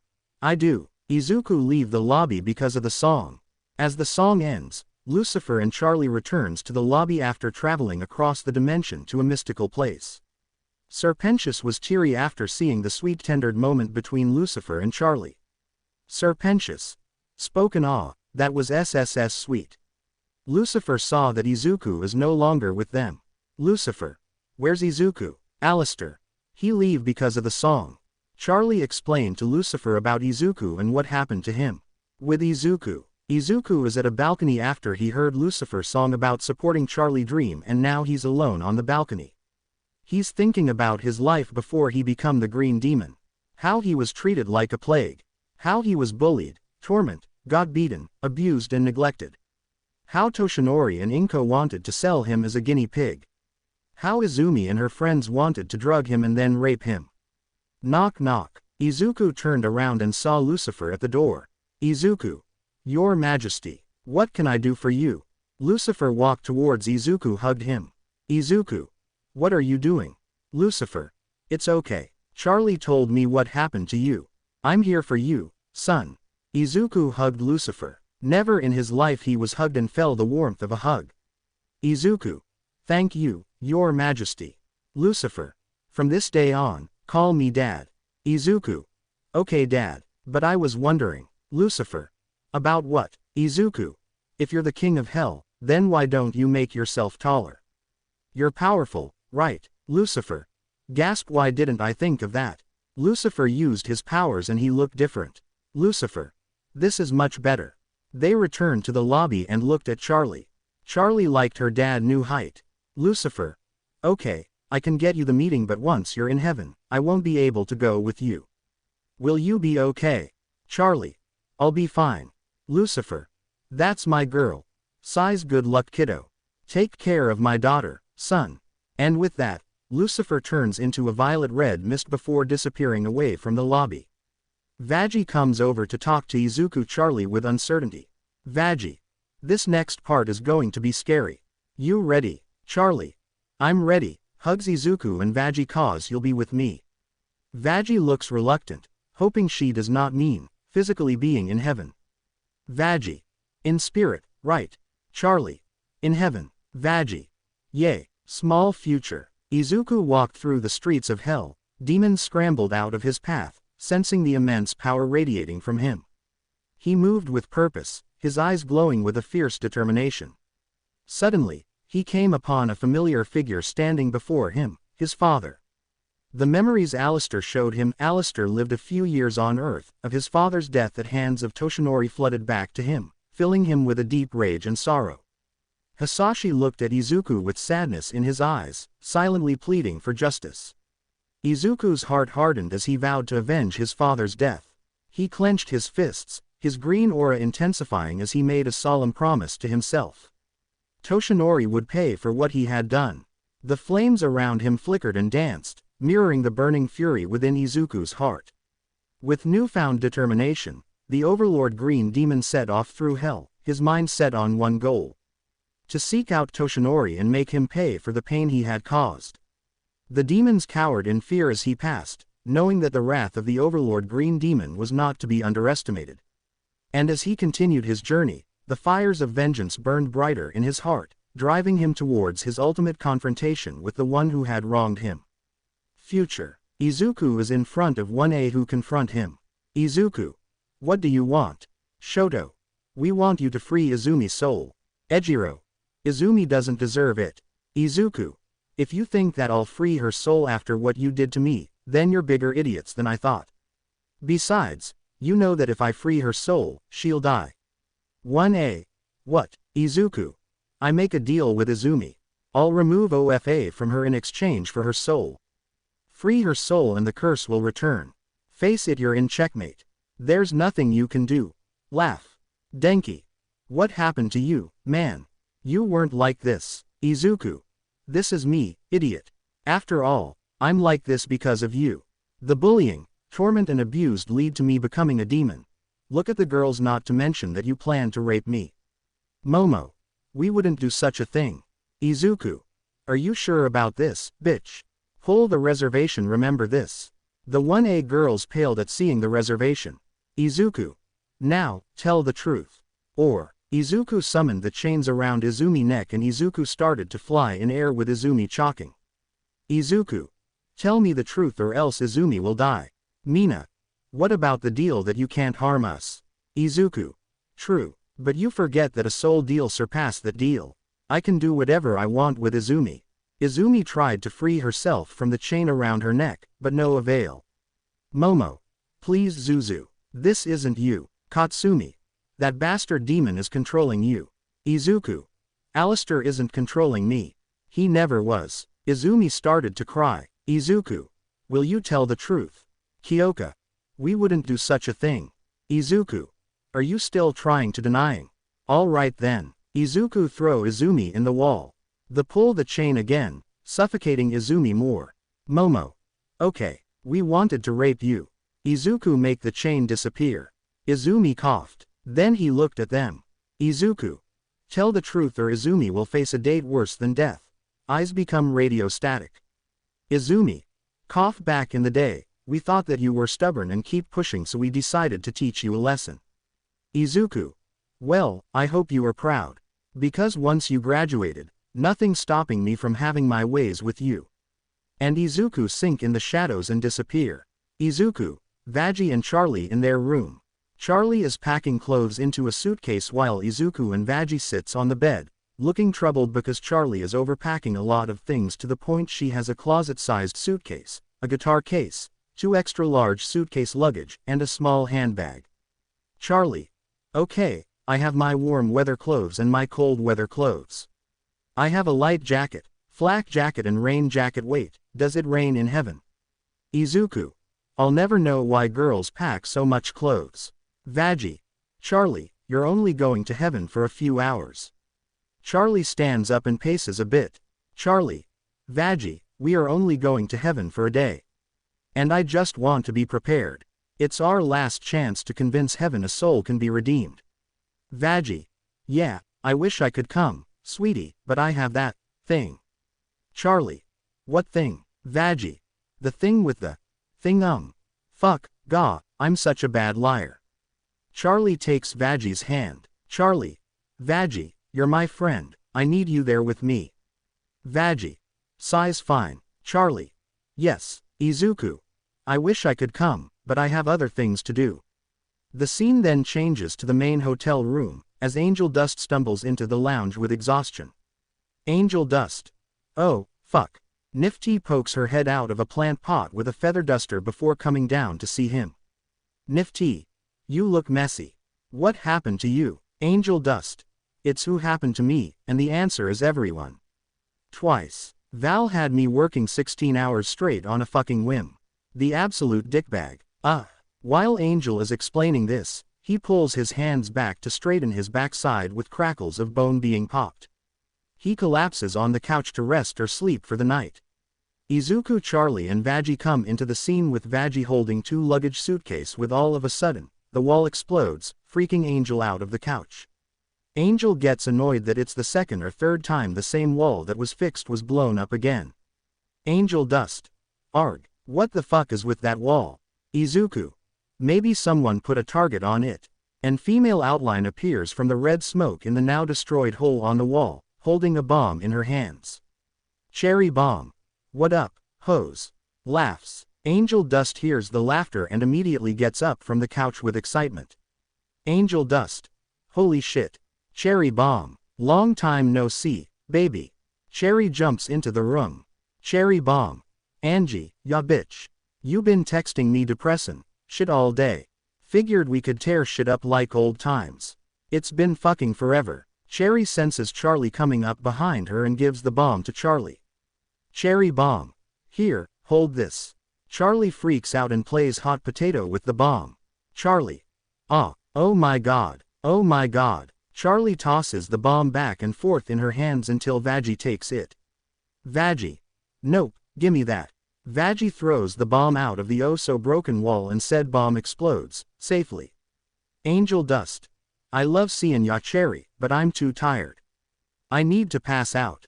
Angel tries falling back down onto the couch, but Cherry catches and pulls him up. Cherry Bomb. Oh ho, you can sleep when you're double dead, fuckhead. Come on, what you really need is a recharge. A reinvigoration, Charlie. Responsible night on the town. That is a great idea.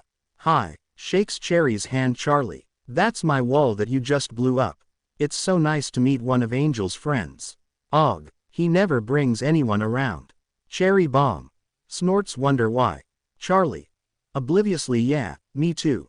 Anyway, Angel and everyone else have been working so hard, I think they deserve to have a little fun. Cherry Bomb.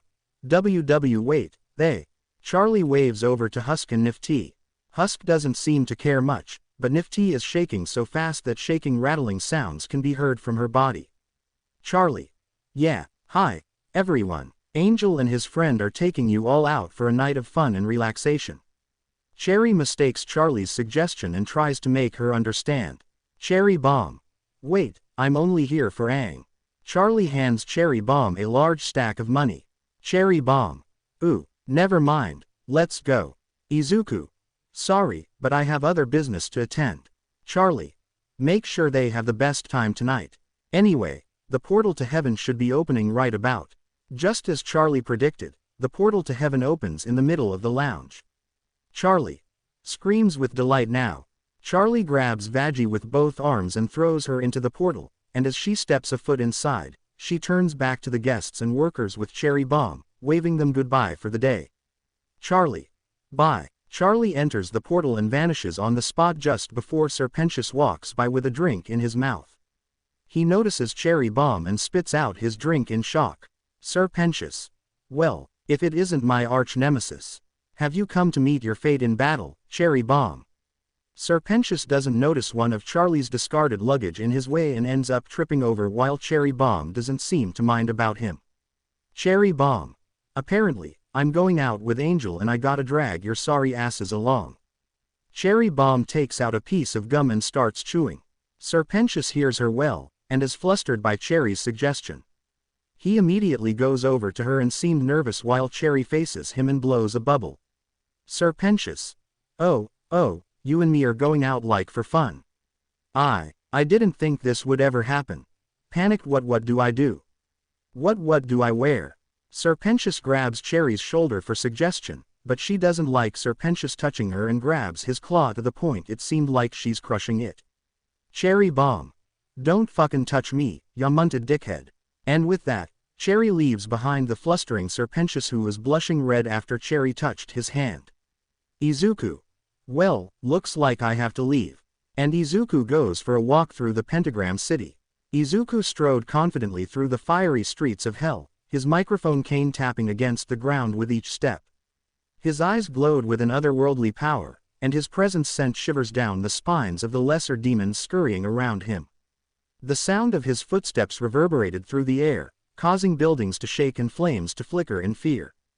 Demon creatures cowered in dark corners, their red eyes wide with terror as they caught sight of the powerful being that was the Overlord Green Demon. Izuku's very aura exuded power and authority, and the demons could sense it from miles away.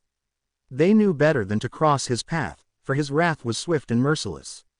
With a wave of his hand, Izuku silenced the cries of the terrified demons around him. The demons scattered before him, their frightened whispers filling the air. They knew that the Overlord Green Demon was not to be trifled with, and they fled in all directions, desperate to escape his gaze. As Izuku continued his journey through the darkened streets of hell, the demons whispered tales of his power and fear. They knew that the Overlord Green Demon was a force to be reckoned with, and they trembled at the thought of crossing paths with him again. Hey, green hair. Izuku turned and he saw Velvet. Velvet. Listen here, green hair. Here's the deal. You and me are gonna have our night.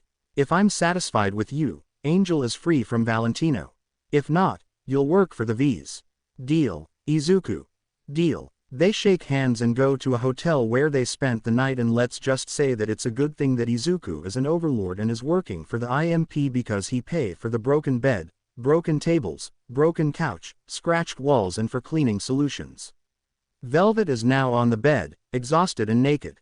She doesn't feel her jaw and her legs. Izuku. How was it, Velvet? Can you go for another round? Me, Charlie and Vaggie go for more than 5 rounds. Velvet couldn't speak from exhaustion.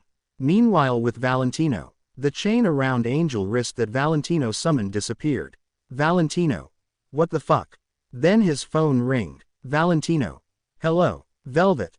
Valentino, did your chain around Angel disappeared? Valentino. Yes, what's happening? Velvet. You no longer own Angel Dust. I made a deal and you lost it. Valentino. What? Angel and the rest of them leave. Nifty. Valentino marched to the hotel and saw Velvet reservation room a mess and Velvet on the bed, naked. Valentino. What the fuck did you do? Velvet. Hard eyes. I made a deal with the Green Demon and he beat me to it. I can't really feel my jaw and my legs. I thought he was like the others who begged me to stop. Valentino. It seems you underestimated him. And now I lost Angel because of you. Velvet. 15-inch hard. Valentino. What, Velvet? He's 15-inch hard as steel. Time skip thanks to Kurumi. Izuku is returning to the hotel and they find Charlie angry at Vaggie and everyone present in the lobby. Alistair.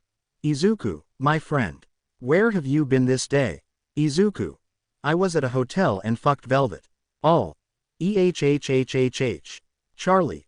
Demonic asterisk. While we were trying to get Heaven to listen, you go and fuck that bitch.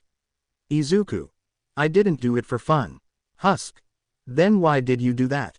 Izuku. To get this. Izuku pulled Angel's soul contract. Angel. That's my soul contract. Izuku. Indeed. Now, Izuku used his hellfire and burned the contract, freeing Angel. Izuku. You're free, Angel. Angel fall on his knees and started to cry from happiness. Angel. Tear up, I'm free. Small future. Izuku is on a tall building and admire the view. Izuku. The view from up here is beautiful. Hawks charge at him asterisk. The bird is singing. That's some ugly ass bird. Wait a damn minute. That's not any bird. It's that idiot Hawks and he want to capture me, but worse, he want to shit on my vest. No one pav. Izuku and Luna are in a taxi because they got invited by Vortex. Driver. You want me to drop you off here? Luna. Glances out the window. Oh. Yeah, this looks right. I haven't been here before. Izuku. Neither did I.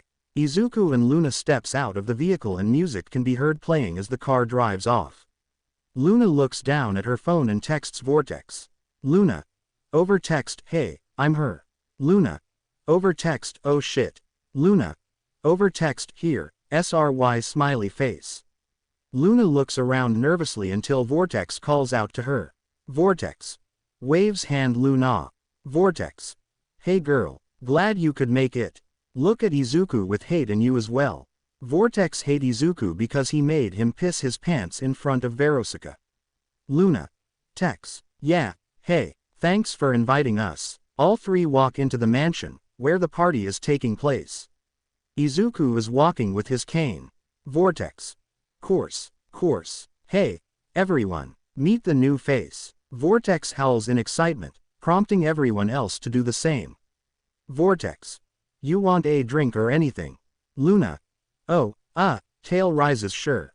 Yeah, totally. Izuku. No thanks, I'm not a drinking person. Luna drops her fake smile and looks over to a group of Valley Girl-esque hellhounds.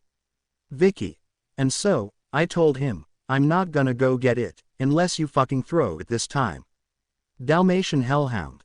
That is so, not fetch. Vicky.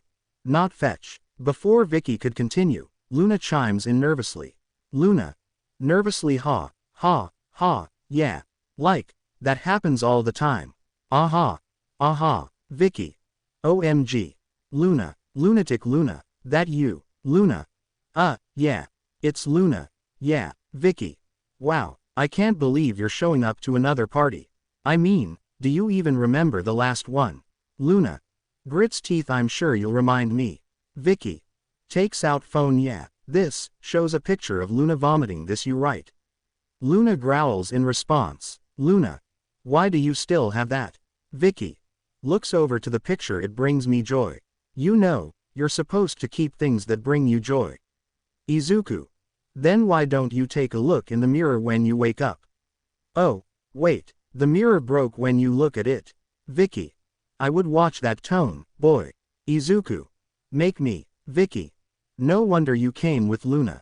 Both losers. Luna growls even more at her. Vicky. Wow, you're being really negative.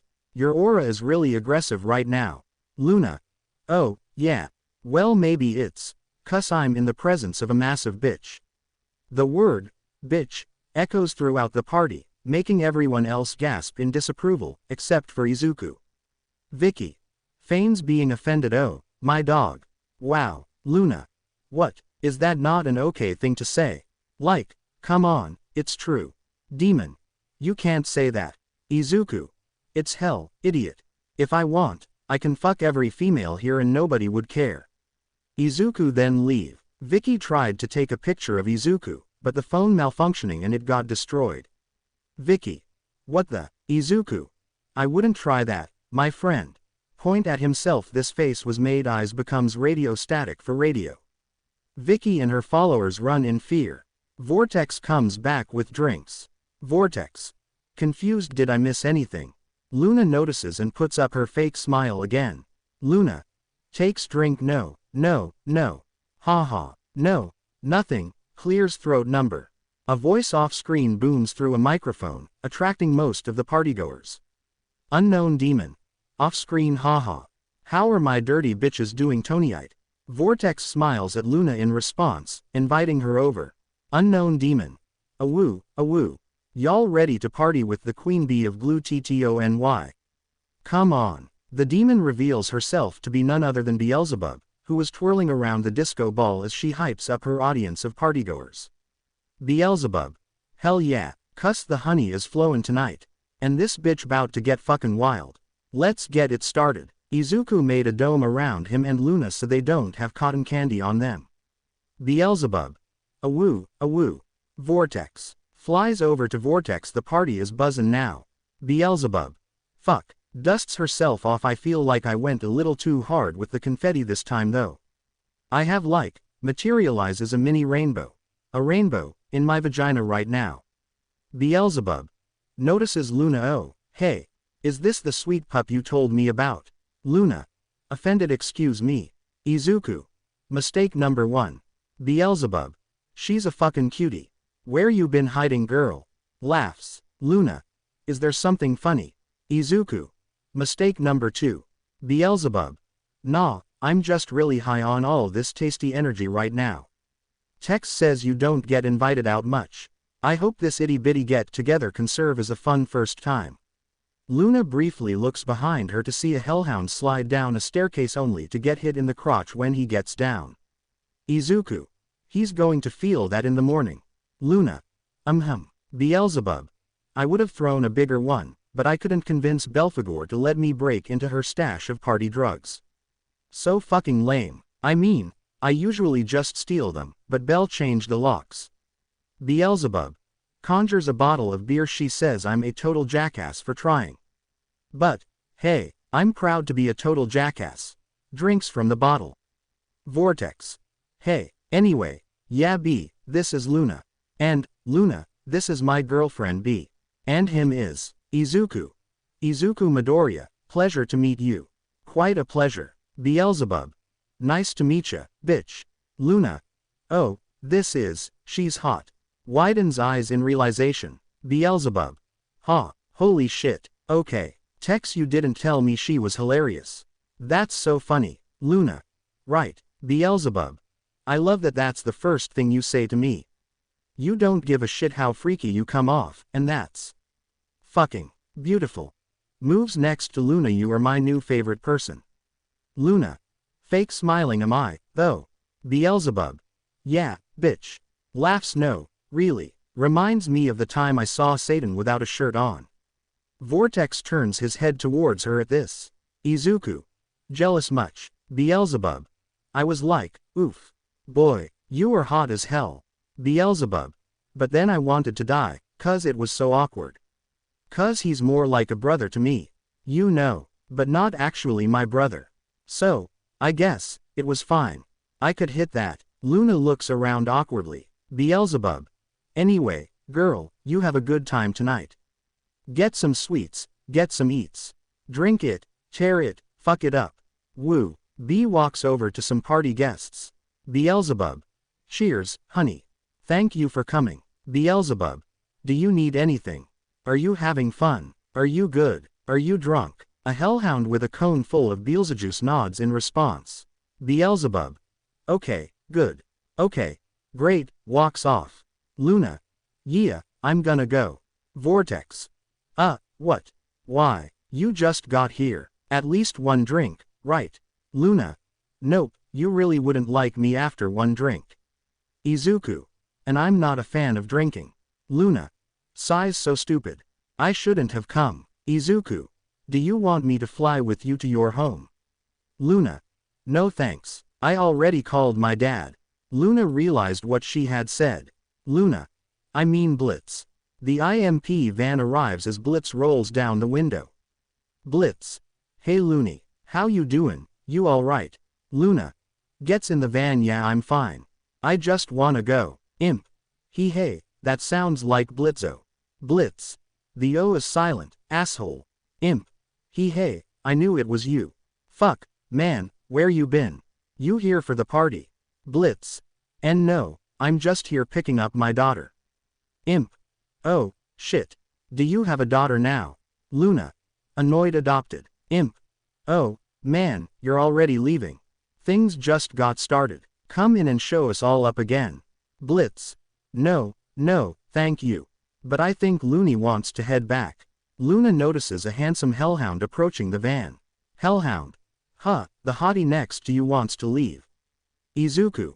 Asterisk distorted radio sounds. Blitzo. Growls. Watch it. Luna.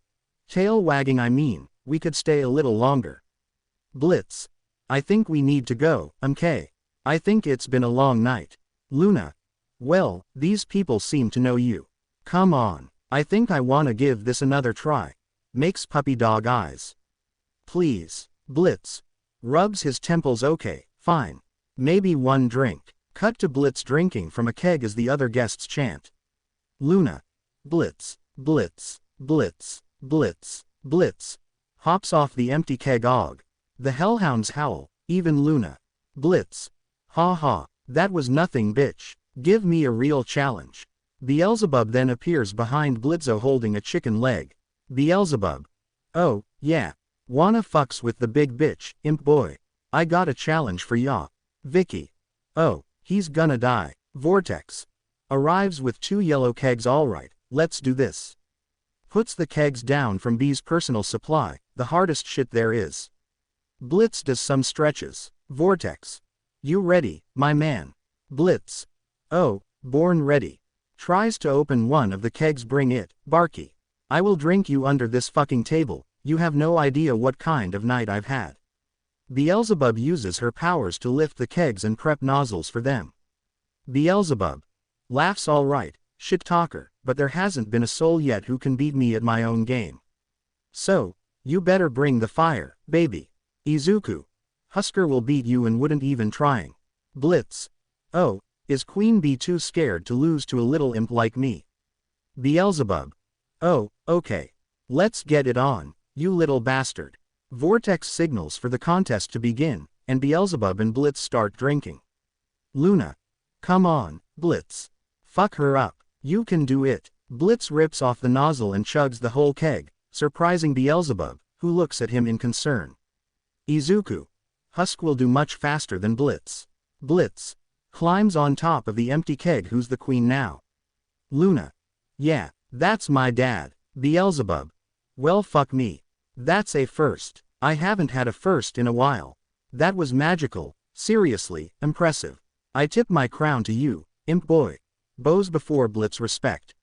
She howls, prompting the other party guests, including Luna, to cheer as Blitz passes out drunk, as he gets carried off as Beelzebub and Vortex look at each other in concern.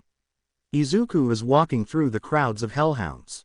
As the party continues, the guests continue having fun and chatting. Luna is shown laughing with a couple of other hellhounds, and Vortex taps her on the shoulder.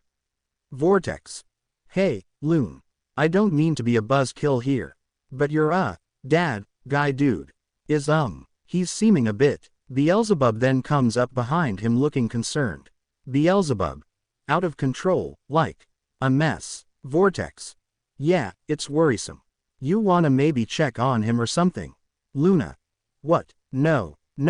Blitz is fine. He's always a mess, trust me. Izuku. He just gets started. Beelzebub. Look honey, I see people having fun and getting fucked up all the time. But, he's clearly getting wasted off his ass and causing problems on purpose. So I feel like, you should check up on him at least. Luna starts to get angry as the hounds she was talking to poke their heads over to eavesdrop. Beelzebub. Just see if something's up. Luna then marches over to Beelzebub and confronts her. Luna. Don't act like you know him like I do. Beelzebub. I ain't saying that. I'm just pretty sure he's had like 4 tongues inside him at once. I mean, good for him. Vortex nods in agreement. Beelzebub. But, I can taste the flavor of people at my parties, and he's giving off a very, not okay vibe, you know. Luna gets progressively angrier. Luna. Oh yeah, and I'd bet you'd know the okay vibe, right? I mean everyone likes you so much. Beelzebub flies up near Luna's face to challenge her. Beelzebub. What's that supposed to mean? You got a problem or something? Sour cream. Shifts into her larger demonic form. Don't fuck me. Izuku summoned his tentacles and grabbed Beelzebub. Izuku. Eyes become radio static. I suggest you to stay put, Beelzebub. Izuku and Luna preps for a fight until Luna sees how it's upsetting Vortex. Luna. Sighs. Sorry. Yeah, nope, I'll check on him. Izuku turned back and goes with Luna. Izuku and Luna walks off as Beelzebub shrinks back to her normal size. Beelzebub. Sorry. I know I got a little spicy there. I just hope everything works out. Now, let's dance. Flies off with Vortex. Before they could dance, Izuku grabbed Vortex with his tentacles and threw him into a wall. Beelzebub. What was that for? Izuku. He asked for it. Meanwhile, Luna looks around trying to find Blitz. Luna. Blitz. Where are you, shithead? Blit. She sees Blitz French kissing another imp. Luna. Oh piss on a dick. Grabs Blitz by the collar. What the fuck are you doing, Blitz? Izuku. Become wasted. Blitz. This guy, points to the imp, who briefly waves. Luna. It looks like you're in the middle of a goddamn orgy. Stop. Blitz. Slurred look. I didn't expect you to come in here and see any of this, loony. I'm so sorry, but it's a party, I'm just having fun with, turns to the imp. The fuck is your name again? Imp. Dennis. Blitz. Christ on a stick, you would be a Dennis. Waves arms, shooing Dennis away. Get the fuck away from me. I'm not fucking a Dennis tonight. I need a Monica or Alejandro in here, stat. The imp standing by a nearby corner pulls him in. Blitzo. Sticks tongue out better. Luna punches the imp's face in, causing him to back away, then Blitz stumbles, and Luna catches him. Izuku throw the imp out through the windows with his tentacles. Luna. You don't need anyone else sucking your face, freaky weirdo. Carries Blitz over her shoulder. You need to drink something other than Beelzejuice. Blitz. No. Luna carries Blitz to the van, and buckles him up, then her three new friends wave her goodbye. Luna waves back, then she gets in the van and drives off. Luna. Do you need to throw up? Blitzo. Pouty no. Luna. Scoffs. Yeah you do. Back at the apartment, Izuku opened the door and Luna turns on the lights and puts Blitz back on the couch, then gets a glass of water and a blanket for him. Blitz. I had a really shitty day. Luna. Oh yeah, is that why you drank like 5 gallons worth of who knows what? Blitz. Fuck, Fizz was right. I'm gonna die alone, aren't I? Just a wrinkly, old, withered waste. Will you be there, loony? Luna. Be, where? Blitz. I dunno, Zhu mumbles, lonely. Die alone, Luna. I'll be there, Dad. She drapes the blanket over Blitz and pats his head. Luna. Now go the fuck to sleep, okay. Turns off the lights. Blitz.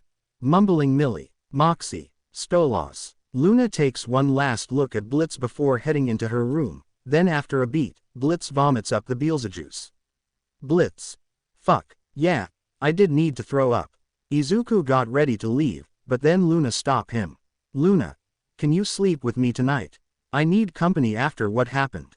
Izuku. Sure. Izuku goes with Luna in her room and Luna put Izuku in the bed. Then she got on the bed with him and wrapped her arms, legs and tail around him, not wanting to let go even for a second. Izuku. Luna, are you alright? Luna. Yes, I just need someone with me. Izuku. Don't worry, Luna. I'll always be with you. No matter what. Luna looked at Izuku and saw the honesty in his eyes. She blushed looking at him, then she closed her eyes and kissed him on the lips, shocking Izuku. Luna. Charlie and Vaggie told me that they are happy if I join. Now you're having 3 girlfriends. Time skip thanks to Kurumi. Izuku is on a tall building in Japan. Then All Might came. All Might. So we finally meet Green Demon, or should I say son. Izuku. What do you want, bastard? I was on my way to produce entertainment. All Might. I just want my son back. Izuku. And I wanted a normal childhood, but you ruined when you killed my father and then started to abuse and neglect me. All Might. Izuku, we're sorry for what we did, your moth. Izuku. That bitch is not my mother, she never did anything motherly, not making me food, comfort me when I'm hurt physically or mentally, forgetting my birthday, but she can remember her whore of a daughter birthday like she an only child, but she wasn't the day it went downhill. It was when me and Izumi getting to know what quirks we're going to have, but Izumi gets a quirk but I'm quirkless, so tell me, All Might, if I did come back, what would I expect to happen? All Might. Comfort from you, family, happiness, doing everything in our power for you to forgive us. All you had to do is apologize for the lives you took. Izuku walked towards All Might. The sound of footsteps was heard clear and loud. Izuku. Do you honestly think I would come back to you? After you tried to sell as a guinea pig. After Izumi and her friends tried to drug me and then rape. Why should I apologize for the monster I became? They never apologize for making me this way. I was pushed to the breaking point. I was betrayed and hurt. And they never acknowledged the pain they caused me. I was the one who had to pick up the pieces and try to build up myself back up again. I'll kill you and I won't be sorry when I do, and when I'm done I'll get others join you too. All Might others. All Might thinks about the realize what Izuku was talking about. All Might. Please, anything but theme, just kill me instead. Inko, Izumi, and her friends don't deserve to die. Izuku. Don't even start to try to make spare them. I'll send you to hell myself. Then you left me no choice. Grab his phone *, come. Izuku isn't bothered because nothing happened.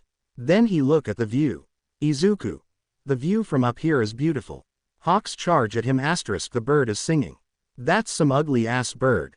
Wait a damn minute. That's not any bird. It's that idiot Hawks and he want to capture me, but worse, he want to shit on my vest. That's not going to happening today. Looks like it's open season. Ha ha ha ha. Izuku created a dome around the roof. Hawks. What the fuck? Not cool. What's with the massive death force field? Izuku. This death force field was brought you by the green demon. I hate birds, they shish. Tea on my vest. Hawks. We're not birds, we're heroes. Izuku. I'm sorry, did you say, bird? Hawks. I just said we're not. Izuku. Well, would you look at that, I don't remember asking. Hawks. I'm not a bird. Izuku. Said the bird, ferociously. More heroes appeared. Endeavor. Frost, Ray. Magnet, Inko. C4, Mitsuki. Mirko. Hawks. Midnight. Eraserhead. Izuku. Well, wheel. It's a party. Izuku. Oh look, it's the whore mother where your slut of a daughter probably sucking dick right now, I wouldn't be surprised. Inko. Izuku, that's your sis. Izuku. Eyes become radio static, tell me that she me sister, I'm going punch the shit out of you. Inko. You really hurt your moth. Izuku. You're not my mother. Inko. Izuku, I know I wasn't a good mother. Izuku. No shit, Inko. But please give us a chance to make things right. We can be a family again. Izuku. Besides, I already have a family. I reunited with my father, Hisashi, and he's the best. And let me tell you something. He want to hang you with your own guts. All Might charges at Izuku, who dodged effortlessly. Izuku. Are you even trying? Here. To make things more fun. Izuku make the dome disappear, letting the heroes to join the battle. Endeavor. You'll regret doing this. Jet burn. Endeavor launched his attack towards Izuku, who countered with his tentacles. Izuku. Sorry, Enduhor, but even if your fire touch me, it won't hurt me anymore. I'm immune to mortal fire. Then his arm was wrapped in Midnight Whip. Midnight. I'm sorry, nephew. Izuku. Apologize, declined, bitch. Izuku used his fire and melted Midnight Whip. Then Izuku was corned. Izuku. Sooner or later, you'll join in my broadcast. Mirko charged at Izuku. Mirko. Nobody is using radio anymore, brat. Radio is dead. Izuku. Have to disagree with there. Radio is not dead, but it is ending this broadcast. Izuku sink in the shadows and disappear. Inko. No, come back, my baby boy. But she couldn't do anything. Izuku teleported somewhere else. Izuku. Time to return. Izuku opened a portal and returned to the hotel. Small future. Stain was about to impale Tenya in the head. Izumi. No, Shoto and Shoka couldn't look. Then Stain had to dodge a fire blast. Izumi, Tenya, Shoto and Shoka were happy because they thought it was Endeavor, but then they felt the raw demonic power emitted in the air, making everyone shiver in fear. Even Stain was shivering in fear. Izuku. Get away from them, Stain. They're mine. Future. 1A keep following Izuku, who walk through the halls of UA with his cane. They think of ways to make Izuku forgive them. No one Pav. Izuku, Hisashi, Vaji, Luna, Jill, Nifty, Alistair, Angel Dust, Serpentius and Husk all sitting in the hotel's lounge. Nifty. So, like, where are your wings? Vaji. Nifty, I don't have. Angel Dust. Did you ever think maybe she's sensitive about her lack of wings, just like her lack of tits? Nifty tugs at Vaji's shirt. Nifty. Yeah, where are your tits? Vaji. Size. Any other questions? Husk. I got one. How come every time Charlie talks to heaven we get in deeper and deeper shit? Vaji. It's not her fault. Angels are just angel dust. Liars. Izuku. Assholes. Hisashi. Bastards. Vaji. Difficult. But Charlie's trying her best. Husk. Yeah, well, her best is turning out real well so far. Angel Dust. And where is Miss Fearless Leader anyway? Isn't it about time for another doomed to fail, plan. Vaggie. She's upstairs, coming up with something, I'm sure, in our room. Alone. Izuku. It's not easy for Charlie. She's done most of the work alone. Alistair. Alistair vanishes into black smoke. Izuku followed Alistair. The scene changes showing Charlie in her bed under her covers softly crying, while Razzle and Dazzle comfort her with tissues. Izuku and Alistair reappears in her room and approaches her bedside. Alistair. Oh, Charlie, you look an absolute mess. Charlie. Ugh, go away, Alistair. Izuku and Alistair sits down on her bed while Charlie hides again under the covers. Alistair. Now is that any way to act after picking a fight with all of heaven and dooming everyone you love? Izuku. When in time like this, you need to be strong. Charlie emerges from the covers. Charlie. I have enough on my mind without hearing your sadistic idea of a joke, asshole. Charlie wraps herself under the covers again, only for Izuku and Alistair to appear laying beside her. Izuku. Alistair. Who's joking? Charlie, scared, jumps and falls off of the bed. Am I the only one who noticed that Charlie has hooves for feet? Alistair. You have a captive audience downstairs waiting to hear what kind of inspiring performance you have planned next. Charlie. I can't. How can I face them after failing them all so hard? Izuku. Failure should motivate you to try harder, Charlie. Alistair repositions himself on his stomach and begins kicking his legs in the air. Charlie. They came here to be saved and all I gave them was more pain. Tearing up, I'm just as bad as the cruelest overlord in hell. And maybe worse. Charlie stands and paces back and forth. Charlie. At least they don't go around giving false hope. Alistair. Well, I never expected to see such a miserable display of self-loathing from you. Izuku. I agree. Charlie. Oh, fuck you too. Izuku, get up. Alistair adjusts himself, now laying on his side. Charlie. All you do is stand there, smiling while you watch a struggle and fail.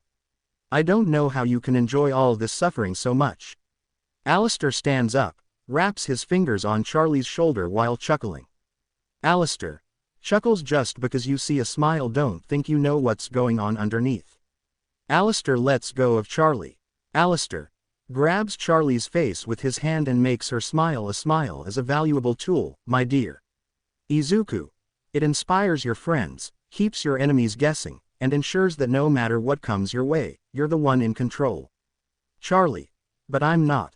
Charlie starts walking towards her bedroom window. Charlie. I'm the farthest thing from in control. The person I trust most has been lying to me for years. Heaven refuses to listen. Charlie thuds both fists against the window. Charlie. Even if they did, I can't prove the hotel works. Adam has an invincible exorcist army pointed right at my doorstep and there's nothing I can do. Thuds the window about any of it. Sinister music plays again and Alistair starts smiling. Alistair. Sing-song tune, I know something you don't know. Charlie. Huh. Alistair walks over and grabs Charlie's arms. Alistair. Those big, scary angels are not quite as indestructible as they seem. Alistair lets go of Charlie and walks away. Charlie. What are you talking about? Alistair. Just that you and your little band of misfits might stand more of a chance than you think. Charlie. Desperately, how? I'll do anything. Alistair. Anything. Then, let's make a deal. Charlie. You want my soul. Alistair. Sinisterly, your soul. Brightly, heavens, no. All I need from you is one itty-bitty favor. What's a favor between friends? Charlie. I won't hurt anyone for you. Alistair. Who's asking? One favor, at a time of my choosing, where you harm no one. In return, I tell you what I know. Do we have a deal? Razzle and Dazzle both growl as Charlie puts her hands down to stop them. Charlie. Growhorn's deal. Ominous music plays as both Charlie and Alistair shake hands, resulting in a green demon ghost-like aura flash throughout the room. The scene cuts to Hisashi, Jill, Luna, Vaggie, Angel Dust, Serpentious and Husk now in the hotel lobby as they observe the flash happen. Vaggie begins heading to her and Charlie's room. Vaggie. No. Vaggie strains and slams the bedroom door open with her spear in hand. Alistair. Right on cue. Vaggie. What did you do? Let her go. Alistair and Charlie finish their handshake. Charlie. Vaggie, Stop. Vaggie. What? Vaggie drops her spear. Vaggie. No, Charlie, please tell me you didn't. Charlie. I made a deal with Alistair. Vaggie. Pleads Charlie. Izuku. Oh, calm down Vaggie. Alistair. She still owns her soul. Charlie. He gave me info that can save the hotel, but we're going to need help. The angels can be defeated, and Carmilla is the key. Vaggie. What? Carmilla Carmen. Charlie. She killed an exorcist in the last extermination. She knows how they can be harmed. Vaggie. But, I didn't even know that was possible. Charlie. If you did, would you have told me? Vaggie. Charlie, Charlie. I need you to go to her, convince her to teach us. If she can, we might have a chance. Vaggie. With just the 10 of us. Charlie. No, we're going to need numbers too. Alistair re-enters the conversation. Alistair. And I know just who can help. As long as Charlie can be her normal, charming self. Charlie. What's that you said about smiles? Alistair. While patting Charlie's head, good girl. Izuku. Luna can also ask Blitz to come and help us. Maybe Stolas will come too. Vaggie. Whispering Charlie, can we talk about this? Charlie. We can talk later. Right now, we have a job to do. Izuku. You with us. Vaggie. Sighs. Vaggie walks down the stairs, only to be met by a confused Angel Dust. Angel Dust. So Izuku. Alistair and Charlie just left like they were running away from their responsibilities. Should we be alarmed? Vaggie. Number. We have a plan, but it includes defending ourselves against the angels. Husk. Are you fucking high? Hisashi. I believe that's Angel's speciality. Vaggie. They can be killed. Frank. Yeah, that knife lady, Camaro car fight, killed one. Vaggie. Wait, you knew about this? Frank. Yeah. I told boss about it months ago. Vaggie. Turns to Serpentius *. He what? Serpentius. What? They say insane shit all the time. How was I supposed to know this one was true? Egg boy. Bank accounts are a scam created by the shadow government. Serpentius. See, Vaggie. Sighs. What's important now is that we're going to have a fight on our hands. Look, this hotel is about to become the most dangerous place in hell, and I can't guarantee your safety anymore. I still believe in Charlie's dream. I know this place can work. But none of you signed up for this. Heads out the door. I'm gonna go learn how we can fight back, and when I come home, well, I'll understand if none of you are here. With that, Vaggie heads out the door, everyone sighing in worry for what she said. Luna goes to get help from Blitz. Serpentius. Well, this is awkward. Nifty. Cut to Cannibal Town. Izuku and Alistair escorts Charlie down the streets as Alistair listens to Charlie, cleaning his monocle in the process. Charlie. 3 years. 3 years I've been sharing my life with her, and I tell her everything. My hopes, my dreams, my insecurities, my embarrassing habits, what fucking deodorant I like, and she keeps something, like this, from me. Why would she lie for so long? Did she think I wouldn't accept her? What about me says ununderstanding. Pauses misunderstanding pauses disunder, wait She pauses for a moment, looking at their current location. Charlie. Where are we? Alistair. Cannibal Town. There's a friend of mine I think you should meet. Charlie. In Cannibal Town. But it's, looks at surroundings surprisingly nice here. Izuku. It's kinda surprising. Alistair. Isn't it though? And it's all thanks to a very special someone. Alistair opens the door for Charlie as they enter Rosie's Emporium, where they meet the cannibal overlord herself at her desk speaking to a young woman at the front of a long line. Rosie. Well, who hasn't thought about eating their first husband? I certainly would have if he didn't taste so bad. Hee. I tell ya what, you bring old tall dark and armless to me, and I'll straighten him right out, okay sweetie. Gives her card. Now here's my card. Notices Alistair. Oh, my stars. Do my eyes deceive me? Peeks through crowd. Alistair. Makes her way through. Alistair. Where have you been? These halls really lost some of their sparkle without your lively presence. And notices Izuku and Charlie *. Go. Who's this ya brought with you? Come now, Alistair, they're much too young for you. Charlie rolls her eyes. Oh, I'm just kidding. I know you're an ace in the hole. Alistair. Confused asterisk what now? Rosie. But where are your manners, mister? Introduce us, why don't you? Alistair. Of course. Izuku. My dear friend. This is Rosie, a fellow overlord. Alistair. And Rosie, it's my pleasure to introduce to you my good friend Izuku, the overlord green demon. Rosie. It's a pleasure to and captivating. I've heard much about your reign here in hell, and I must say, I'm impressed. Izuku felt a surge of pride at Rosie's words, knowing that he had earned the respect of another powerful overlord. Alistair. Charlie, this is Rosie. Rosie curtsies politely, the most darling, delightful and dangerous overlord this side of the pentagram. Rosie. Oh, always such a charmer. Alistair. And Rosie, it's my pleasure to introduce you, pushes Charlie up to her, to Princess Charlie Morningstar. Daughter of Lucifer and heir to the throne of hell. Charlie. How do you do? Waves nervously. Rosie. Well, isn't this a regal surprise? Pushes them to desk. Come in. Come in. Can I offer you something to eat? I'm sure I have a leg around here or something. Oh, what am I thinking? Pokes at their stomach. Small thing like you. You're probably watching your figure. How about some nice pinky fingers instead? As she spoke, she got out a box of cut-off pinky fingers in little pink wrappers. Charlie. No, thank you, though. Izuku. No thanks. Rosie. Puts box away. Oh, look at you. Pats their heads, so polite. Alistair, you could learn a thing or two. Rosie then proceed to take Charlie to a table with 2 chairs. She sits her down on one of them and she sits on the one across from her. Izuku sat next to Alistair, who walks up to Rosie. Rosie. Well, sit down. Sit down. Tell Auntie Rosie what she can do for you. Ya know, Alistair, I got a premo connect on a guy with about 8 blocks of territory and not enough goons to run it. Prime pick an S for a deal to be made, my friend. Alistair. Appreciate the offer. Walks up to Charlie, but we're here on business of another kind. Rosie. Well, don't keep me in suspense. I'm a very busy woman. Drinks cup of tea. Charlie. Well, as you know, panicking the extermination is coming early. It'll be here in a month, and they're coming for my hotel and my friends first, and I. Izuku.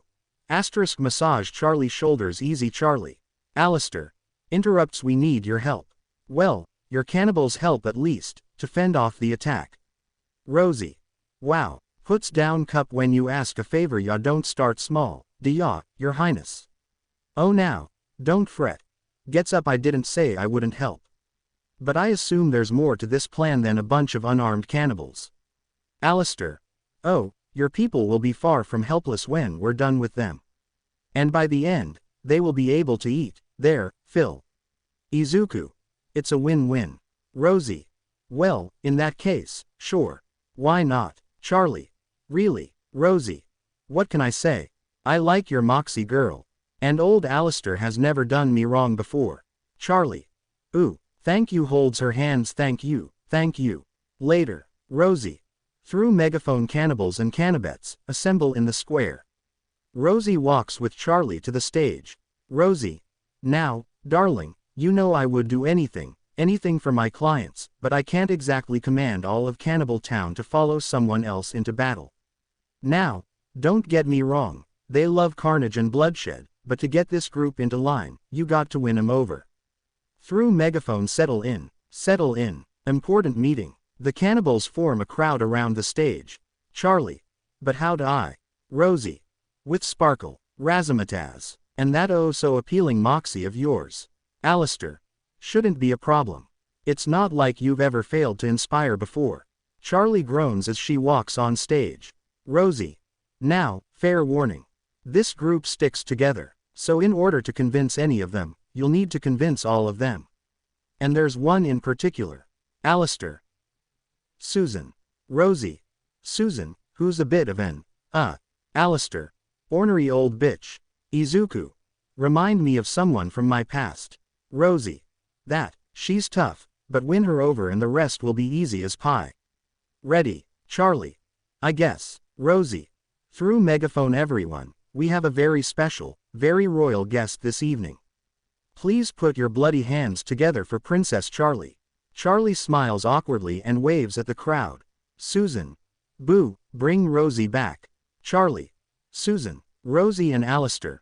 Susan. Charlie. Laughs nervously. Sorry. Okay. My name's Charlie, and Susan and Charlie both speak at the same time.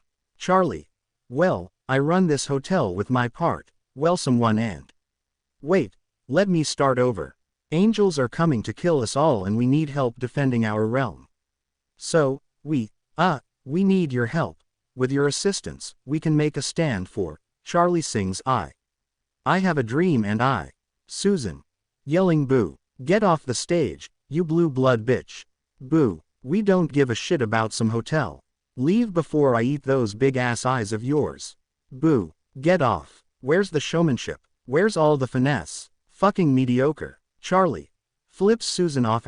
Fuck you, you old bitch. Cannibal crowd gasps. Izuku thought, after this is over, I have to punish Charlie for having such a bad mouth. Rosie. Okay, we'll be back after a brief intermission. Rosie moves Charlie away from the stage. Rosie. Alright, what has you so out of sorts, darlin'?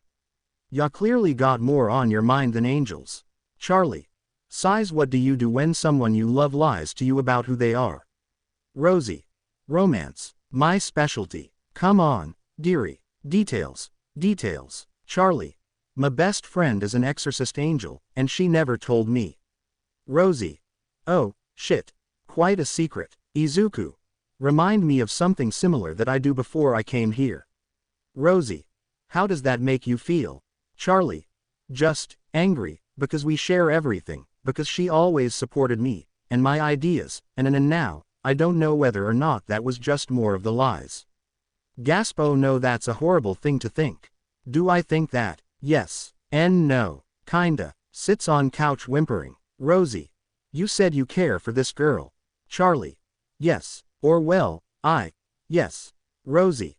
Have you ever once doubted that she care for you in return? As she spoke, Rosie sits down next to Charlie, who shakes her head at the question. Rosie. Well, then what's the problem? Charlie. She took part in the very thing we've been working so hard to end. Rosie. Well, isn't that silly hotel of yours all about redemption? Charlie. Yes, Rosie. Perhaps this girl was trying to redeem herself too. Charlie. She knows better than anyone that I believe in second chances. Why not tell me? Izuku. Because Veggie was afraid that you won't accept her. Rosie. It can be difficult to admit to things you're not proud of, especially if those things hurt the ones you care and love. She fucked up, sure. She's flawed. But, hey, who down here isn't? If there's anything I've learned, it's that words are cheap, but actions, they speak the truth. So, what have her actions said? Charlie. That she believes in me, and what we're doing. Right now she's off learning how to protect everything we've worked for. And, I can't even pitch my hotel right. Rosie. Well, how do you normally explain your hotel? Charlie. By singing. But that never works. Rosie. It will work here. Trust me. Charlie. Leave. Izuku prepared to leave, but Rosie caught Izuku by the coat. Rosie. You stay for a little longer, Izuku. I want to speak with you. Izuku sat back on the couch. Rosie. I know that something is bothering you. You said that you did something similar. Izuku. Yes, you see, I'm quirkless. You know what's a quirk, right? Rosie. A power that manifested on Earth 200 years ago. Izuku. Yes, you see, I was born quirkless, and soon as everyone learned about me being quirkless, I was treated like a plague. Rosie. Worried. Oh my. Izuku. Every time I meet new kids that they were my age, I lied that I have an IQ quirk so that I won't be. But that didn't last long. After them, spread my quirkleness in the entire Japan. Ever since then I was eating nothing but leftovers. The woman who gave me birth slapped me when I tried to get a glass of water. Hearing Izuku's story, Rosie got her aunt mode active and hugged Izuku. Rosie. There, little one. Let it out. Izuku let out everything he had. Rosie. Better. Izuku. Yes, Rosie. Don't forget, family is formed by the persons who care about you and support you. Izuku. I understand. Rosie. And when you need a cannibal to take care of them, just ask. Izuku. I'll keep that in mind. Cut back to the crowd. Izuku, Charlie and Rosie both walk back up on the stage. Alistair hands Charlie his microphone, and Charlie begins to sing. Charlie, have you ever wanted something that was so clear in your mind that you could taste it? Susan, you mean like human flesh?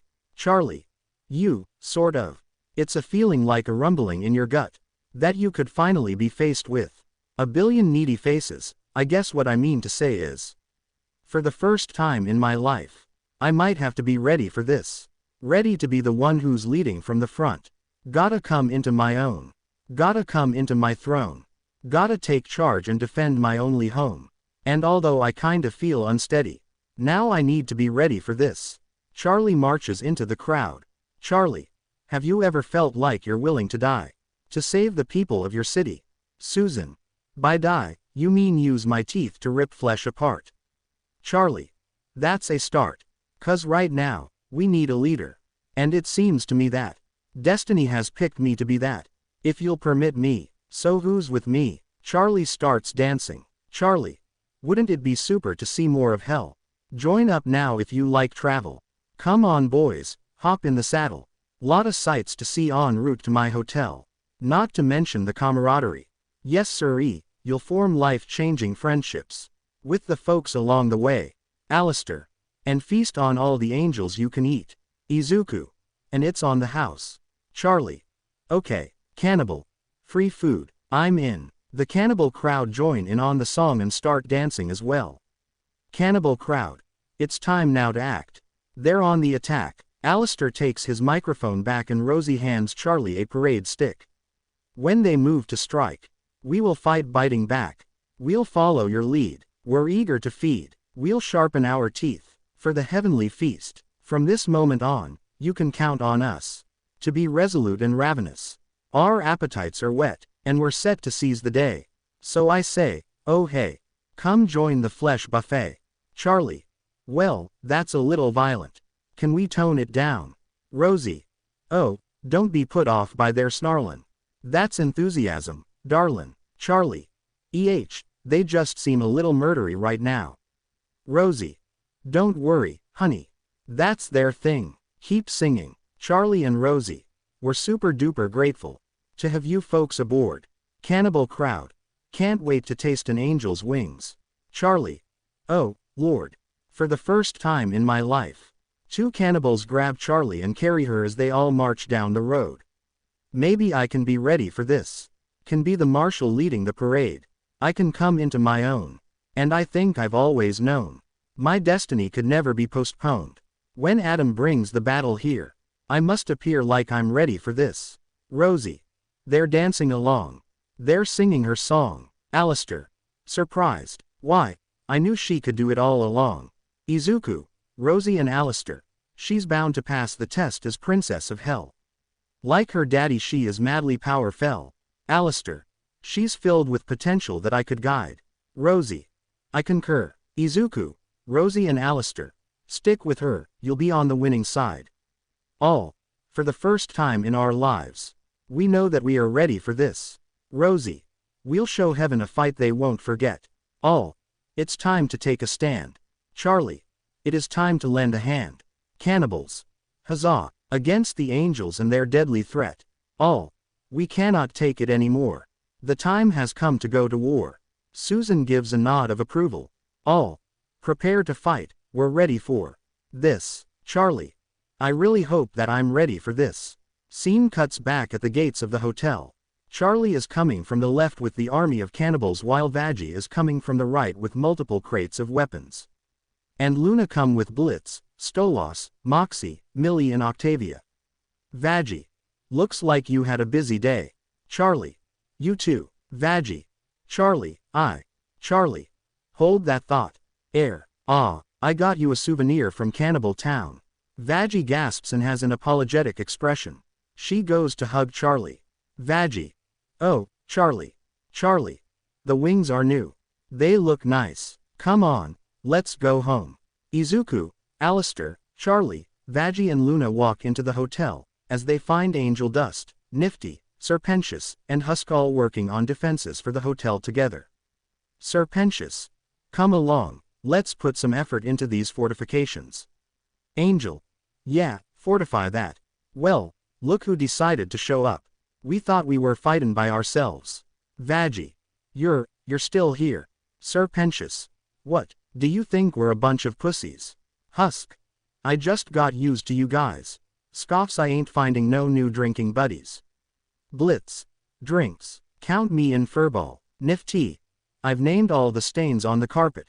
Giggles, that one's Fred. Charlie. Well, looks like we have a lot of work to do. Small future. Chaz knocked on the door of Izuku's room that was prepared by Crimson. Izuku opened the door and saw Chaz with a smile. Chaz. Hey there, handsome. What do you say if we have some fun? Izuku. My friend Alistair taught me something. Don't break somebody's heart. They only have one of those. Eyes become radio static and tentacles emerge from his back, as well his horns grow bigger, break their bones. They have 206 of those bad boys. Chaz run away scared. Future. Izumi is in her room.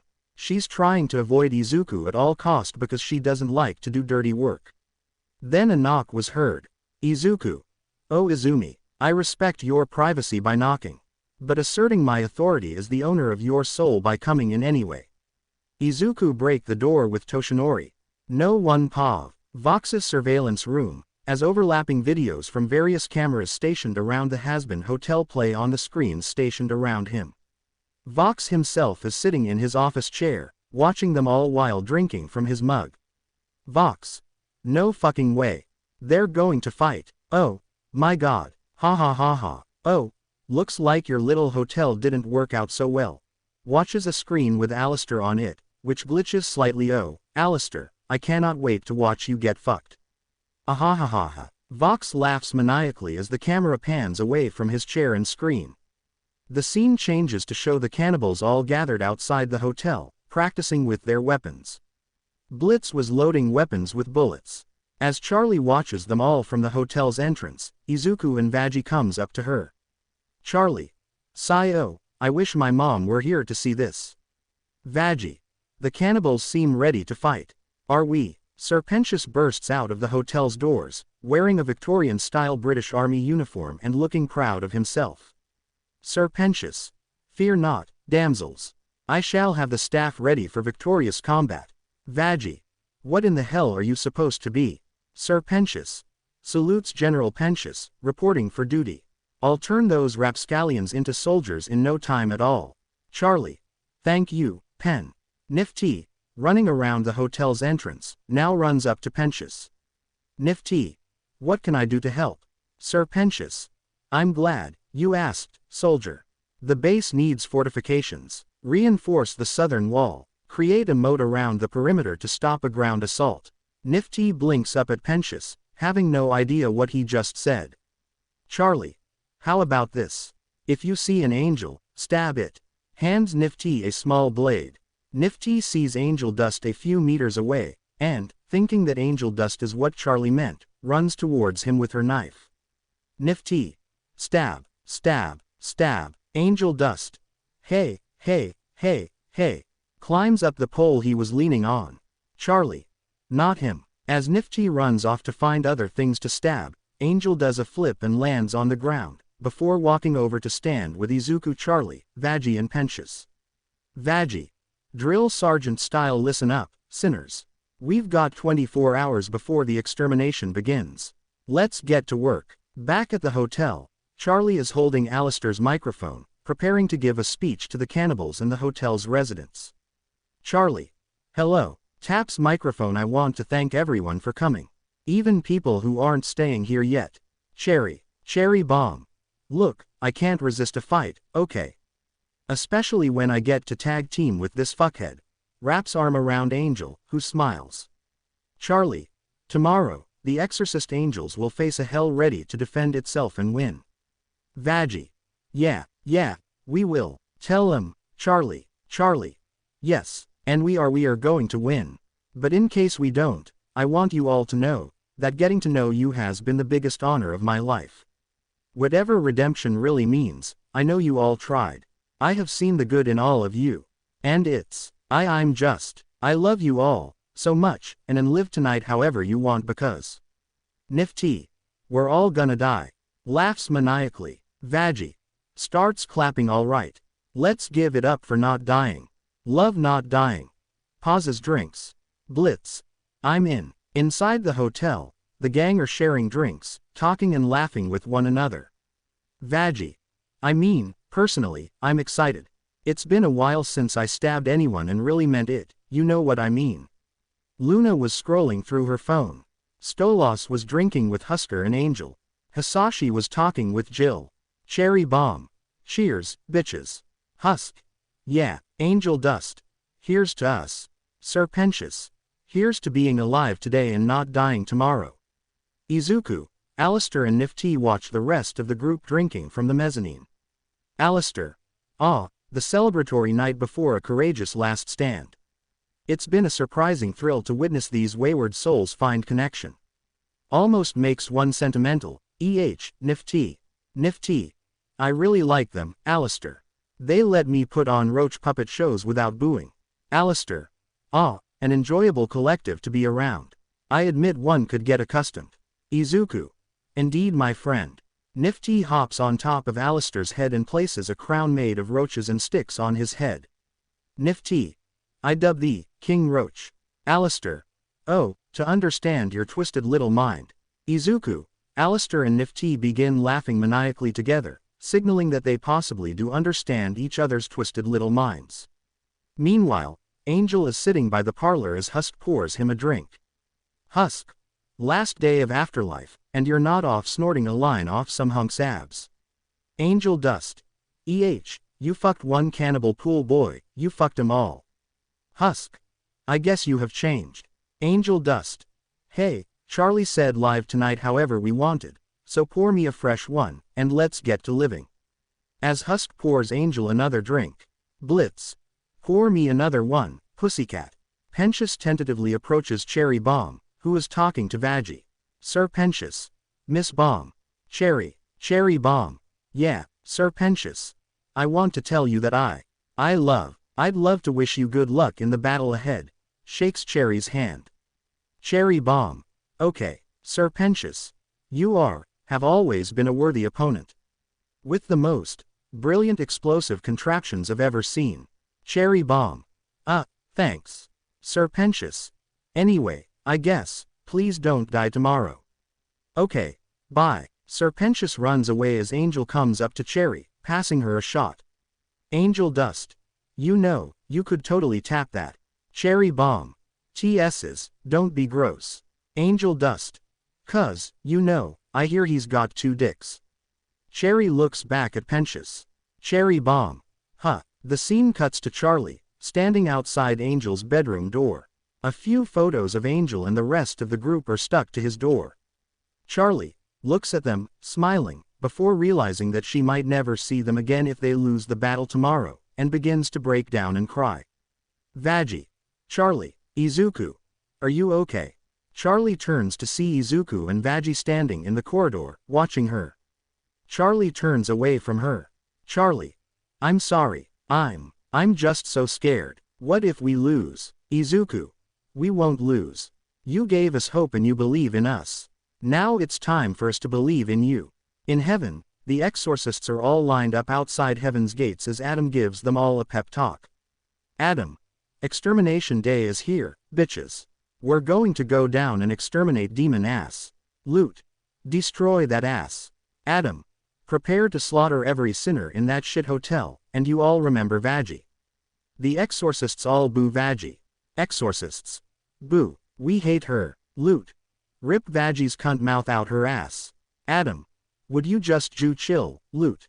Fuck. Anyway, whoever brings me Vaggie's head gets, I dunno, $1,000,000 heaven bucks. How about that, huh?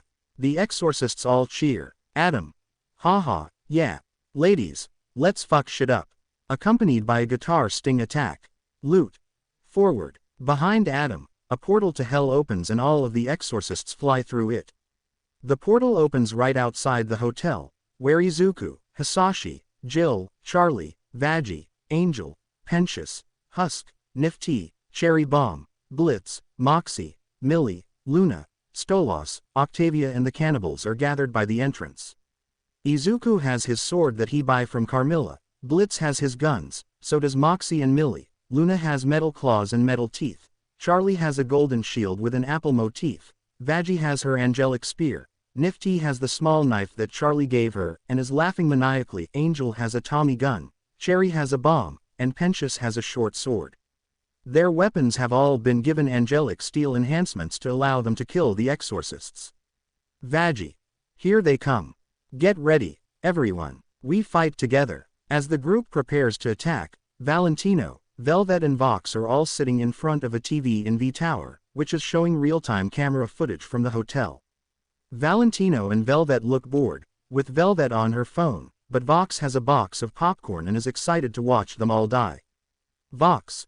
Oh, this is going to be good. Suddenly a camera was destroyed by Izuku tentacles. Vox. What the fuck? At the hotel, Vaggie raises her angelic spear. Vaggie. Now, for your souls. The group cheers and charge as the exorcists begin pouring out of the portal, charging back at them. Charlie. Let's fuck them up. As the exorcists and the hotel group begins fighting, Alistair stands on the hotel's roof, watching the angels flying out. Alistair. Let the slaughter begin. Ha. Alistair laughs maniacally as he swings his microphone, causing a huge force field to appear around the hotel which traps the attacking exorcists inside. Adam and Loot watch in confusion from outside the force field. Adam. The fuck, Loot. They appear to have some kind of shield, sir. Adam. Sarcastically, oh, really? I didn't see this giant fucking shield in front of me, you dumb bitch. No shit. The force field sprouts tentacles and begins killing exorcists that are on the outside of the force field with angelic weapons. Adam. That's how they can kill us. With our own weapons. Fucking weak, dude. As Loot raises her sword and flies to attack the shield, Cherry and Angel attack exorcists from the inside of the force field, with Angel shooting with his Tommy gun and Cherry throwing her explosives. Pensius watches them from his cannons. Some angels confront Izuku. Izuku draw his sword and in an instant he sliced their heads. Stolos and Octavia killed angels with their powers by turning them into stone and then smashed them. Luna was biting their head and slice with her claws. Angel dust. Come and get some. Cherry bomb. Eat shrapnel, fuckers. Sir Pensius. All angelic weapons fire at will. Husk flies past, throwing his explosive cards at angels. Husk. Hey, yelling while fighting. Doesn't help. Nifty runs around stabbing every angel she can see, even the dead ones. Charlie and Vaggie are fighting back to back. Charlie. Alistair's shield is working. Vaggie. Trying to focus. Charlie. Charlie. We might actually have a chance. Vaggie. Love the optimism. Still trying to focus. Adam and Loot are still hovering over the force field. Adam clearly has had enough of being left out of the battle. Adam. I'm fucking over this. Adam draws backwards before flying straight at the shield. With one punch, he causes it to dissipate, leaving the hotel exposed. Angel dust. Fuck, Charlie. Oh, no. As the smoke clears, Adam sees Alistair standing on the roof. Recognizing him as the creator of the shield, Adam flies down to the roof to meet him. The V's watch from V Tower, Vox preparing to see Alistair die. Vox. Oh, fuck. I am so hard right now. Vox makes a thrust gesture for a couple seconds while Velvet seems uncomfy of Vox making the gesture at her. Meanwhile, Alistair takes a few steps forward to meet Adam. Alistair. Adam. First man, next to die. Adam. Who the fuck are you? Alistair. Alistair. Pleasure to be meeting you, quite a pleasure. I'm about to end your fucking life.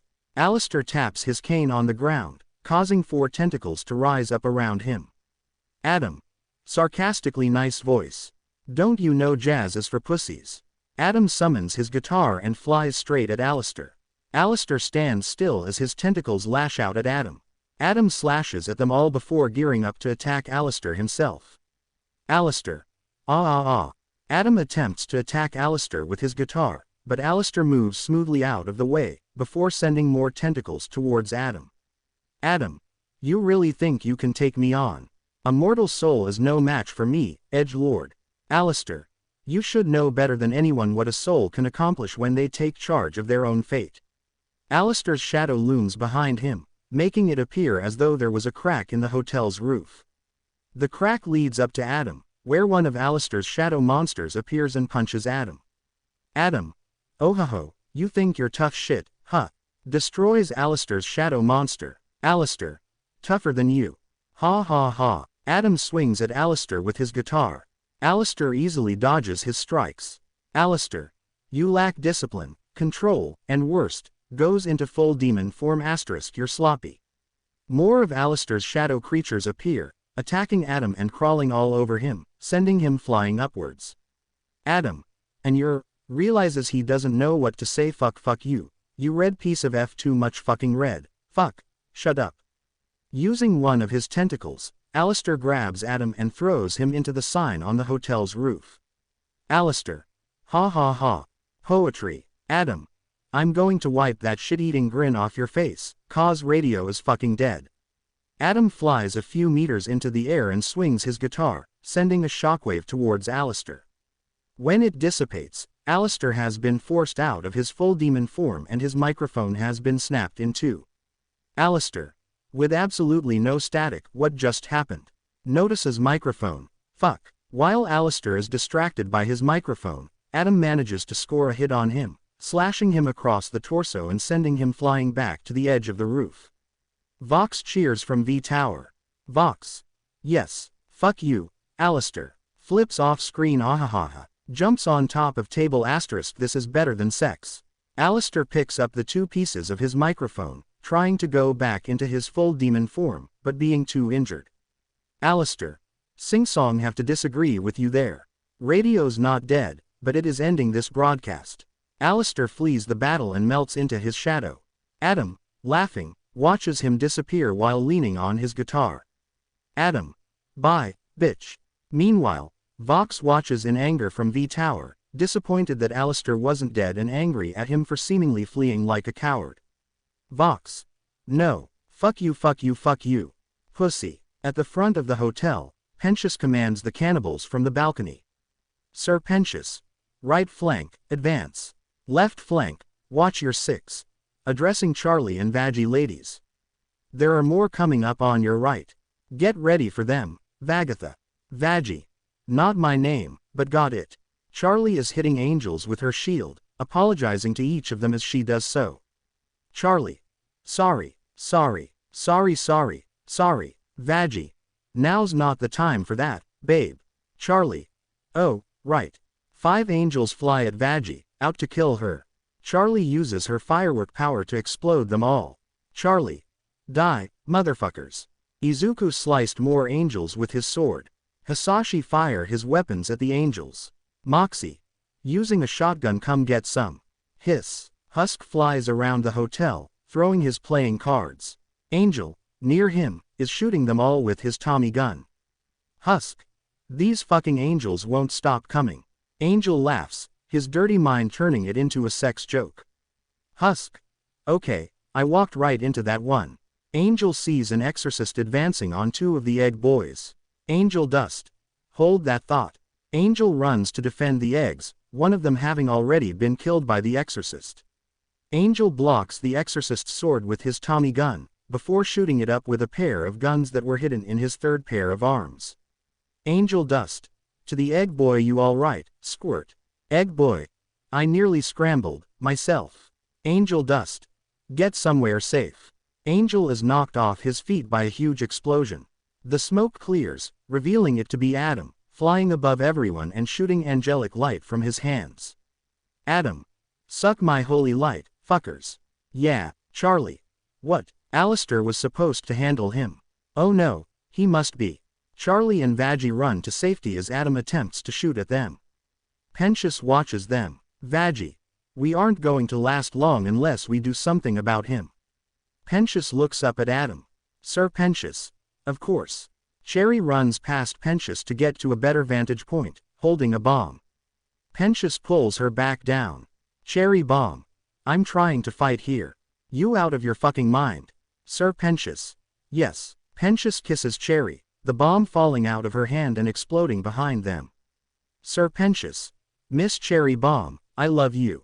Remember me. Pensius runs off to his airship. Cherry looks back at him. Cherry Bomb. That was kinda hot. Pensius enters his airship, the egg boys lined up around the inside. As he slithers past them, they salute. Sir Pensius. Eggs, activate thrusters, and charge the death ray. Egg boys. Yes, sir. Pensius' airship starts up and lifts itself off of the hotel. Everyone else watches. Charlie. Pensius. Angel Dust. That crazy motherfucker. The airship flies towards Adam, aiming the death ray at him. Egg boy. Target in range. Sir Pensius. Fire. The airship edges closer and closer to Adam, the death ray charging up. Adam notices it. Adam. Oh, whoop. With one blast from his finger, Adam incinerates the airship and everyone inside it. Adam. Haha, that could have been ugly. Everyone stares in horror from the ground. Charlie. No, Angel Dust. Fuck, Charlie. No, Angel Dust. You did good, buddy. Charlie. No, no, no. Charlie, crying, sinks to her knees. Izuku and Vaji runs over to her. Izuku. He died like he lived. A friend and a warrior. Vaji. Charlie, I'm so sorry. Charlie growls as the tears run down her face, the sadness turning into rage. She stands up. Charlie. Razzle, dazzle. Razzle and dazzle fly over to her. Charlie engulfs herself in a tornado of fire and rises up. When it dissipates, she is in her full demon form and is holding a pitchfork. Razzle and dazzle have become huge dragons. Charlie. Let's ride. Charlie and Vaji jump onto Razzle and Dazzle's backs and begin to fly. Izuku flies with them. The rest of them watch from the ground, cheering. Husk. Yeah, get 'em, Luna. Go get them. Charlie and Vaji fly higher and higher, towards Adam and Loot. Charlie. Forward. Go. Razzle. Go. Adam. Oh, look who thinks they're badass now. Loot. The traitor came to die. Loot lunges down and slices Dazzle's wing clean off, causing him to roar in pain. Vaji. No. Vaji screams as they fall together. Loot strikes her sword in Dazzle's heart as they crash through the glass ceiling and right in the lobby. Vaji falls off, and gets up just as Loot raises her sword out of Dazzle, and they stare each other in the face. Loot. Before I take your life, I'm going to tear that other eye out of your face. Vaji. Try it, bitch. A fight bell rings as Loot lunges at Vaji, Vaji managing to throw her into the wall. Loot flies back at Vaji and throws her to the ground, hitting her head against it repeatedly. Vaji manages to flip her over, but Loot throws her into the wall again, before lunging at her with her sword. Vaji dodges and Loot rams her sword into the wall. Pulling it out, she leaps at Vaji and smashes her head into the table, breaking Vaji's nose. Vaji grabs Alistair's radio and hits Loot with it. As the two continue fighting, Charlie watches from atop Razzle. Charlie. Vaji. Charlie begins to fly down to help Vaji, but Adam appears in her flight path. Adam. Surprise, bitch. With one arm, Adam smashes Charlie into the sign on the hotel's roof, electrocuting her. Izuku goes to help Vaji. Charlie falls onto the roof as Adam flies above the hotel's sign. Adam. Risking your immortal life for sinners. That's some crazy shit, even for Lucifer's brat. Charlie. These sinners are my family. Adam. Mockingly, these sinners are my family. Do you even hear yourself? You should have stayed in your place, girly. Charlie stabs him in the arm with her pitchfork, before swinging him around to throw him across the roof. Charlie. That's Princess of Hell to you, pig. Adam. The fuck? That hurt. Charlie looks at him, flicking her tail. Adam stands up. Adam. Hee hee. Okay. Back in the hotel's foyer, Loot throws Vaji to the ground, knocking her spear out of her hand. Loot. You always were weak. Vaji tries to reach for her spear, but Loot flips it off the ground and out of her reach with her foot, before driving it into Vaji's right hand. Vaji screams in pain. Loot. So, I'll spare you the pain of seeing your demon friends die. Izuku thrusted his sword through Loot guts. Izuku. Take your hands of my girl. Vaji looks up and sees that the mezzanine is on the verge of collapse. Pulling the spear out of her hand, she uses it to throw Loot off of her before revealing her newly restored wings to fly up and destroy the last pillars holding it up. Lute screams as it falls on her as plumes of sawdust fly everywhere. When it clears, the LED face has come off of Lute's mask. Lute's left arm is pinned under the rubble. Lute. Do it, then. Correct your mistake. Veggie. Seriously, you're pathetic, you know that. Ready to die rather than accepting mercy. No, live. Live knowing that you only do because I let you, the failure. Hearing Charlie screaming in the distance, Izuku picked up Veggie and flies out of the hole in the hotel's roof to help her. As soon as she is gone, Lute, not accepting mercy, begins to free herself from under the rubble. She screams in pain as she pulls her left arm out of its socket, freeing the rest of her body. On the hotel's roof, Adam knocks Charlie to the ground, before picking her up by the throat. Charlie's tail and horns recede. Charlie. Let me go. Adam. This fight was cute and all, but his mask glitches for a moment, time to die with the rest of them. Veggie flies to the roof to help Charlie, but Lute flies after her and pins her to the floor. Veggie. Charlie. Suddenly, Adam's hand was cut off. Adam. The fuck? Izuku catches Charlie. Izuku. Take your hands of my girl. Adam got ready to charge at Izuku, but a couple of bullets stop Adam in his tracks. Adam looked and he saw Hisashi with his weapons. Hisashi. Don't even think to lay a finger on my son. Suddenly, a fist appears and punches Adam so hard that it damages his mask as he goes flying into the hotel's sign, before falling through the roof. The person it is revealed to be Lucifer, with his wings out and sporting a different coat, this one with red and golden epaulets. Charlie. Dad. Lucifer. Sorry I wasn't here sooner, sweetie. Adam climbs back onto the roof, half of his mask having broken off. Adam. Okay, seriously. How many of you freaks do I have to fight? Lucifer walks up to Adam, rolling up his sleeves to fight. Lucifer. Oh, I'm the only one that matters. See, you messed with my daughter, my son-in-law, and now, I am going to fuck you. Adam stares at Lucifer, perplexed. Izuku and Hisashi looked at Lucifer in confusion.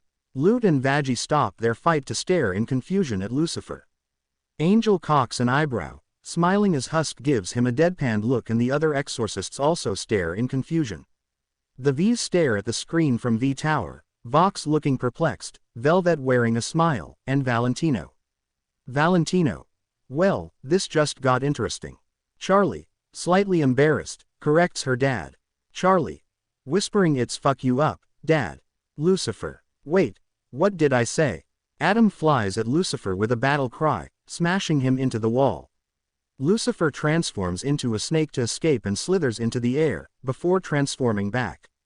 Lucifer. Hayahaha, so this is what you've been up to since Eden. Dodges Adam by turning into a goat. Gotta say, you've really let yourself go, buddy. Adam grabs Lucifer by the foot. Lucifer turns into a snake briefly to free himself. Adam throws him away and Lucifer turns into a bird. Adam. You. Judging me, you're the most hated being in all of creation. Adam tries to shoot his angelic light at Lucifer, but Lucifer dodges. Lucifer. Well, your first wife didn't seem to hate what I had to offer, or the second, Bo Chicka Pow Pow. Lucifer flies away doing a little dance. Adam briefly manages to hold him in a chokehold. Adam. I'll fucking end you. Lucifer turns into a horse and kicks Adam away. Lucifer. Whoa, missed me. Turns back and dodges Adam. Light hoo-hoo, not even close. Haha, nice try, douchebag. Am I the only one who think that Lucifer laugh is like Andrew Garfield laugh from Spider-Man? Adam. Hold still, you slippery fucker. Charlie watches the two of them fighting for a few moments before running over to help Veggie. Izuku and Hisashi goes too. Meanwhile Lucifer, in the form of an octopus, has Adam wrapped up in his tentacles before Adam chucks him away, Lucifer changing back to his standard form. Adam charges up a huge blast of angelic light at Lucifer. Lucifer dodges and the light chops the hotel straight in half. Charlie screams as she falls down the middle, the entire hotel crumbling around her. Izuku caught Hisashi. Izuku. Dad, I need to save Charlie. Hisashi. Put me down and go. Then, Lucifer swoops down and catches her. Lucifer. I got ya. Charlie smiles before hearing Adam's laughing. She looks and sees him charging up to them. Charlie. Dad, look out. Lucifer. Huh. Charlie snarls as she used her demonic powers to transform her right hand, turning it red with darkened splotches, and blocks Adam just as he was about to punch them. Adam. Whoa, wait, what the fuck? Lucifer and Charlie glare at Adam menacingly, before they catapult him to the ground, screaming, the impact leaving a blast wave of smoke, and a crater where he lay, his mask completely shattered, revealing his human face. He looks up and sees Lucifer in his fully demonic form, a spark of flames emitting between his horns as his eyes glow blood red. Lucifer. You come at me, my daughter and my son. Don't forget, you're in my house, bitch. Lucifer proceeds to punch Adam senselessly, fire coming from his hands as he does so, and laughs at Adam's pain. Lucifer then summons a sphere of fire, preparing to finish him off, before Charlie puts her hand on his shoulder, getting his attention. Charlie. Whoa, whoa, Dad. He's had enough. They look down to Adam, who lies motionless on the ground. The two royals then leave the crater, still staring at Adam. Lucifer. Alright, how's mercy taste, you little bitch? Adam. No. Gets up, you don't get to end this. I'm fucking Adam. Gets out of crater and faces, gang, I'm the fucking man, and you're just some fucking clown or something. I started everything on Earth. All of mankind came from these fucking nuts. You all should be worshipping me, you ungrateful, disgusting, fucking losers. Just as he says these words, a small knife is stabbed through him, making Adam shout in pain. Everyone looks in shock as an angelic blade is stabbed right through his chest. Vaggie. Whoa hoa, Lucifer. Hey, why y'all got something sticking out of your thing there? Adam collapses face first to the ground, revealing Nifty on his back, having sneaked up behind and stabbed Adam. Charlie.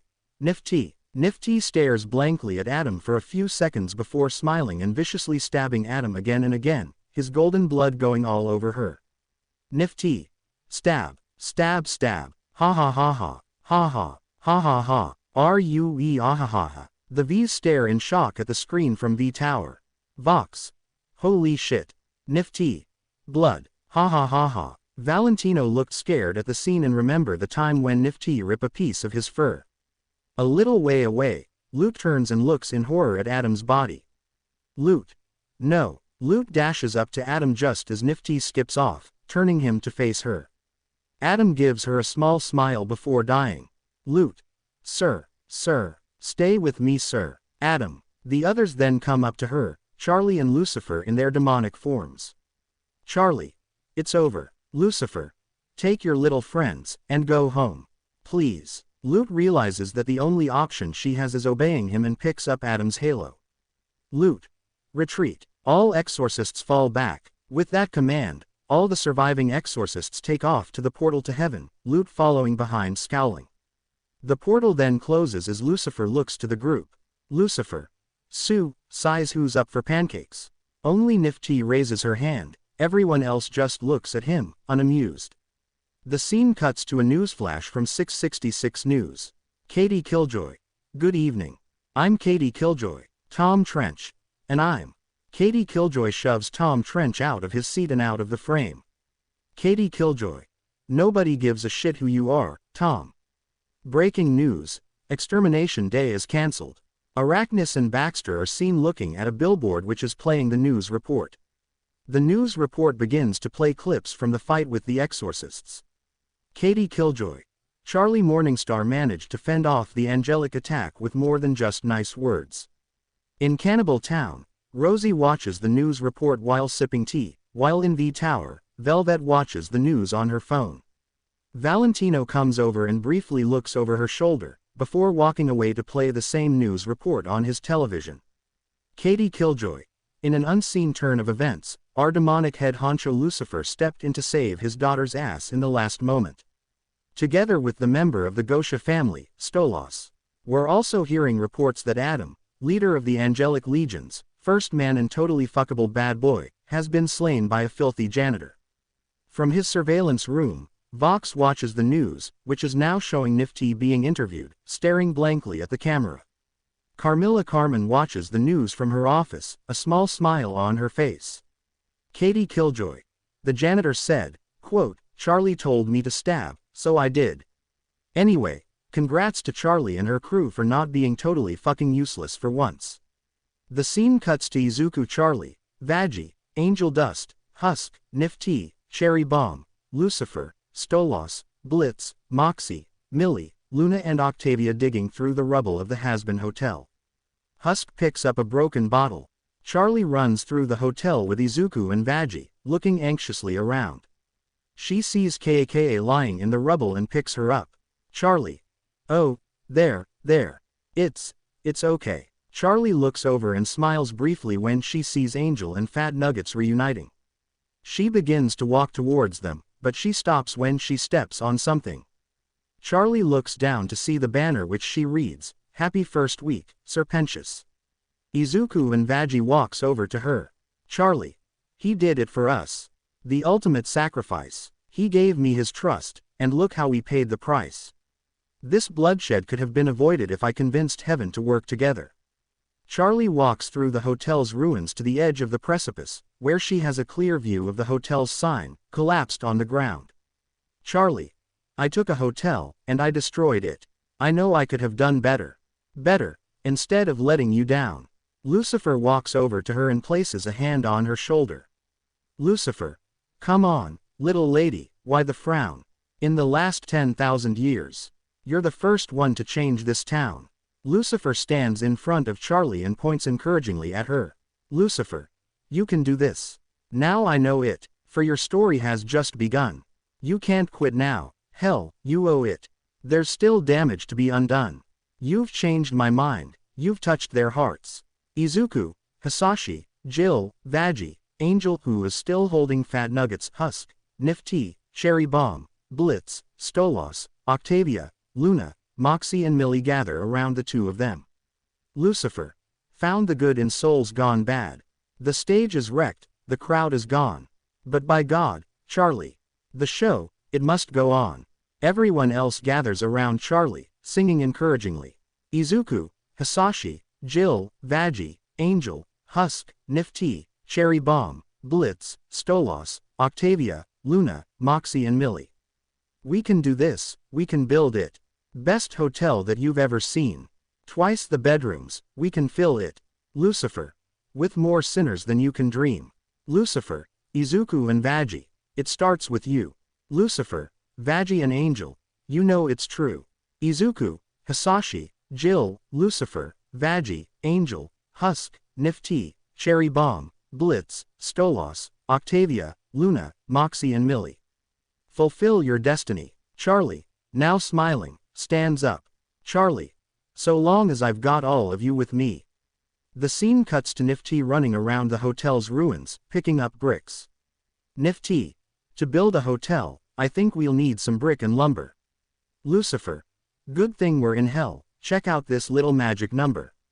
Lucifer creates huge, neat piles of bricks. Meanwhile, Izuku helped Angel begins to build pillars with his tentacles. Angel Dust. Start with foundation. Lucifer. A remedial creation for me. Lucifer, using Kaka in her key form as a gun, creates foundations. Izuku, Nifty, Angel and Lucifer. It's as easy as can be. The scene cuts to Charlie, helping to rebuild the hotel while wiping away tears. Charlie. No time for crying, we got a lot of work to do in. We gotta try and make the best of what's in ruins. Izuku, Octavia, Stolos, Veggie and Husk help to rebuild it. Veggie. New coat of paint. Husk, Izuku. New lights across the marquee. Charlie uses her angelic power to light up the light bulbs. Charlie, Veggie and Husk. With a little sorcery. Meanwhile, in V Tower, Vox bursts through the doors of Valentino's penthouse. Valentino and Velvet are already there. Vox. After the battle, masterless cattle. Vox and Valentino. Overlords hanging by a thread. As the V's look at a board showing a mind map of their enemies, Vox throws a knife through an old picture of Alistair. Vox is clearly visible in the frame, but has been torn out of the picture, presumably by Vox himself. Vox and Valentino. With a bit of bravado, maybe tomorrow. We'll be atop the heap. Vox and Valentino dance together while Velvet records them, smiling. Valentino. While the rest of hell's pissing. Vox. Alistair's missing. Vox and Valentino fled with his tail between his legs. Nature abhors a power vacuum. It leaves room for you and me.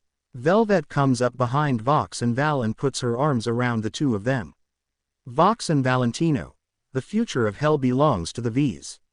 As the three of them laugh together, the scene cuts to Alistair, limping towards the ruins of his radio tower while holding the broken pieces of his microphone. Alistair. This place reeks of death. Alistair enters his radio tower. There's a chill in the air. And I barely escaped being killed by a hair. Great Alistair, altruist, died for his friends. Sorry to disappoint, that is not where this ends. I'm hungry for freedom, like never before. Alistair walks through his radio tower, his eyes darting around the room. The constraints of my deal surely have a back door. Once I figure out how to unclip my wings. Guess who will be pulling all the strings? Alistair laughs maniacally as his shadow looms above him. Meanwhile, back at the hotel, the rest of the hotel's residents are finishing off the rebuilding while putting up a painting of Penchus. Izuku, Hisashi, Jill, Veggie, Angel, Husk, Nifty, Cherry Bomb, Lucifer, Blitz, Stolos, Octavia, Luna, Moxie and Millie. We can do this. Charlie. We can do this. We'll be better. We'll be better. Though redemption may take a while, though it may take a while. Closing parenthesis. Wayward sinners, clear their ledger. Alistair appears in the middle of the group, now recovered. Alistair. And we're doing it with a smile.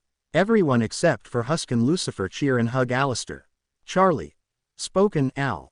Lucifer. Spoken oh, this guy. Charlie. We'll make a difference, wait and see. Izuku, Charlie and Veggie.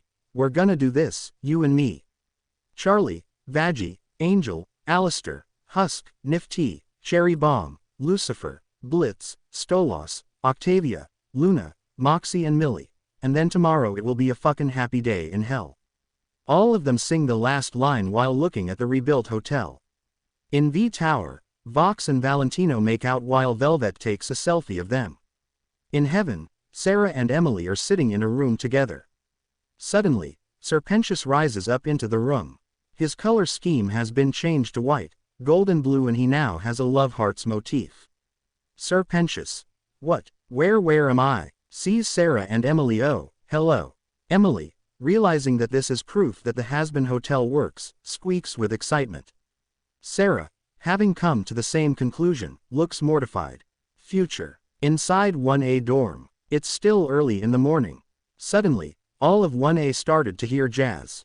They rushed to the living room and they saw Izuku sitting at kitchen table and he's eating some venison he cooked. Katsuki. What the hell is with this crap music, Deku? Suddenly, a disc stopping was heard and Izuku looked at them nonchalantly. Izuku looked at them, still having the fork in his hand when he was ready to take another bite. Izuku. Do you mind? I'm in the middle of breakfast. To be continued. I hope you guys enjoyed this video and make sure to like and subscribe to the channel. Now we will see you in the next video.